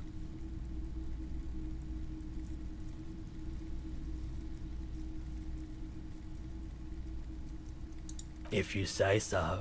Here you go, man. Yes, darling. That's the coalition government ordained Parolidon.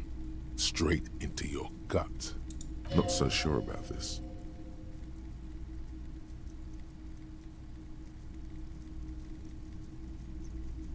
Because it's an anti-radiation drug, and you're a cop, not a post-apocalyptic scavenger.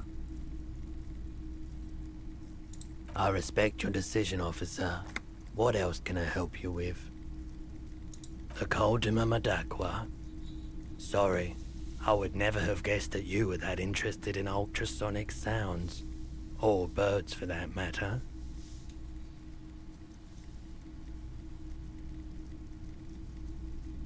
That's fair. It's been a long time since my Coldima Madakwa hunting days.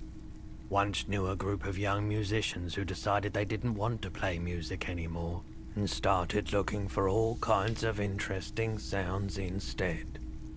This was before, you know, lost touch with them after all of that. Cool or not, one of them was obsessed with recording the Coldima Madakwa, and he was one of those passionate people who know a lot about all kinds of strange things. So he got the rest of us to join in his search. We thought we did. We got together all these recordings of unusual sound patterns, compared them, cut them up and combined them into the Symphonia Coldima Madakwa. Unfortunately, I don't have any recordings from my old life. None at all. But I do have a tape with some ultrasonic sounds that might be what you're looking for. Do we really have time for this? This recording comes from down the coast. Wasn't looking to record anything specific. Just left a recording device there one morning. Keep in mind, I have to slow this one down enough to make sounds well over 200 kilohertz audible to the human ear. It will be strange. As the hum grows louder, modulating but always unnaturally uncomfortably low, like it's coming not from the speakers, but also from inside your chest. Breathing, that's an illusion. Your breathing is just as it was and will remain that way unless you start panicking. There's a growing sense of dread. The sound is coming from inside you, but also surrounding you. It feels as though someone is standing just outside your range of vision and watching you. He nods to you, reassuringly, just as more diverse, higher-pitched sounds, some random, some appearing to form patterns, hit your eardrums. Seabirds most likely, gulls and such. And skewers, but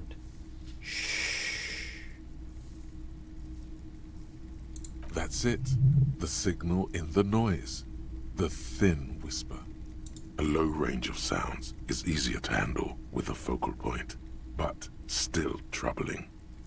You are mesmerized by the sounds, but also feel nausea welling up as the motif continues, then begins to recede, dissolving in what must be the sound of water lapping at the bank. you know, now that I've listened to it on these new speakers, it's not the Coldima Madakwa. Wrong patterns, wrong photons. Probably some insect trying to sing higher than its predators can hear. Still, fascinating, aren't they? Early morning sounds. Sure, let me have a look. I'm not purchasing any more clothing at the moment. And especially that tie. It swallows photons around it. Your mother is a necrotic object! I'm fun! Look at me sparkle in the light of the projector! Anything else you're thinking of selling?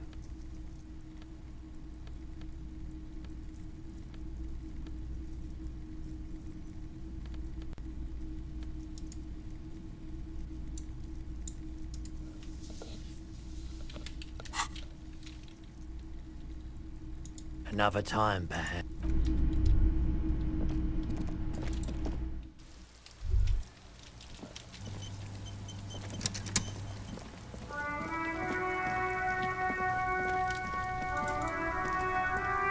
The shine on these sunglasses lasts a lifetime, officer. 100% guaranteed.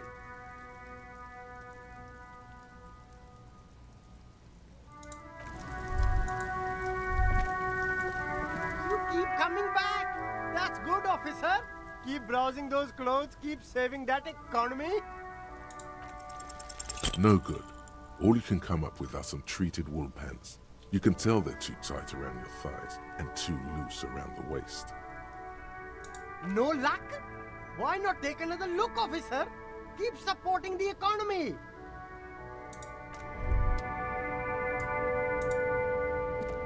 The speakers below are banged up and worthless.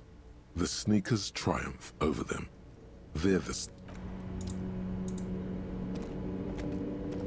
Everything's still cool here, officer.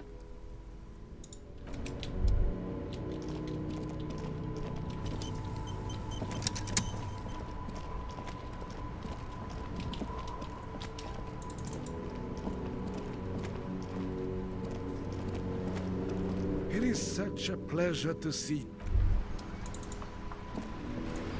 Vigilance officer, what can this all...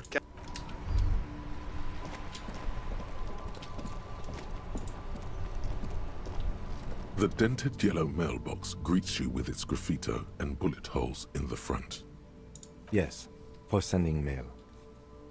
You drop the white envelope in the darkness. It lands with a soft thud on what sounds like a couple of letters. About a week's worth of mail as collected in there. They'll empty this very soon. Probably did the right thing. You can't trust that slug, Everard. You know he's going to play you somehow. All right, let's go back to Everard. If we don't mention anything to him, he won't know before it's too late.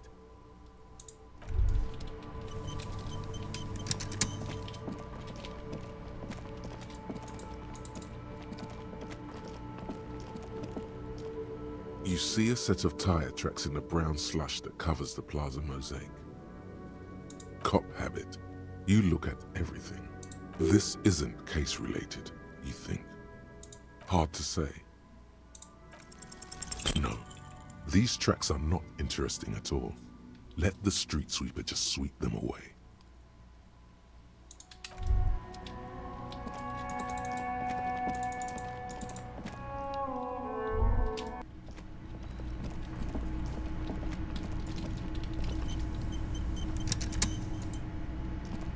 It's great to see you again, officer.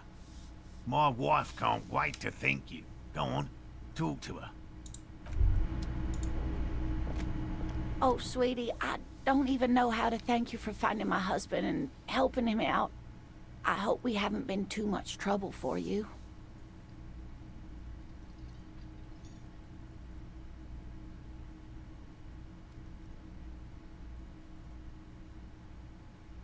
Here, I want to give you a small token of my gratitude. It's a tie, Mexican origin. The pin is an antique, quite special. The little silvery knob holding the tie together feels warm in your hand. It's in the shape of an avian skull with 8 eyes.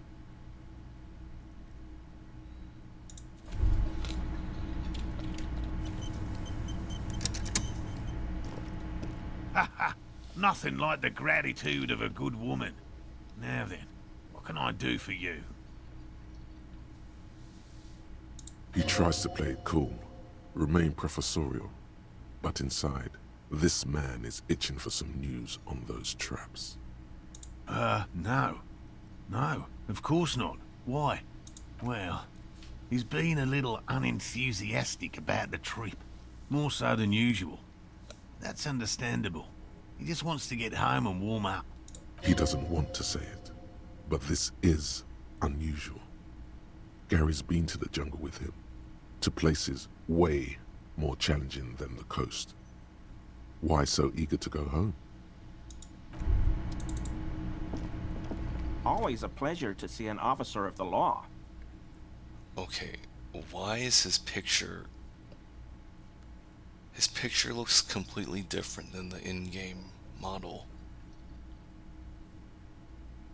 I mean, officers.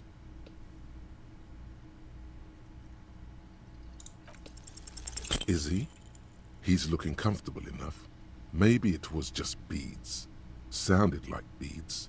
But what kind of beads might a man like Gary be hiding beneath his clothes? I don't pray, officer. Faith in non-existent helpers is a sign of weakness. Not for proper Revicolian men such as ourselves.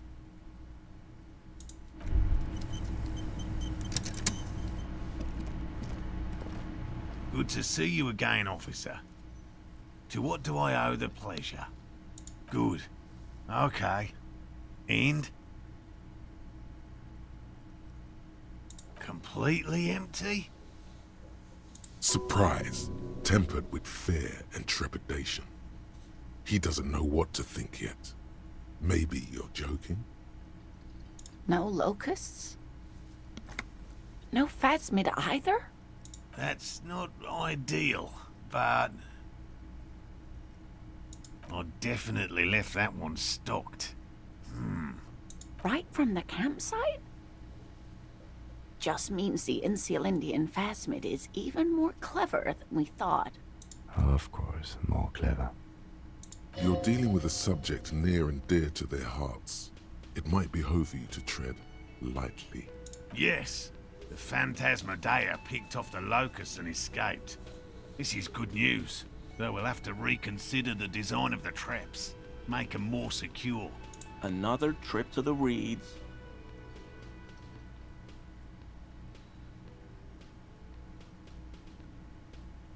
Of course we have.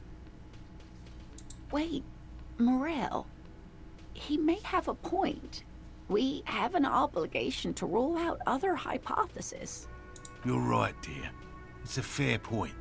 But what other explanation could there be? Pardon me. This is a big deal for us. You've helped us twice now, and brought some great news too. My gratitude, and the gratitude of the Société Cryptozoologique de Ravachol, is yours. Heartfelt gratitude. But does it feel like closure? What really happened? Thank you, it's an honor. We should probably return to our main investigation here. This has been refreshing, but... Helping cryptozoologists isn't really a priority for our organization, is it? The lieutenant looks out the window, impatiently.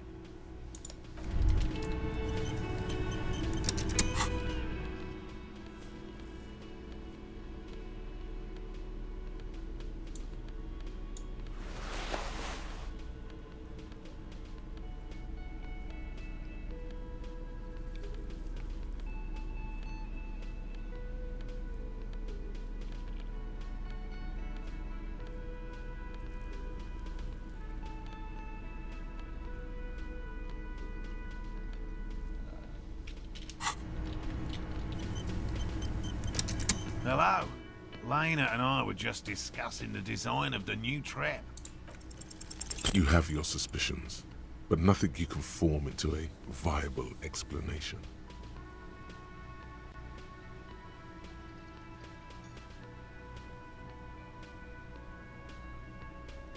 Really, officer? We can take it from here. Yes, sweetie, we've already taken...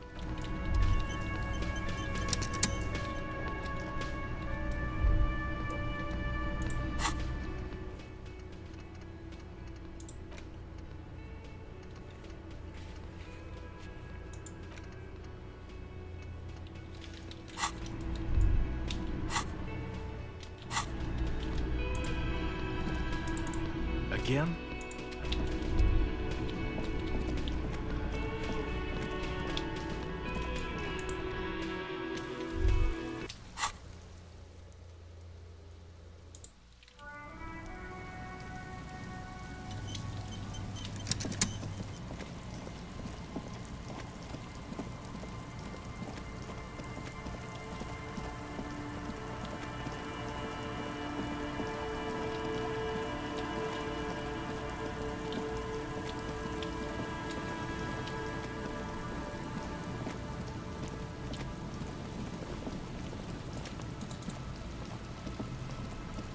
There's nothing else to do with the traps at this time.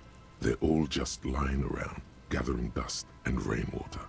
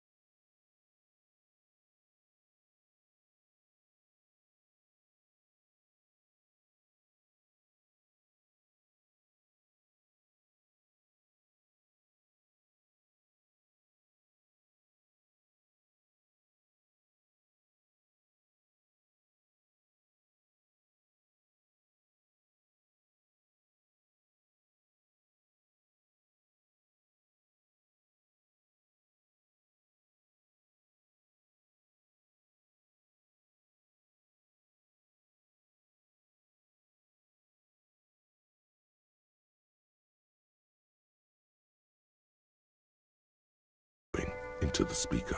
A strange metallic taste fills your mouth as you stare at the intercom. There's the static again, whispering like a seashell pressed against the air. Yes, hello. This is Tricentennial Electric. Have you come to place an order? My God. Here come the bad vibes again. Relax. Distance yourself from it. It's you. My God. I didn't think I would hear your voice again. Wait, is she...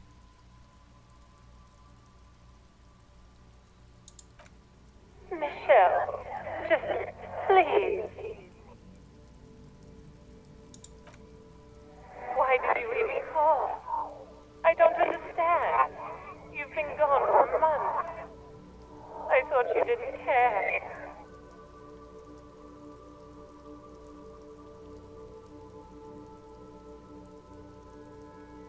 The voice from the intercom doesn't answer, but you can hear her breathing. Wind blows into your microphone again, crackling and echoing in the box. Your hands are getting cold and your breathing becomes visible, forming small silvery puffs in the air. Ever since I came to work here, it's been different. As if my mind's been wiped clean. It's so nice. It's so nice to be able to finally forget about you. And then it hits you. She tries again not to cry, and still doesn't succeed completely. Her quiet sobs sound old and distant, as if her voice is being played off a wax cylinder. Real or not, your mirror neurons react. It feels painful to be listening to this. Anger boils up in your chest.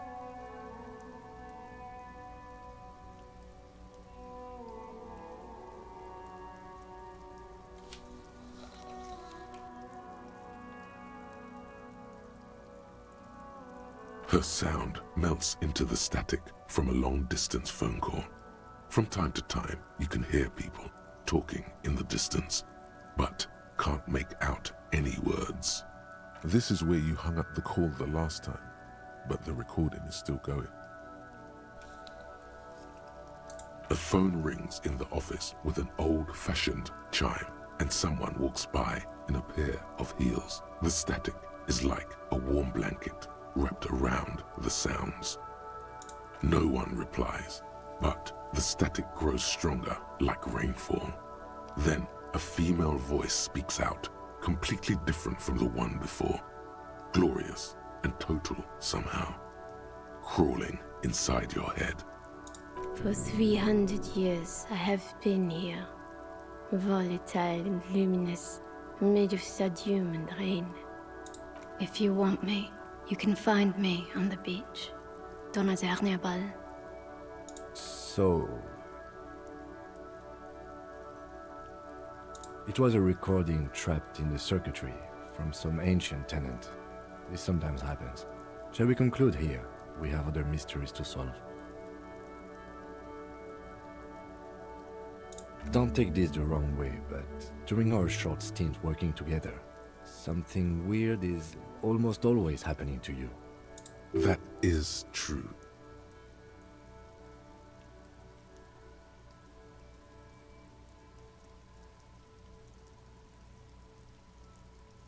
This button looks new. Huh. This button looks new. It's probably not connected yet.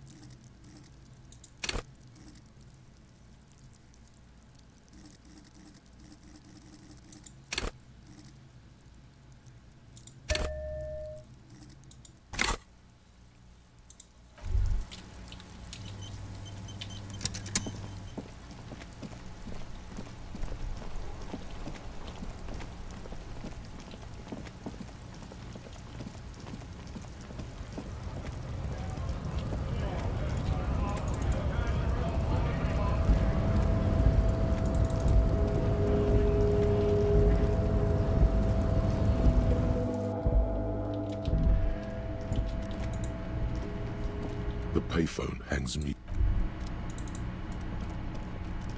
The file cabinet stands steady as ever. Remember, Leo, all items on the list. Remember, Leo, all items of hundreds of, and the same that you already went through the drawer.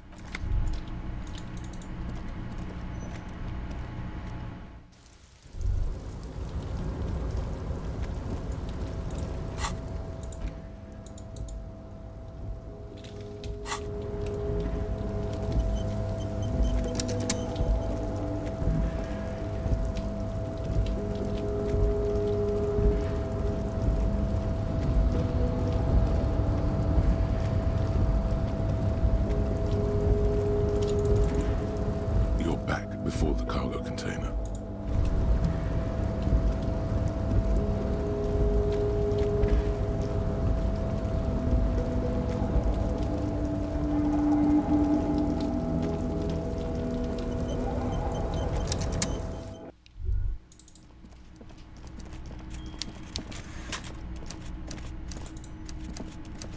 Mr. Dubois, every worker, member of the board.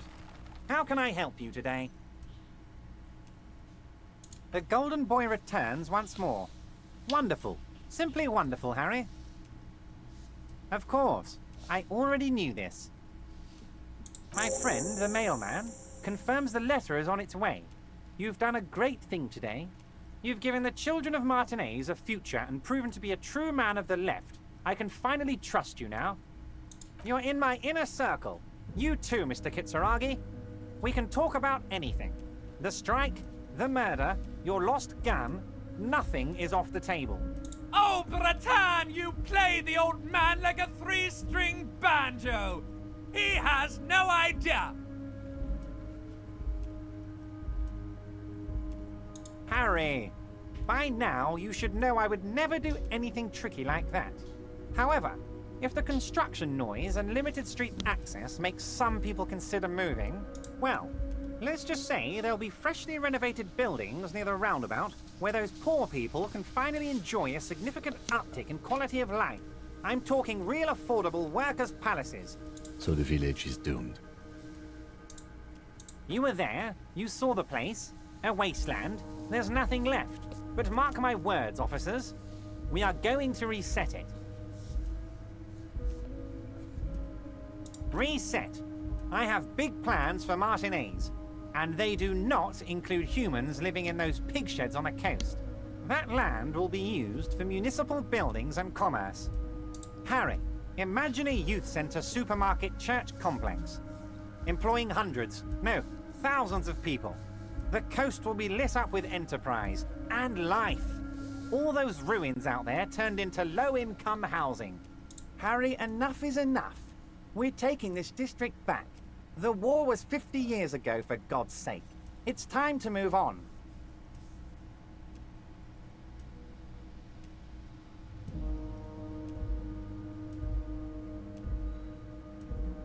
Yes, I do.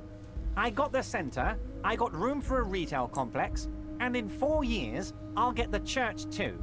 The wheels are already turning, Harry. The wheels of progress. This post-war limbo, I won't stand for it. There are kids practically playing with their own feces out there. It cannot go on. There is Zach true Hammer indignation in said, his voice when he speaks Comet about Gamer. the state of things, and even a touch of pain.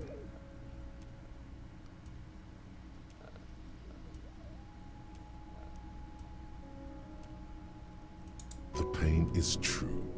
He's seen kids do worse than that.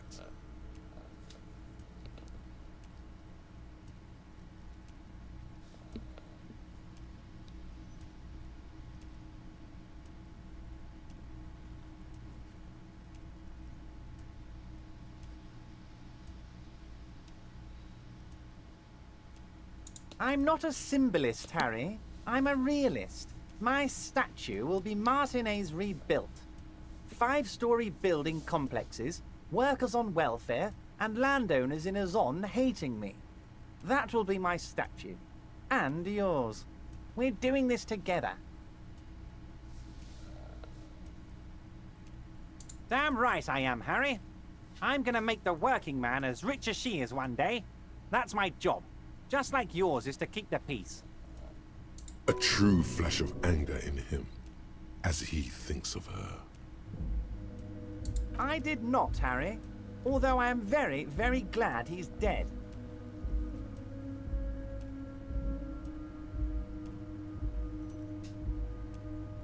Why a war, of course. And what do you have to gain from a war? Victory, Mr. Kitsuragi. I have victory to gain. We are going to start a war with the Wild Pines group and win before they even realize there is a war. Harry, we outnumber them 1,500 to 1, and that's just Martinez. With all the unions in Revachol, and with public opinion on our side, we can hold off 2 men, or 15 men, or even 50 men. The more they send, the worse it's going to look for them. They made a huge mistake hiring those guys. No one likes foreign mercenaries. The leftists hate them, the fascists hate them, even the moralists think they're in bad taste. Harry, there is no strike, only war. Class war. Or, in business terms, a dawn raid. Or wait.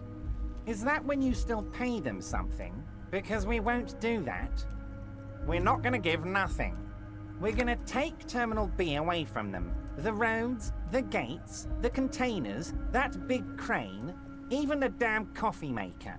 We're gonna take all of it for the people, and fuck Wild Pines. The word fuck rings like a gunshot from his mouth. He doesn't swear often. So that's why you haven't let Joyce in? Yes. It's also why I let that midget Gaumont go. He's too nice. I can't put him through this. Plus, he knows how to get in here. That woman can't tell her tits from her arsehole. She has no chance. Tits from her arsehole. It's a local saying. Because we're friends, Harry. Besides, it doesn't matter now. You can go tell her if you want. It won't change the course of events. We have a significant head start. It's already happening. 2,372. Plus yours truly, of course. 2,373 is a sizable contingent for a labor organization in Revachol. Oh, you mean what sort of goods are going to be flowing through?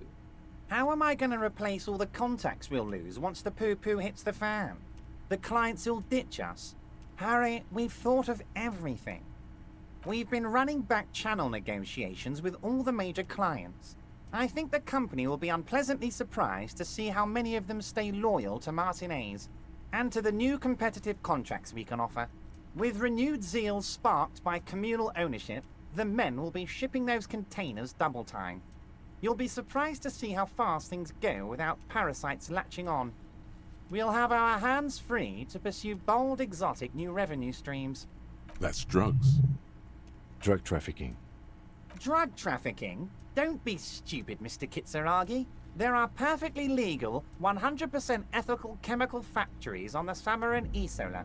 You don't need to be colonialist about it. All they do is produce components to keep the pharmaceutical industry running. That's people's health we're talking about. Old grannies, little babes, people with disabilities. The company thinks transporting these chemicals in bulk looks bad, has bad optics, may be illegal in some countries. The Debarders Union, however, we're all about the large volume column. We're gonna transport the living daylights out of those materials, Harry. So your sick kid can get his Benefed, and your wacky uncle doesn't have to come off risperidone. And the kids on the street can get speed and pyrrolidone. I'm an old-fashioned guy, Mr. Kitsuragi. I sometimes grab a beer with the boys, but I have no idea about the things you just mentioned.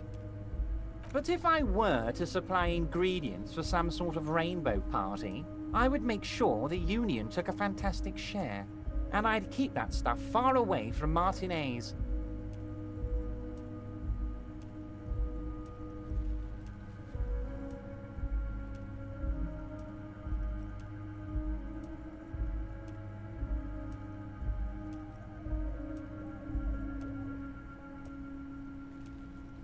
Oh, Harry, you've misunderstood.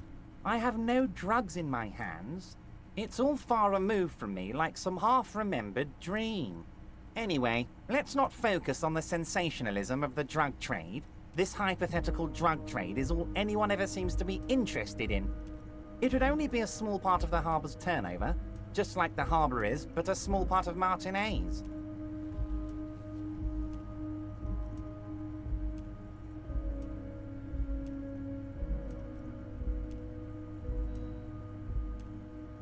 Let's look at the big picture. Martinez as a whole.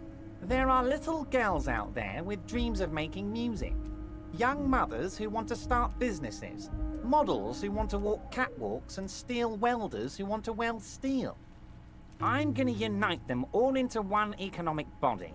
We're gonna incorporate this place to Kingdom Come. Everyone's gonna be in on the wealth, and everyone's gonna pull their weight. Let's keep focusing on the drug trade. He was almost admitting to it.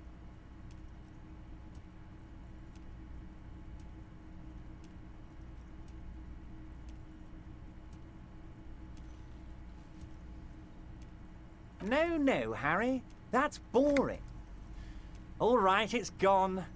The hypothetical raw materials trade is off the table. It's such a small and insignificant slice of revenue, I'm cutting it.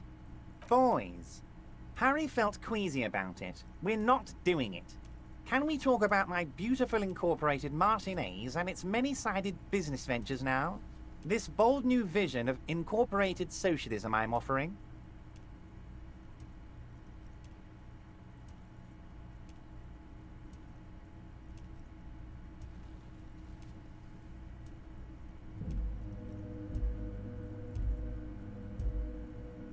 Harry, the future I have in store for Martinez will have all the macho aesthetics you love so much. The crowns, the guns. I will even slip in a skull and bones for you, my friend. Oh yeah, skull and bones. Skull and bones on a Revacholian flag. The Revacholian Death Squad. Oh yeah, the visual image has completely bedazzled you. You're 100% with Everard now.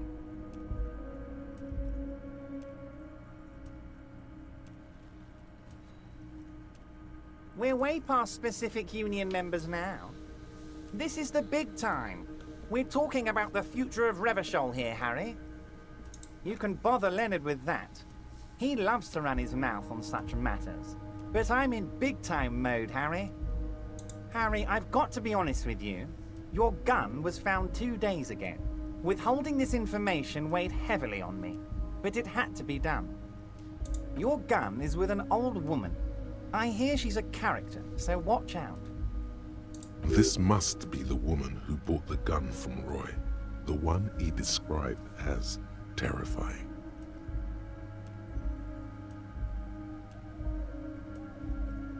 Yes, the same one. I see you've done your research. The pawn shop made the gun easy to track. Crazy stuff, Harry. Selling your gun like that? Wild. Anyway. Union Boy's gonna help you fix it. He winks at you. Don't worry, Harry. The neighbors of this old woman contacted my men because they trust me and the Debarders Union. Apparently, she was waving it around at the entrance to her building. Waving the gun around doesn't sound good. None of this does. Unfortunately, I don't know anymore. You're gonna have to go in blind, Harry.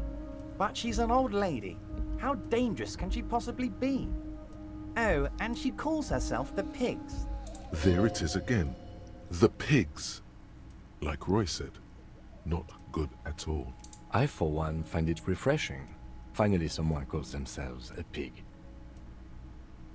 It actually sounds extremely bad, but let's not give him the satisfaction. As I said, she's a character.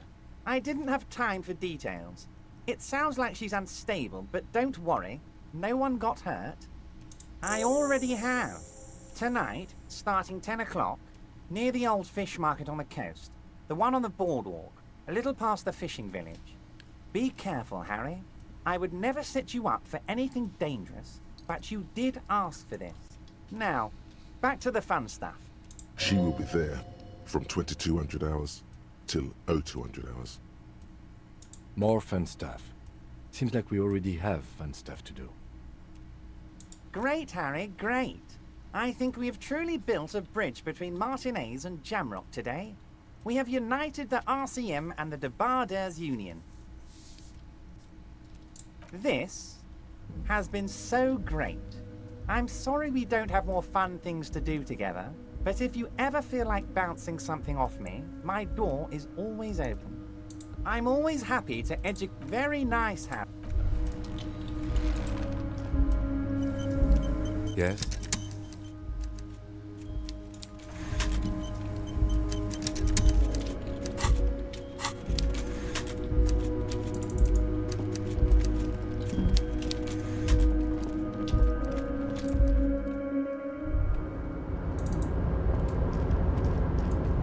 Oh, hey, mister. No trouble at all, mister. No trouble at all. It's like that old saying. Mr. Everett doesn't really want me to talk to people about Union guys. But who did you want to talk about? Mr. Edgar is Mr. Everett's brother. He looks a bit younger, he does. But a very smart fellow. Very smart fellow indeed. He's away on some Union business. Not even in Revachol, they say. All kinds of places he visits. Him and his brother both do when they're on a vacation. Right now, it's Mr. Everett's turn to look after the Union.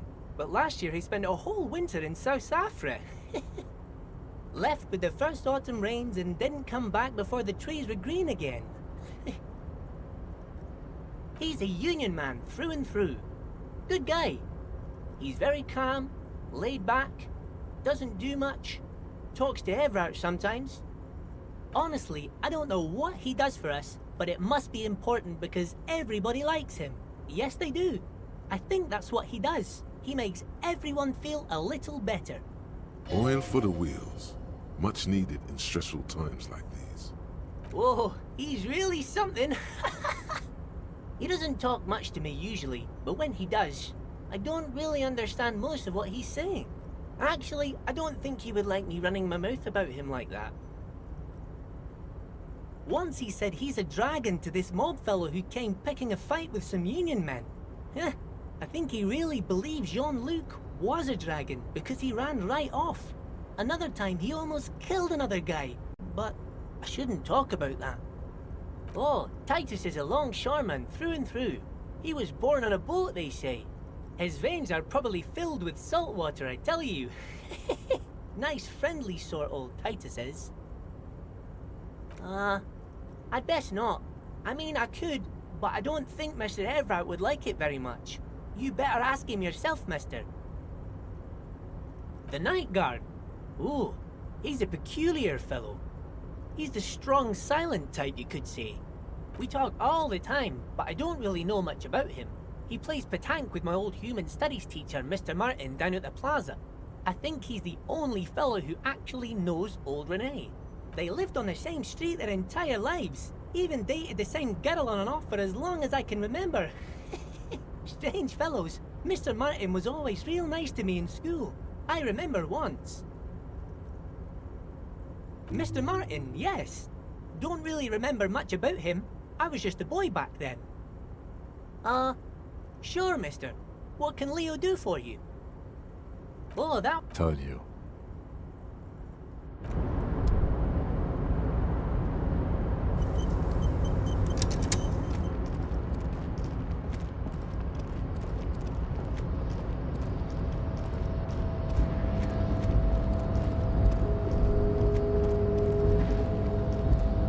You're back before the cargo container.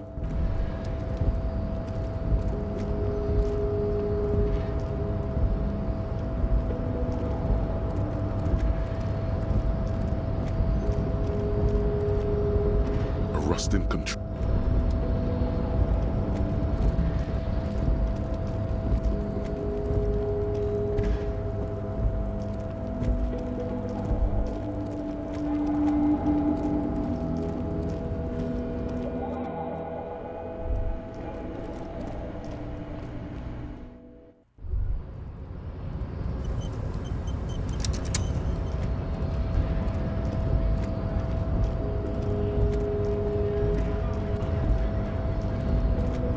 Hola, Wandering Man.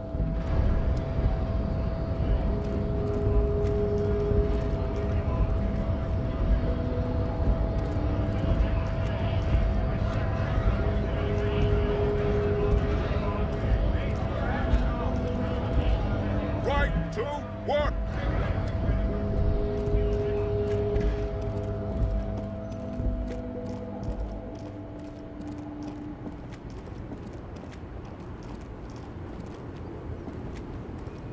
The woman is still hunched. Huh? What the...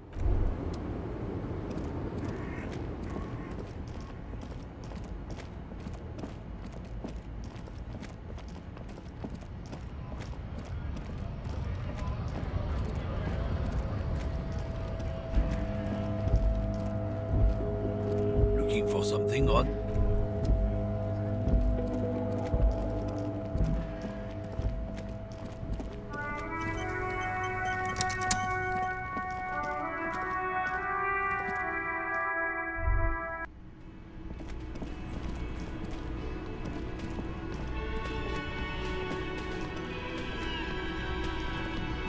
Again?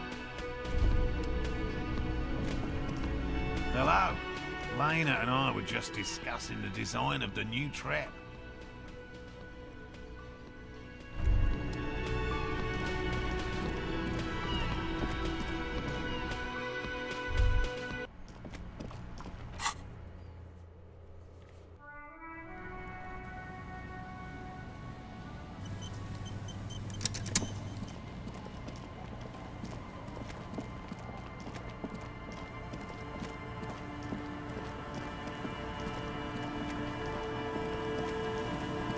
There's still some unused change in there. The machine waits for a number to be dialed.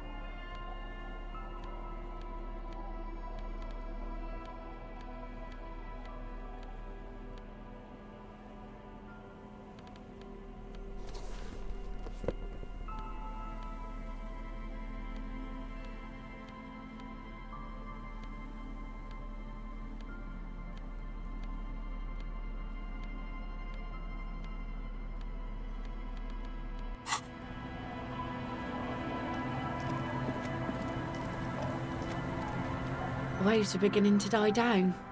Look at those little bastards.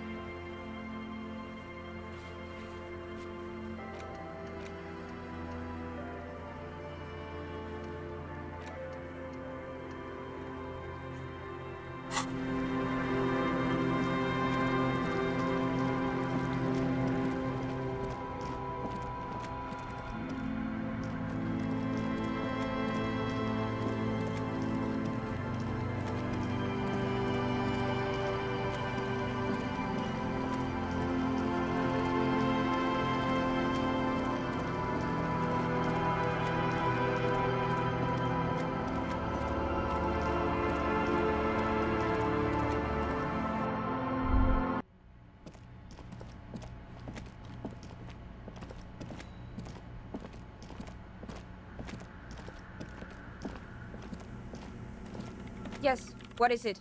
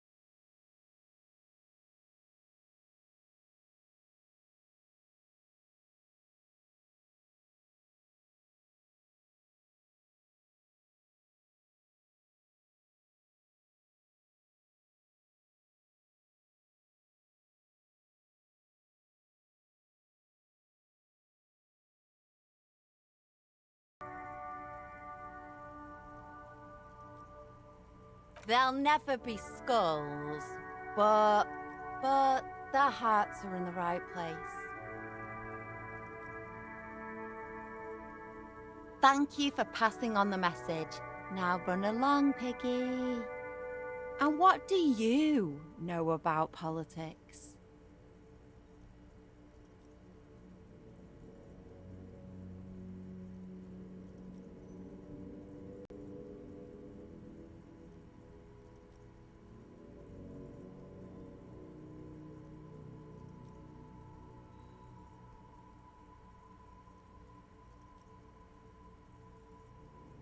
An underground cell. My. Sounds big time. Sure, I know someone who'd love to talk the ideological stuff. You're looking for Steban, a right communist who runs a mega cool and very secret meeting. He might. No. The lieutenant let slip a sigh that seems to suggest this turn was utterly predictable. Keep your money. What I want from you's better than gold. A wicked grin extends across her face. A laughing skull. Death hilarious. This is gonna be bad. Oink for me, Piggy. Just once. Wow, that was easier than I expected. It's almost like you've been wanting to do it this whole time. A cool, damp feeling ripples through you. You realize you needn't have rolled over quite so easily. The lieutenant, needless to say, is not impressed. Sounds like you're really serious about meeting Steban. It's touching, sort of. Steban's group meets only at night, in an old room in these apartments here. It just so happens you're in luck. Their weekly meeting is tonight. Poke your snout around sometime after 10 p.m. and you might just find them.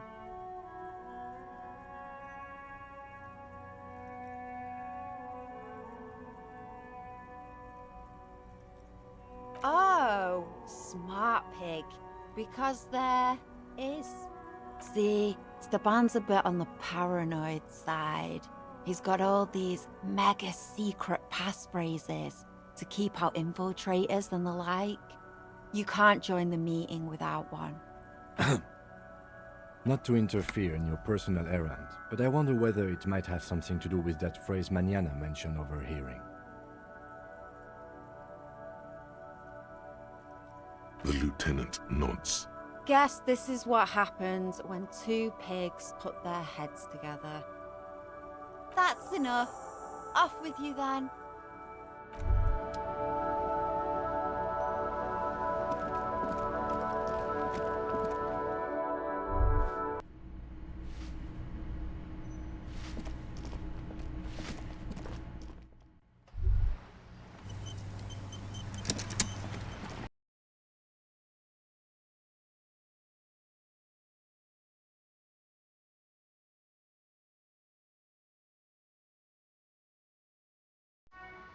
Of course.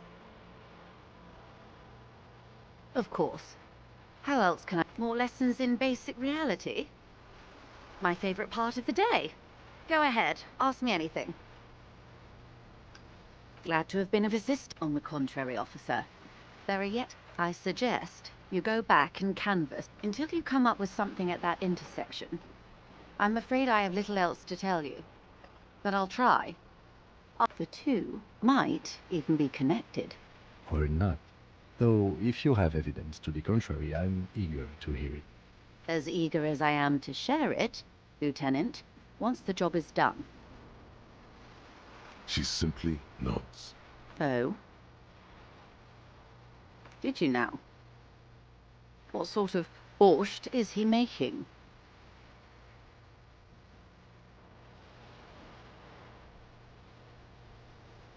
The strike brew. That's a classic. And by turn up the heat, I presume you mean put more alcohol in it?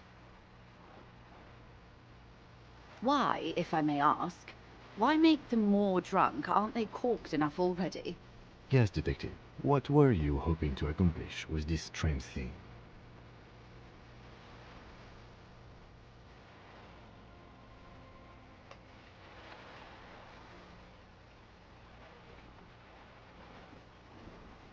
Beyond curious. I will choose to interpret that as you turning the alcohol in the strike brew down, for the sake of our professional relationship, and because I don't like the idea of them any more drunk than they already are. What else? Of course, Detective. You can... What would you like to know? Good. What we do. She nods. Of course. Of course. More lessons in basic reality? My favorite part. Glad to have been of assistance.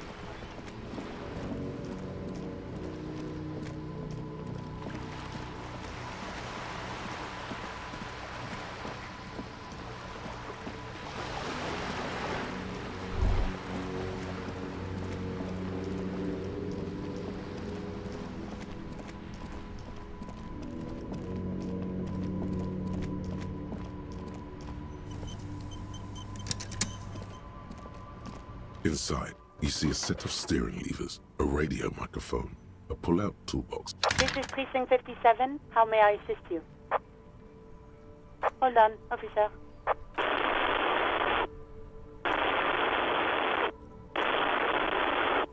I've got Central Jamrock Public Library on the line, and I've already introduced you to the librarian. Connecting the call in 2, 1. Yes, this is Central Jamrock Public Library here. How can I help you, officer?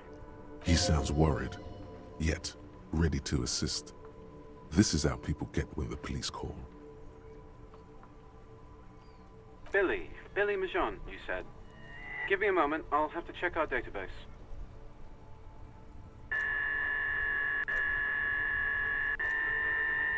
On Moreau Drive in central Jamrock, in a darkened hall lit by orange desk lamps far away from the noise outside, a middle-aged man taps commands into an old radio computer. A printout falls on the desk. Behind him, a lonely reader scours some dusty bookshelves, looking for a paperback. Yes, hello, are you still there? I found Billy Majon's home address, is that alright? No phone number, unfortunately. They're too poor to have a phone line. Here we go, sir. Rue de Saint-Ghislain, 33B, apartment number 20. It's in Martinez, I believe. Capeside Apartments, it says. That's all. That's where the smoker on the balcony lives, isn't it? It says here that they returned their last book just a few days ago, but I wasn't at work that day. Marie? Marie? Do you remember a reader named Billy Majon? They returned a Tybalt book the other day. Yes, it was my colleague Marie. She said that it was Billy's husband who returned the book. He also asked for this new sci-fi release, Lowe's Radio City 87, but we don't have it yet. Good. You have a name now. Marie knows Billy. She's been working here longer than me. Sometimes her husband returns some books for her. And then goes for a little drink later. On the lookout. Sorry, no. Marie only knows him by sight. Marie? She said it was an older man, and that she's pretty sure he'd had a drink or two the last time she saw him. 1 second. Sorry, Marie wasn't really paying any attention to that. Happy we could help. Goodbye, officer. Anything else you need from me? One moment. Can you please describe the body? Age, sex, cause of death? The man was about 173 centimeters tall, stout, with dark hair and a mustache. We suspect he might have been inebriated when he slept. There were bottles all around him, and traces of vomit on his shirt. Any signs of violence?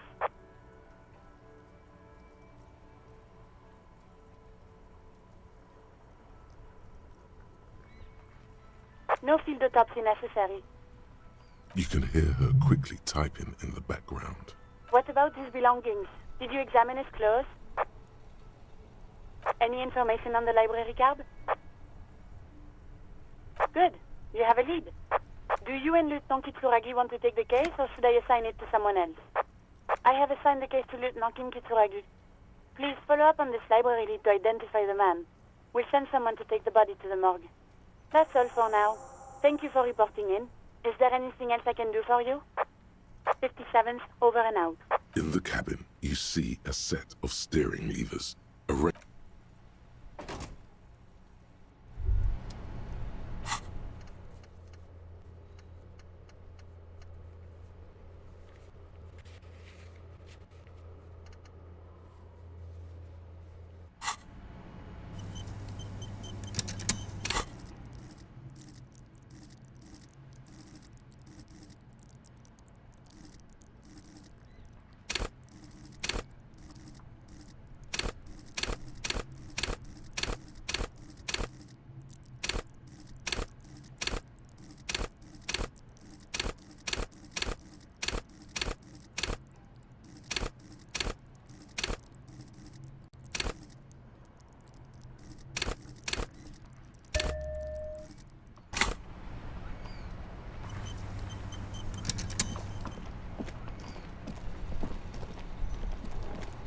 The afternoon sun shimmers off the white on blue police livery of the motor carriage.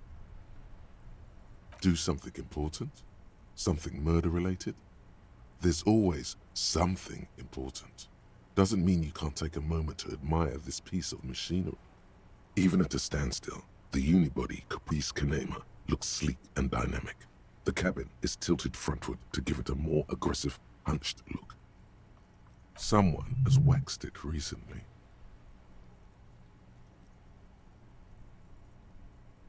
Mm-hmm. You want to take a closer look? 130. I reckon that's a 7-liter V12 there.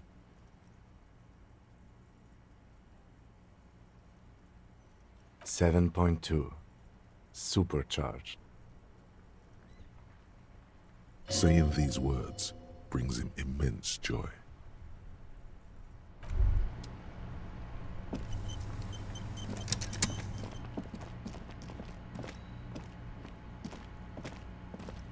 You see a set of tire tracks in the brown.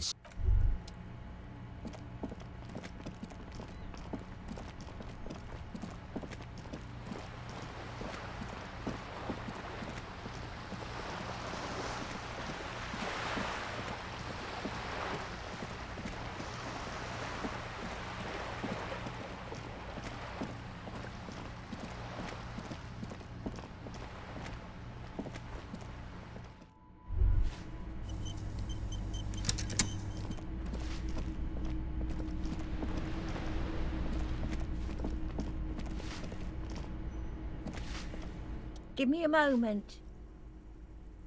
It's about Victor, isn't it? It's always about Victor with her.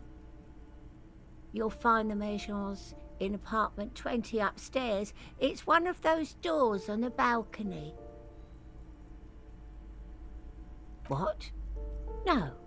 Nobody tells me anything. Would she understand if they did? If it ain't my business, I'll keep my nose out of it. Well, I think we'd all be better off if people kept their noses to themselves.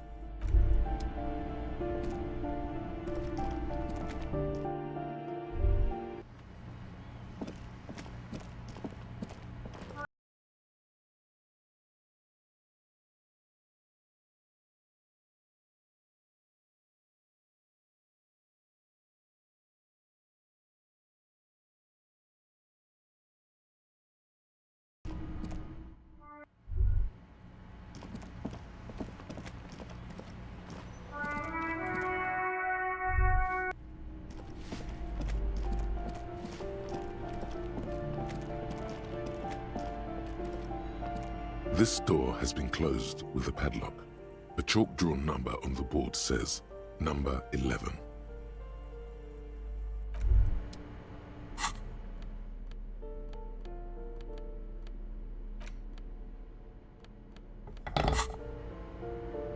This door has been closed with a padlock. A chalk-drawn, the shackle snaps like a twig, and the lock falls to the floor with a little thud. It should be possible to enter now. After you, detective.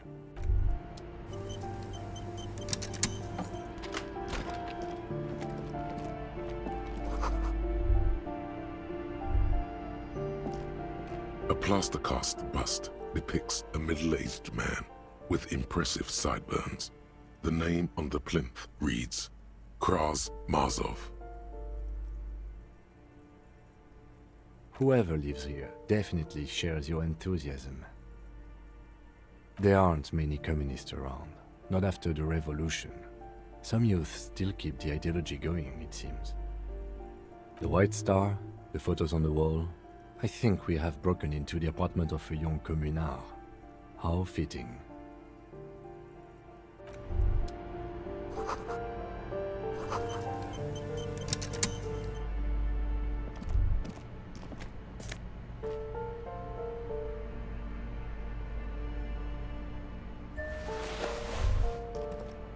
Master Investigator, you just can't keep yourself away from locked and hidden places, can you?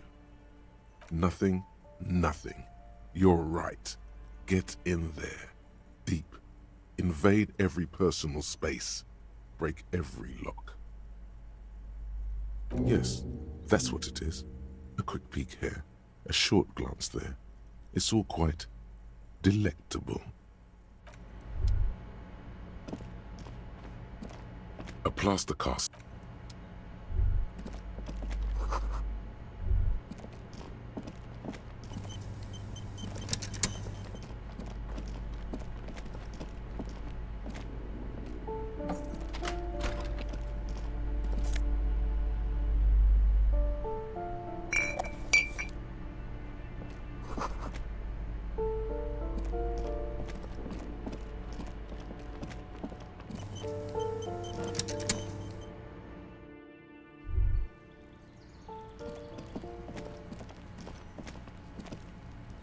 A weathered brown door. The number reads 20. Something smells good. Soup allongio. The lieutenant motions to you to go ahead and knock. This is the door. You already know it's the right door. This is going to be so hard. Get yourself together. It's just police work. Don't knock! Just leave! You don't need this! You don't need to sad it up! You're right. Let's talk this through. You hear light footsteps passing by the door and some folk music playing on the radio. We have our first preliminary identification. In all likelihood, the deceased is the husband of Billy Méjean. We need to confirm this, as well as deliver the death notification to Billy herself. Now, delivering a death notification is never an easy task. There's a reason why it's often called the most stressful part of our job. This is why it's usually done in pairs. You got this. I'll be monitoring reactions, ready to act if necessary. Dad, just don't say that you know how they feel. You don't. Good advice. Yes, it's hard. But there is no easy way to handle this information. It just has to happen. As soon as possible. The lieutenant motions towards the door. Hello? Who is it? And someone turns down the radio. He gives you a short, encouraging nod. The police? A moment, please give us a moment. Tidying up, nervously. There's fear in her voice. Come in, the door is open.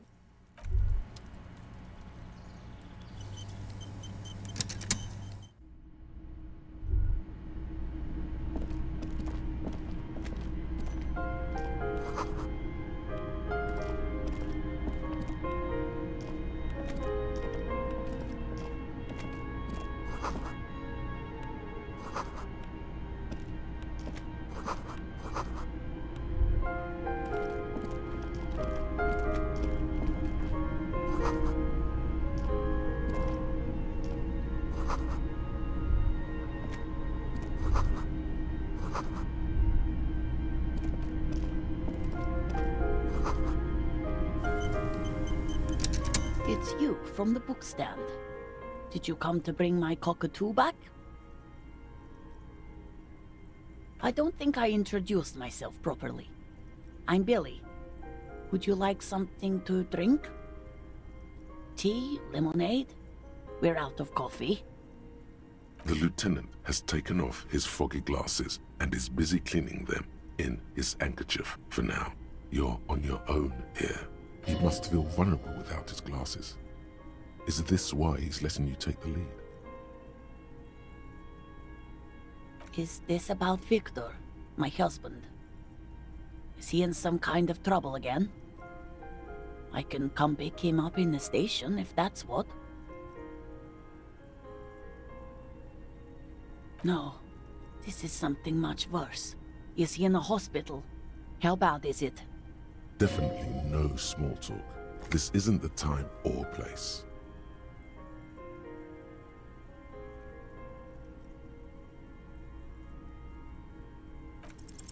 You've done this before. Just keep your focus.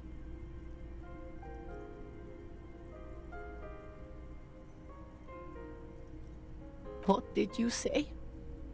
A great and terrible spike. The blood freezes in her veins. Oh. Oh. But he was just... But he was just here. Alive. We understand this comes as a huge shock. I want you to know that me and my partner are here for you if you have any questions. Take your time, ma'am. What happened to him?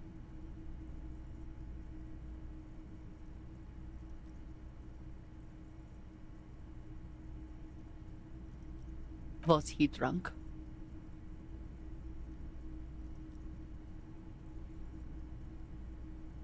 I see. And you just found him there, lying in the cold. How long had he been there? If you say 2 days maybe, it will be etched in her mind forever.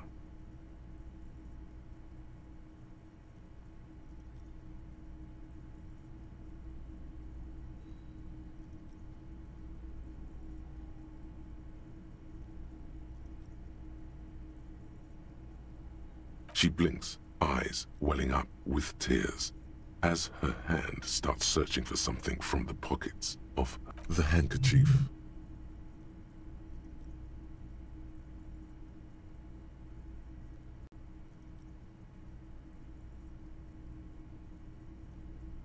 A small, terrified smile quivers on her face as she takes the handkerchief and wipes away the tears. She looks disoriented. Is there anyone we could call for you? A friend, a family member, someone who could be here for you? No, no. I just need to tell my girls. It burns like acid. God. Should I call them? Should I tell them to come home? No. A day.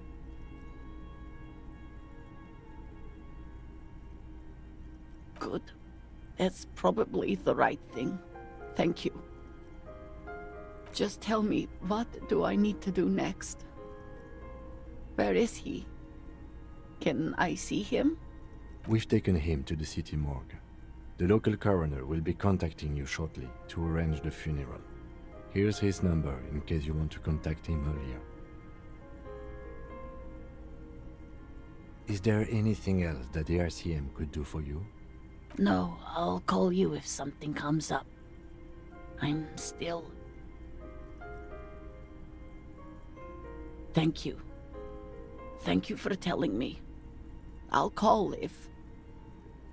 These are her last reserves of strength. Her muscles will give in soon. Already, she starts to shake. We should step outside and talk.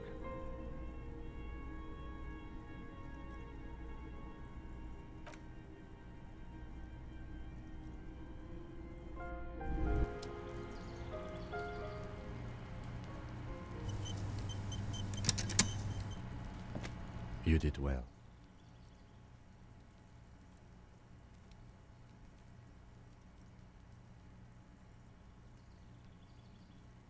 You did enough.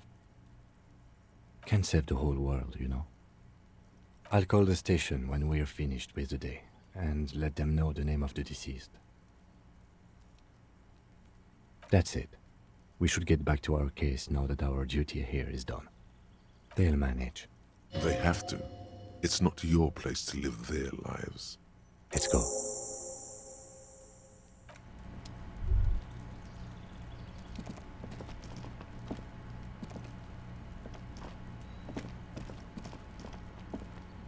This door is made of metal and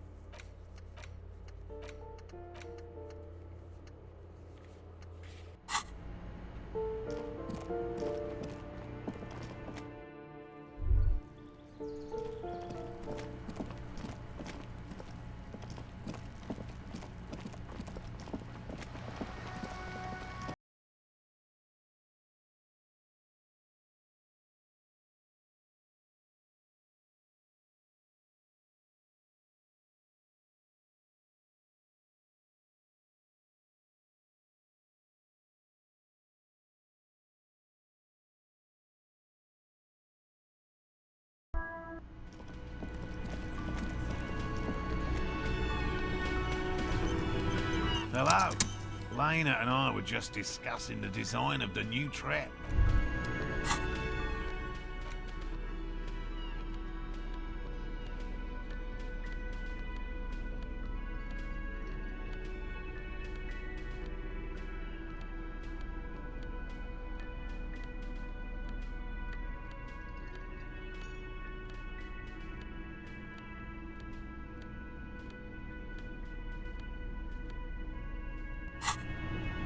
Hello. Lena and I were just... Consider the way the empty trap was disturbed, as though shaken. Most likely the hands of a young person. Hands small enough to fit inside the trap, too. You should ask the red-headed boy, Kuno. A little hooligan. But what would a child want with bugs? Oh, my dear Morel. You've been an old man for too long. Kids love to torment insects almost as much as they love to torment old folks. Delinquents, my favorite. Oh, you've been such a dear to us. Please, let us know whatever you turn up. I have a feeling we're getting so close. Well, I see you've got all the help you need. I'll see you tonight at my place. Let's play suzerainty, but no more field trips for me. He hasn't been particularly forthcoming before. He may well still be hiding something. After he's left, it's too late. Really, Gary? We're getting somewhere here. I'd love to play suzerainty, but... Lena, I'm sorry, but you're not getting anywhere. It was some kids. I know the little mutants around here. Leave anything out in the open and they'll steal it, even if it's bugs. Morel, it's been fun, really, but I need a bath and I have deliveries to handle. When this tea is done, I gotta run. No need to apologize, Geary. You'd be more than helpful. We'll have to take a rain check on that game of suzerainty today, though. We're gonna follow this through.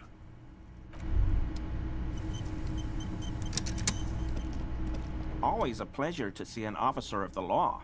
I mean, officers.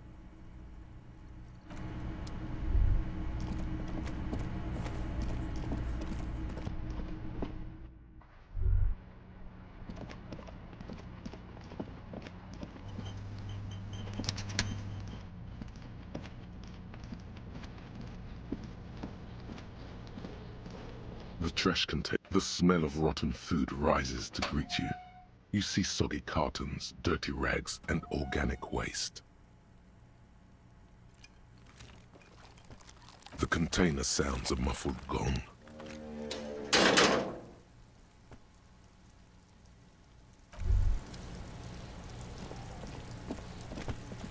There he still is, looking right through you with his white eyes. The body below is it. Fuck does Kuno care?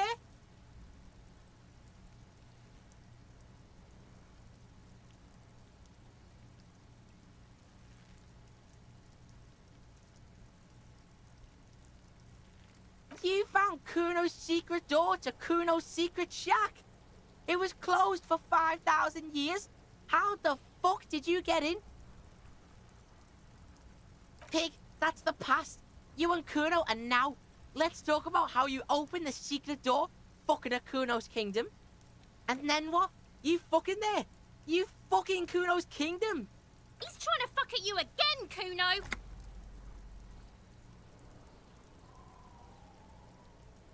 That's where Kuno gets his daily hit of electric.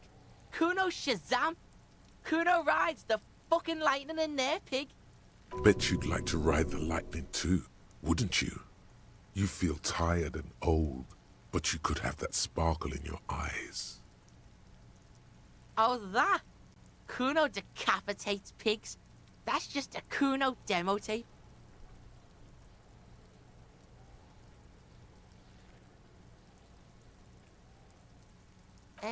Yeah, to the both of you, watch your ass in Kuno's town, or Kuno's gonna fuck your head off.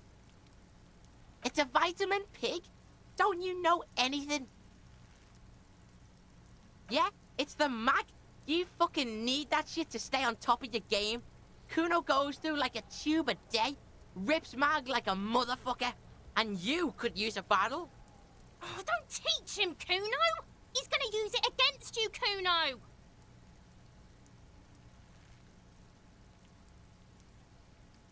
You're not getting this, pig. It completely takes away the hangover. It's like you didn't do anything. Like you stayed home playing with your choo-choo. Fuck you, pig. Don't do mag. You're gonna OD and you're gonna fucking die. It's a vitamin.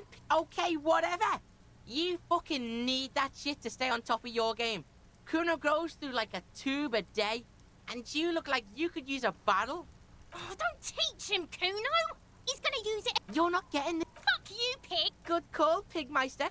Don't come and talk to Kuno about his kingdom.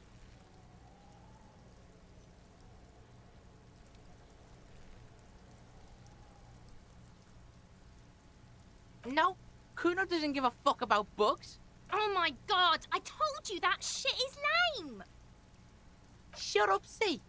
Now they're gonna take you to lame prison. She sounds like she's about to cry, out of disappointment at Kuno's newfound lameness. Deny everything, Kuno. You need to lawyer up. Kuno's not gonna say anything without his lawyer present. There's definitely something going on here. Remember his pig's head shack? You should check it out. The fuck do you want with it? Oh, that? Kuno decapitates pigs. That's just a yeah, Kuno plays on snuff radio, fucks pigs, live, fucks their heads off. Kuno's a cop killer.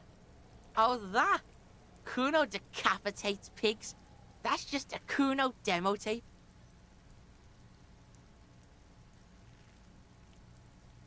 Too brutal for you, huh? Kuno fuck your tongue off. Of course you want back in there. Everyone wants back in there. It's a vitamin. Okay, whatever. Oh, don't teach him, Kuno. You're not getting... Fuck you. Good call, Pigmeister. Don't come and talk to Kuno about his kingdom.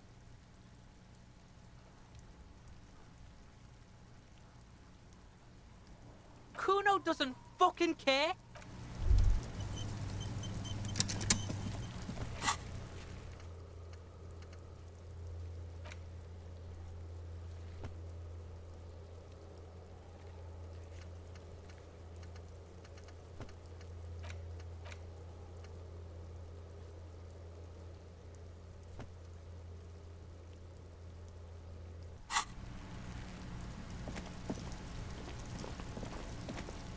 know, the pig's getting pretty close to me. Come to snuff my shit out, I think. Looks like it's time for me to go, Kuno. Pig's come to take me in. She means it. The fear is real. I'm going away for a long, long time, Kuno. Going away for life. What's going on there? Fuck are you trying to pull, pig?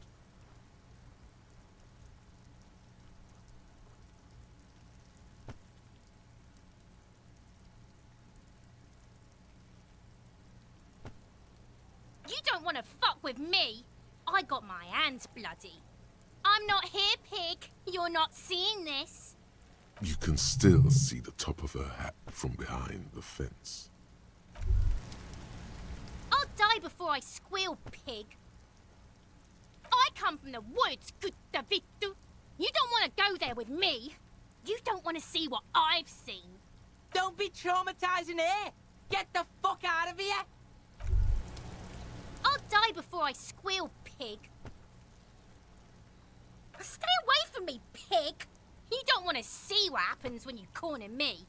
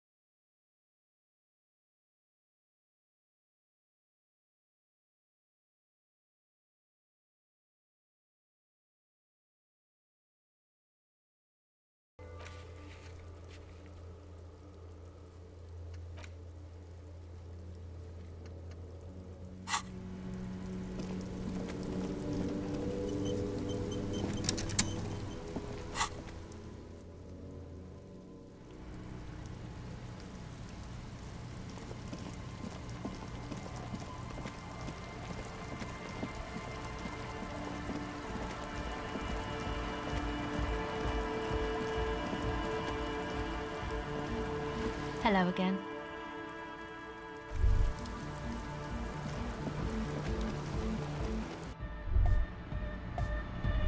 Hi again. So, how are things going?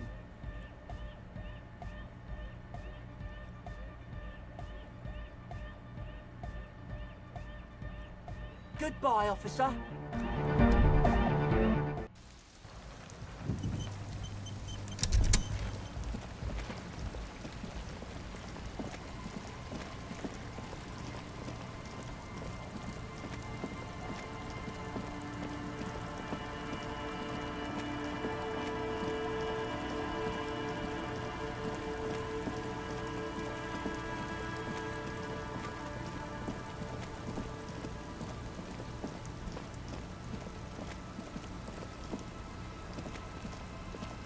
The scruffy-haired little boy.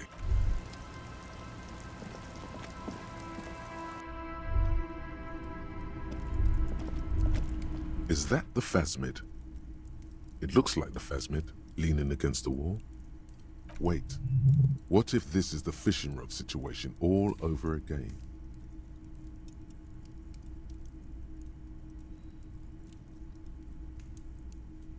Fine, it's not a phasmid. It's not even organic. Just a fire iron resting by the fireplace.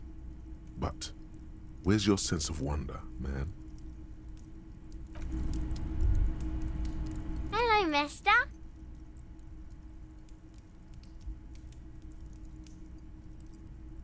Bye.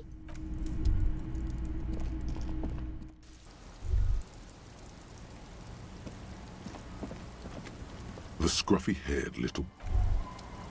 The scruffy-haired little boy.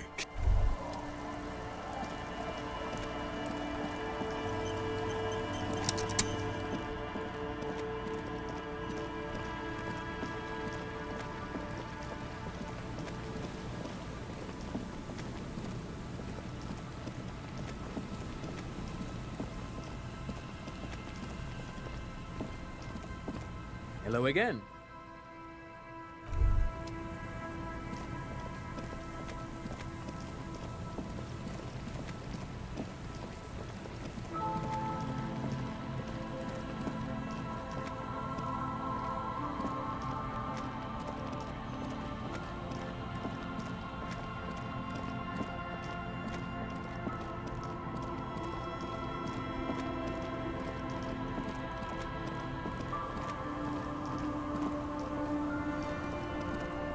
Waves are beginning to die down. Look at those little bastards. Simmer down. Simmer down, bastards.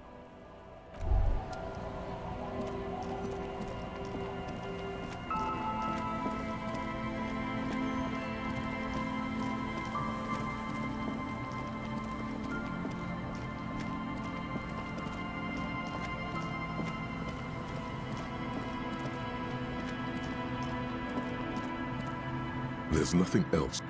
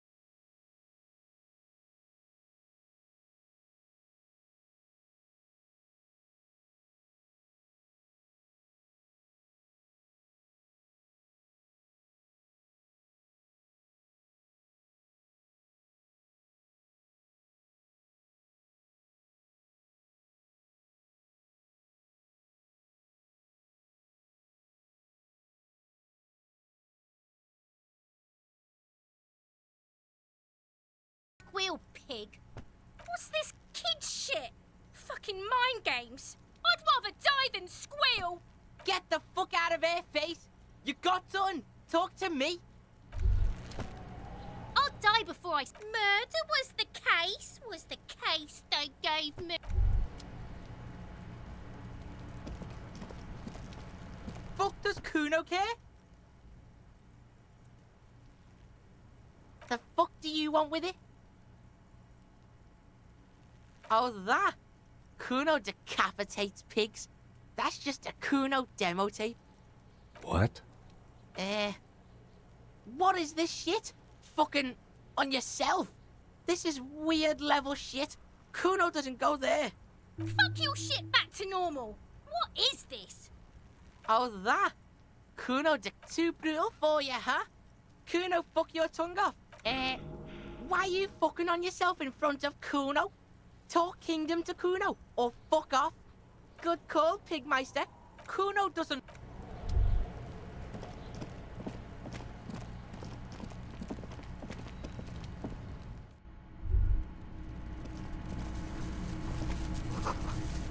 All around you, the hisses and chirps of locusts fill the musky air.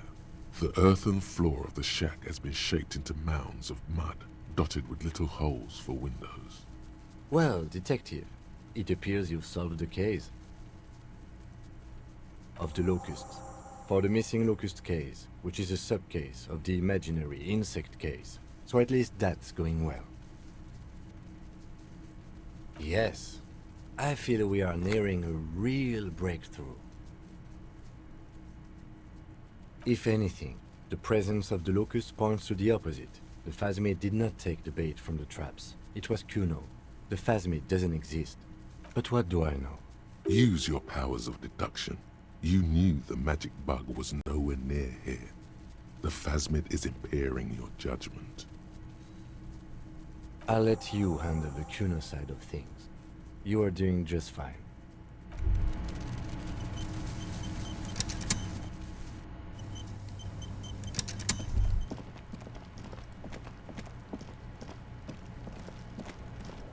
Fuck does Kuno care?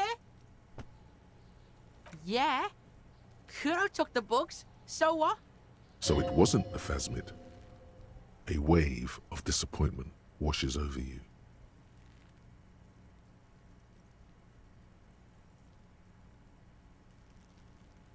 It's not Bugtown. It's the city of locusts. Locusts aren't just bug shit. They come out of the sky like a fucking shadow. Shit descends. Stop! You stop. It's like their fucking night. Locust City, Night City, City of Rage. The girl forces herself to watch again, the corners of her eyes twitching from discomfort. Maybe I am. Oh my god, Kuno! He's gonna make you totally lame in, like, 3 seconds! Don't let him, Kuno! Yo, fuck you, see? Kuno can be what Kuno wants to be. Kuno's his own man. Kuno's free. Kuno made himself into Kuno. Kuno can make himself into anything. Kuno can make himself into a pig if he wants. Kuno can make himself into a... Kuno doesn't give a shit. Don't make yourself into a pig, Kuno! You'll have to take me away! So that's what this is about.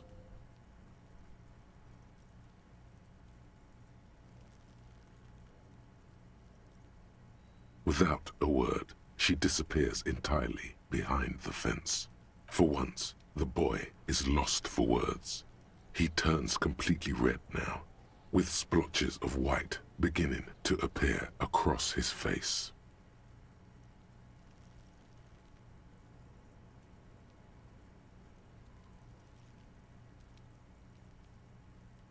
It don't mean anything. It's shit. Kuno just likes to focus. Kuno likes to concentrate on shit. Build shit when he's zipping hard. Fuck. Pig, you really shouldn't have fucked with Kuno City. Now it's all fucking lame. I don't give a shit. I don't need the locusts anyway. Shit is all lame now. She was right.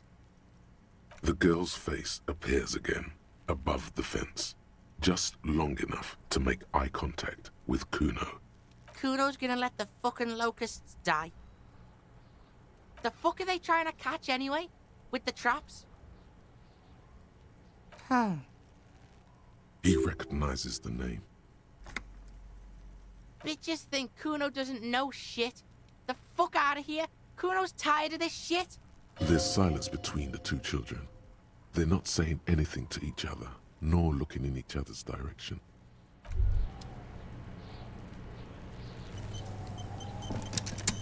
I'll die before I squeal,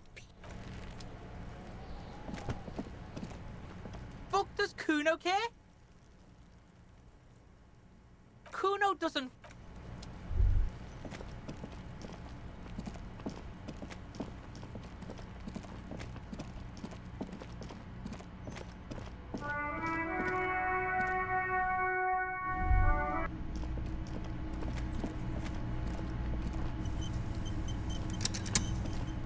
Hello, officer. I think I almost have it. A new trap design, that is. I know you're skeptical, but I have a good feeling about this. So it was just a child.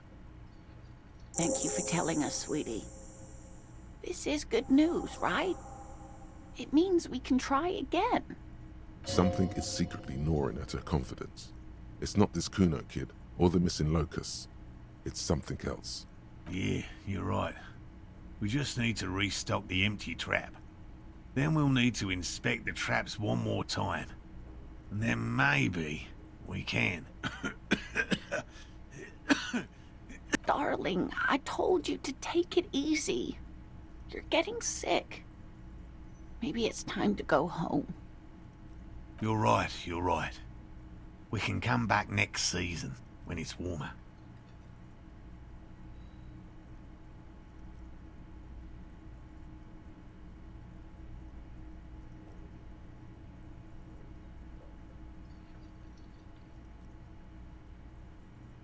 We are getting really carried away with this, aren't we? Fine, it's better than having these people get pneumonia on the coast. But after this... Really? It's too much, officer. What Morel means is we're grateful for your help. Here's a fresh fractured locust. They should slide right down the funnel. And thank you again. We will definitely mention you, should this lead to a discovery. I'm not talking co-discovery, of course, but, Wow. Co-discovery. You'd be famous. You'd show them all. This does tingle the pleasure center.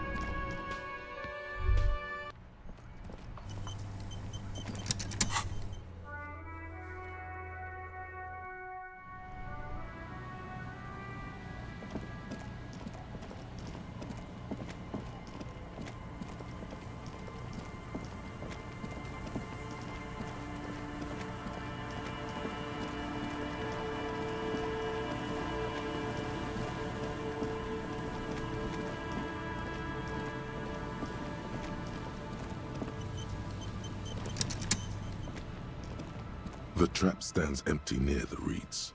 No insect sounds or movement around. Only the reeds' apprehensive hissing. The locusts, dazed from being transported, slowly begin to acclimate to their new surroundings. They're not really going to get the chance to get comfortable here. Good, now that's done. When do you think we will return to our impending apocalypse of a murder investigation? Don't answer that. It was a rhetorical question.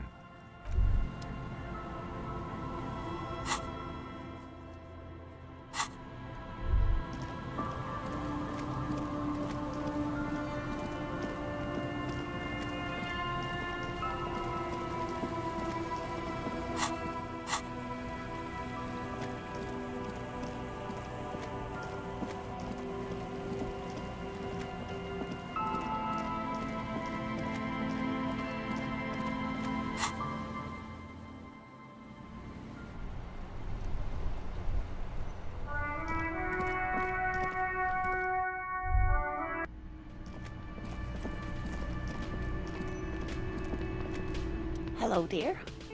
It's good to see a familiar face. Thank you for doing that, dear. Her smile is weary. Her earlier ebullience has left her. Morel still isn't feeling well. I convinced him to stay at Gary's to get some rest. I'm afraid the cold has really gotten to him.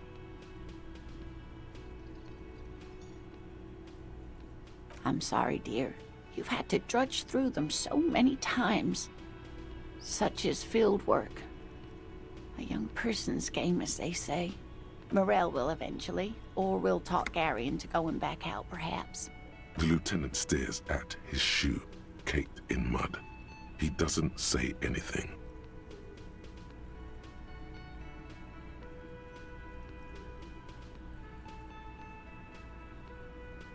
That really is too much, sweetie. Thank you for your dedication, but I can see you're coming down with a cough yourself. Very strange. Why is she not letting you do this? It's like she's given up. Different? How? I'm not. It's not that. It's a strange feeling. I haven't really told this to anyone, but you are a police officer. Do you ever wonder if some lovely story from your childhood is just that? A story? Or a dream? Seeing the Insulindian phasmid was just a story I used to tell people. I didn't really think about whether it was real or not. Morel's so proud of it. He always tells everyone. A terrible sting in the heart. Regret.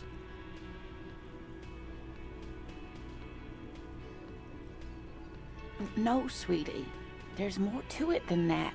Morel was so eager to believe my story was evidence of the phasmid's existence, that I'm some queen of the cryptozoologists. That.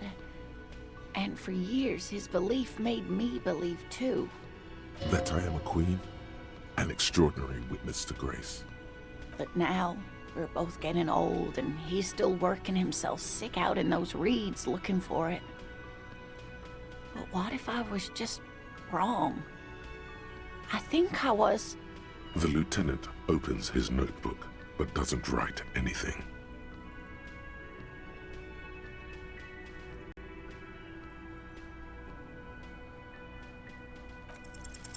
An acorn is not the same as the tree.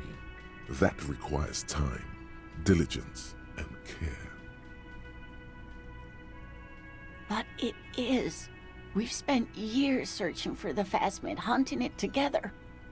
Without it, what are we? Just another pathetic old couple. If I hadn't led him down this path, he could have a steady job lecturing at a university.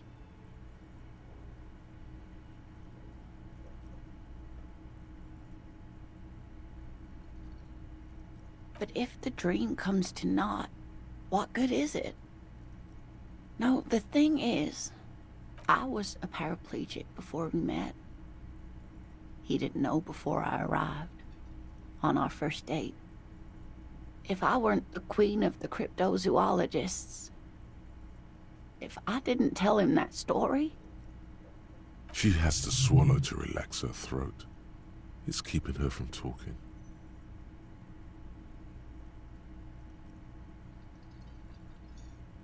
Maybe.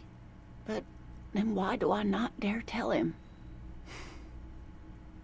I've wasted enough of your time with this drama.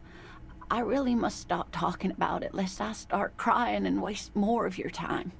What you have to know is the Insulindian phasmid probably does not exist. Let us fools chase our ghosts. There are a million better things to do with your life.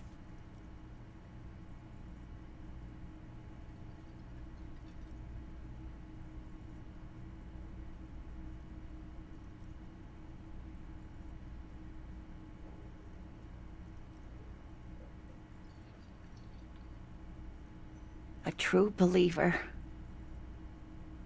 Sometimes I still see it too. The real memory of it, how it was there.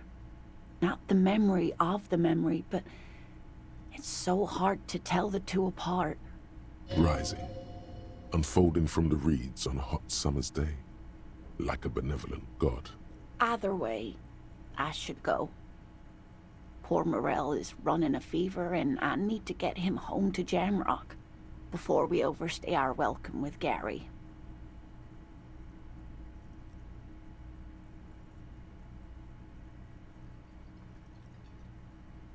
Really?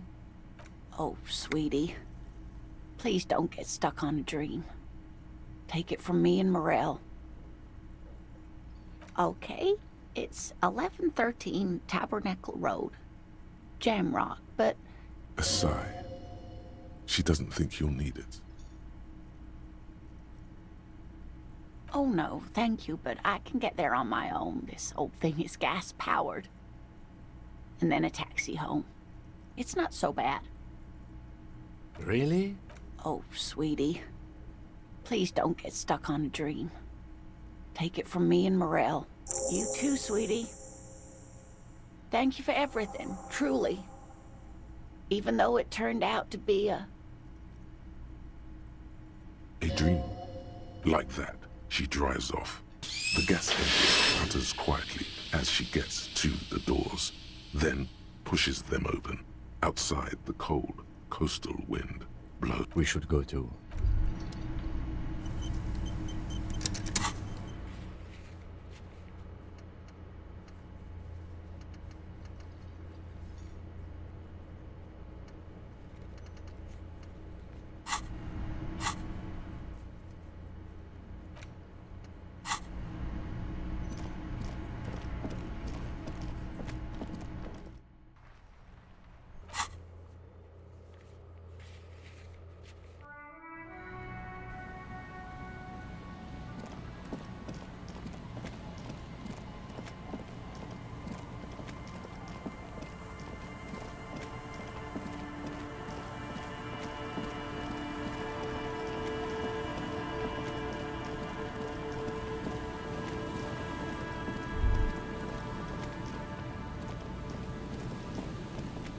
A few locusts trudge along the wall of the trap.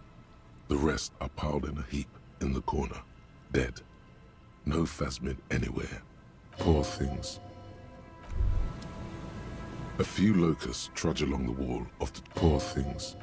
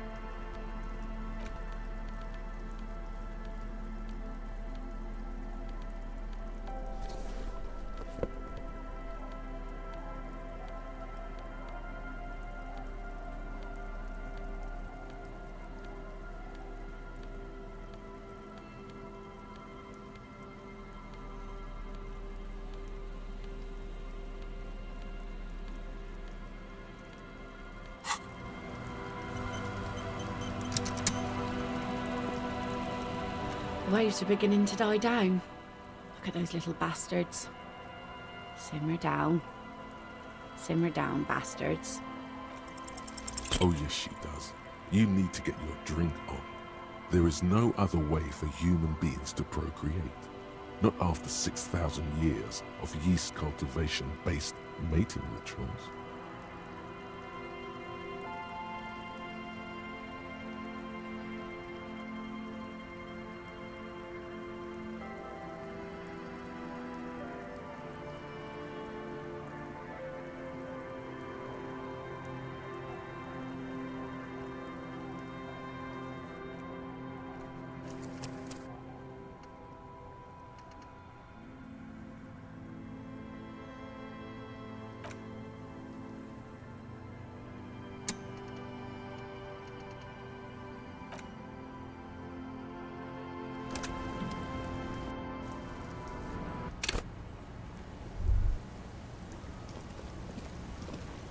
The waves are beginning to die down.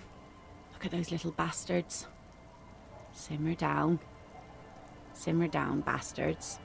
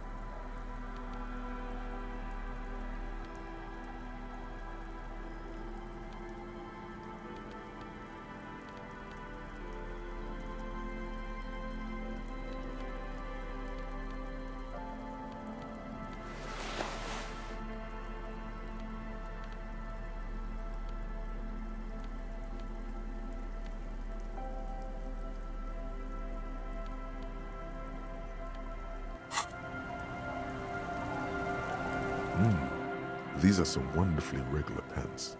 Not too tight, not too loose, moderate in every sense. You'll blend right in at some pleasant dinner party. I know you do. These inter-Isolari pants are like wearing a perfect compromise in your nether regions. No one will call the moral intern on you like this. That's you're a little more moralist now, buddy. A little more normal, even if you didn't want to be.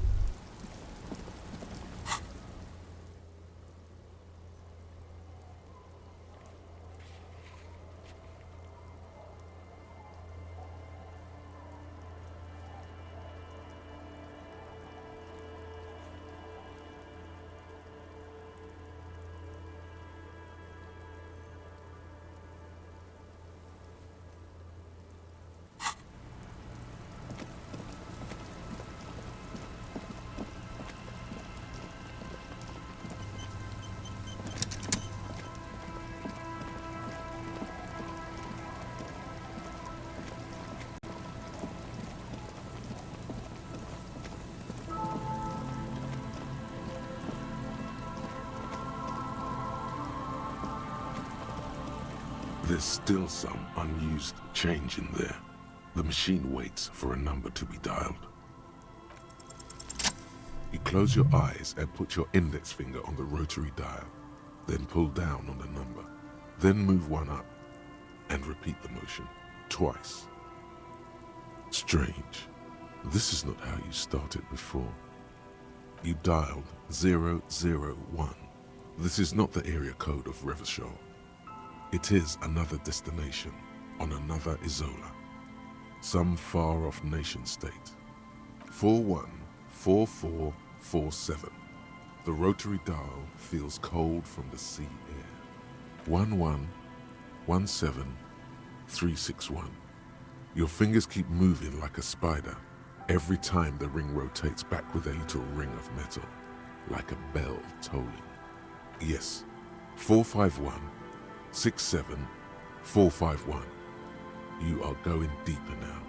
into some unknown place, far away from this island of matter and its telecommunication networks. 451. You have dialed God knows how many numbers. The headset has been waiting silently to relay a signal. Surely nothing can come of this, you think. But it does. A connection. An ultra-long distance call. Your air fills with a crackle, the wash of a strange ocean full of white noise. A little bird starts ringing in there, not like the local calling tone before. No, a small ring in a cage of distortion, far away. A distant network of phones. Calling in the night. The saddest sound in the world. Both pitiful and terrifying. You feel your pulse rising with each ring. Calling still. The handset starts slipping from your sweaty palm. Your breathing is heavy. Calling still. Then the ocean breaks.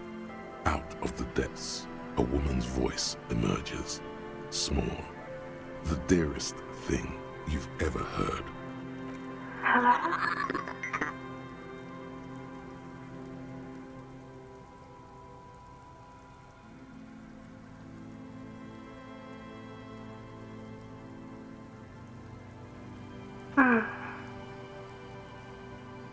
Who is this?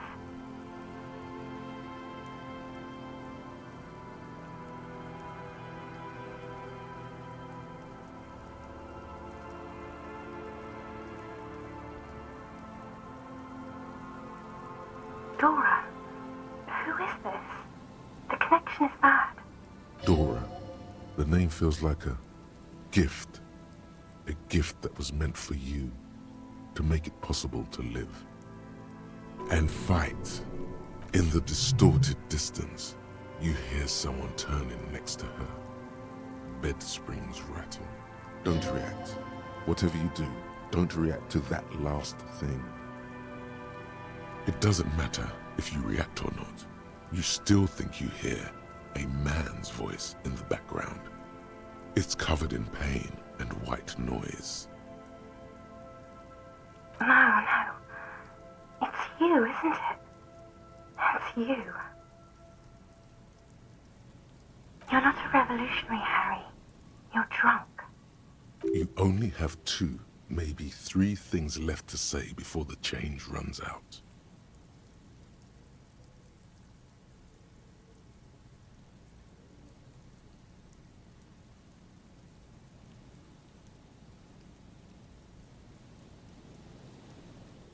Because it's me. Look, I don't understand what you're saying or why you're calling me. You seem drunk.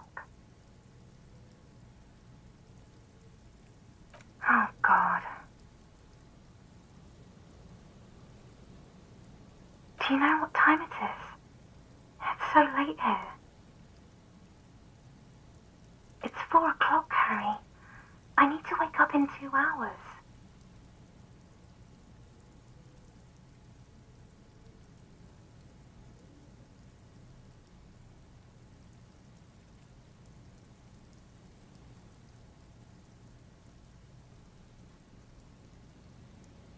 What do you want to talk about that we haven't talked about already? This is bad. You feel your right hand on the handset cramping up with pain.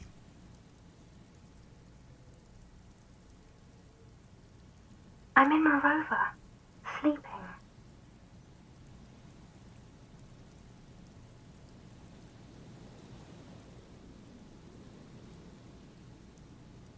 To work. The academy, where I work.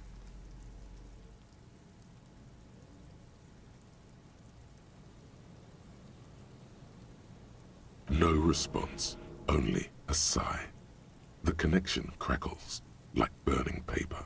What are you doing to yourself right now?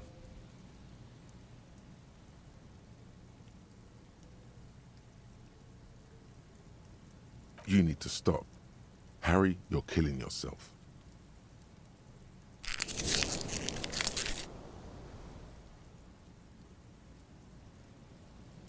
She does not answer anymore.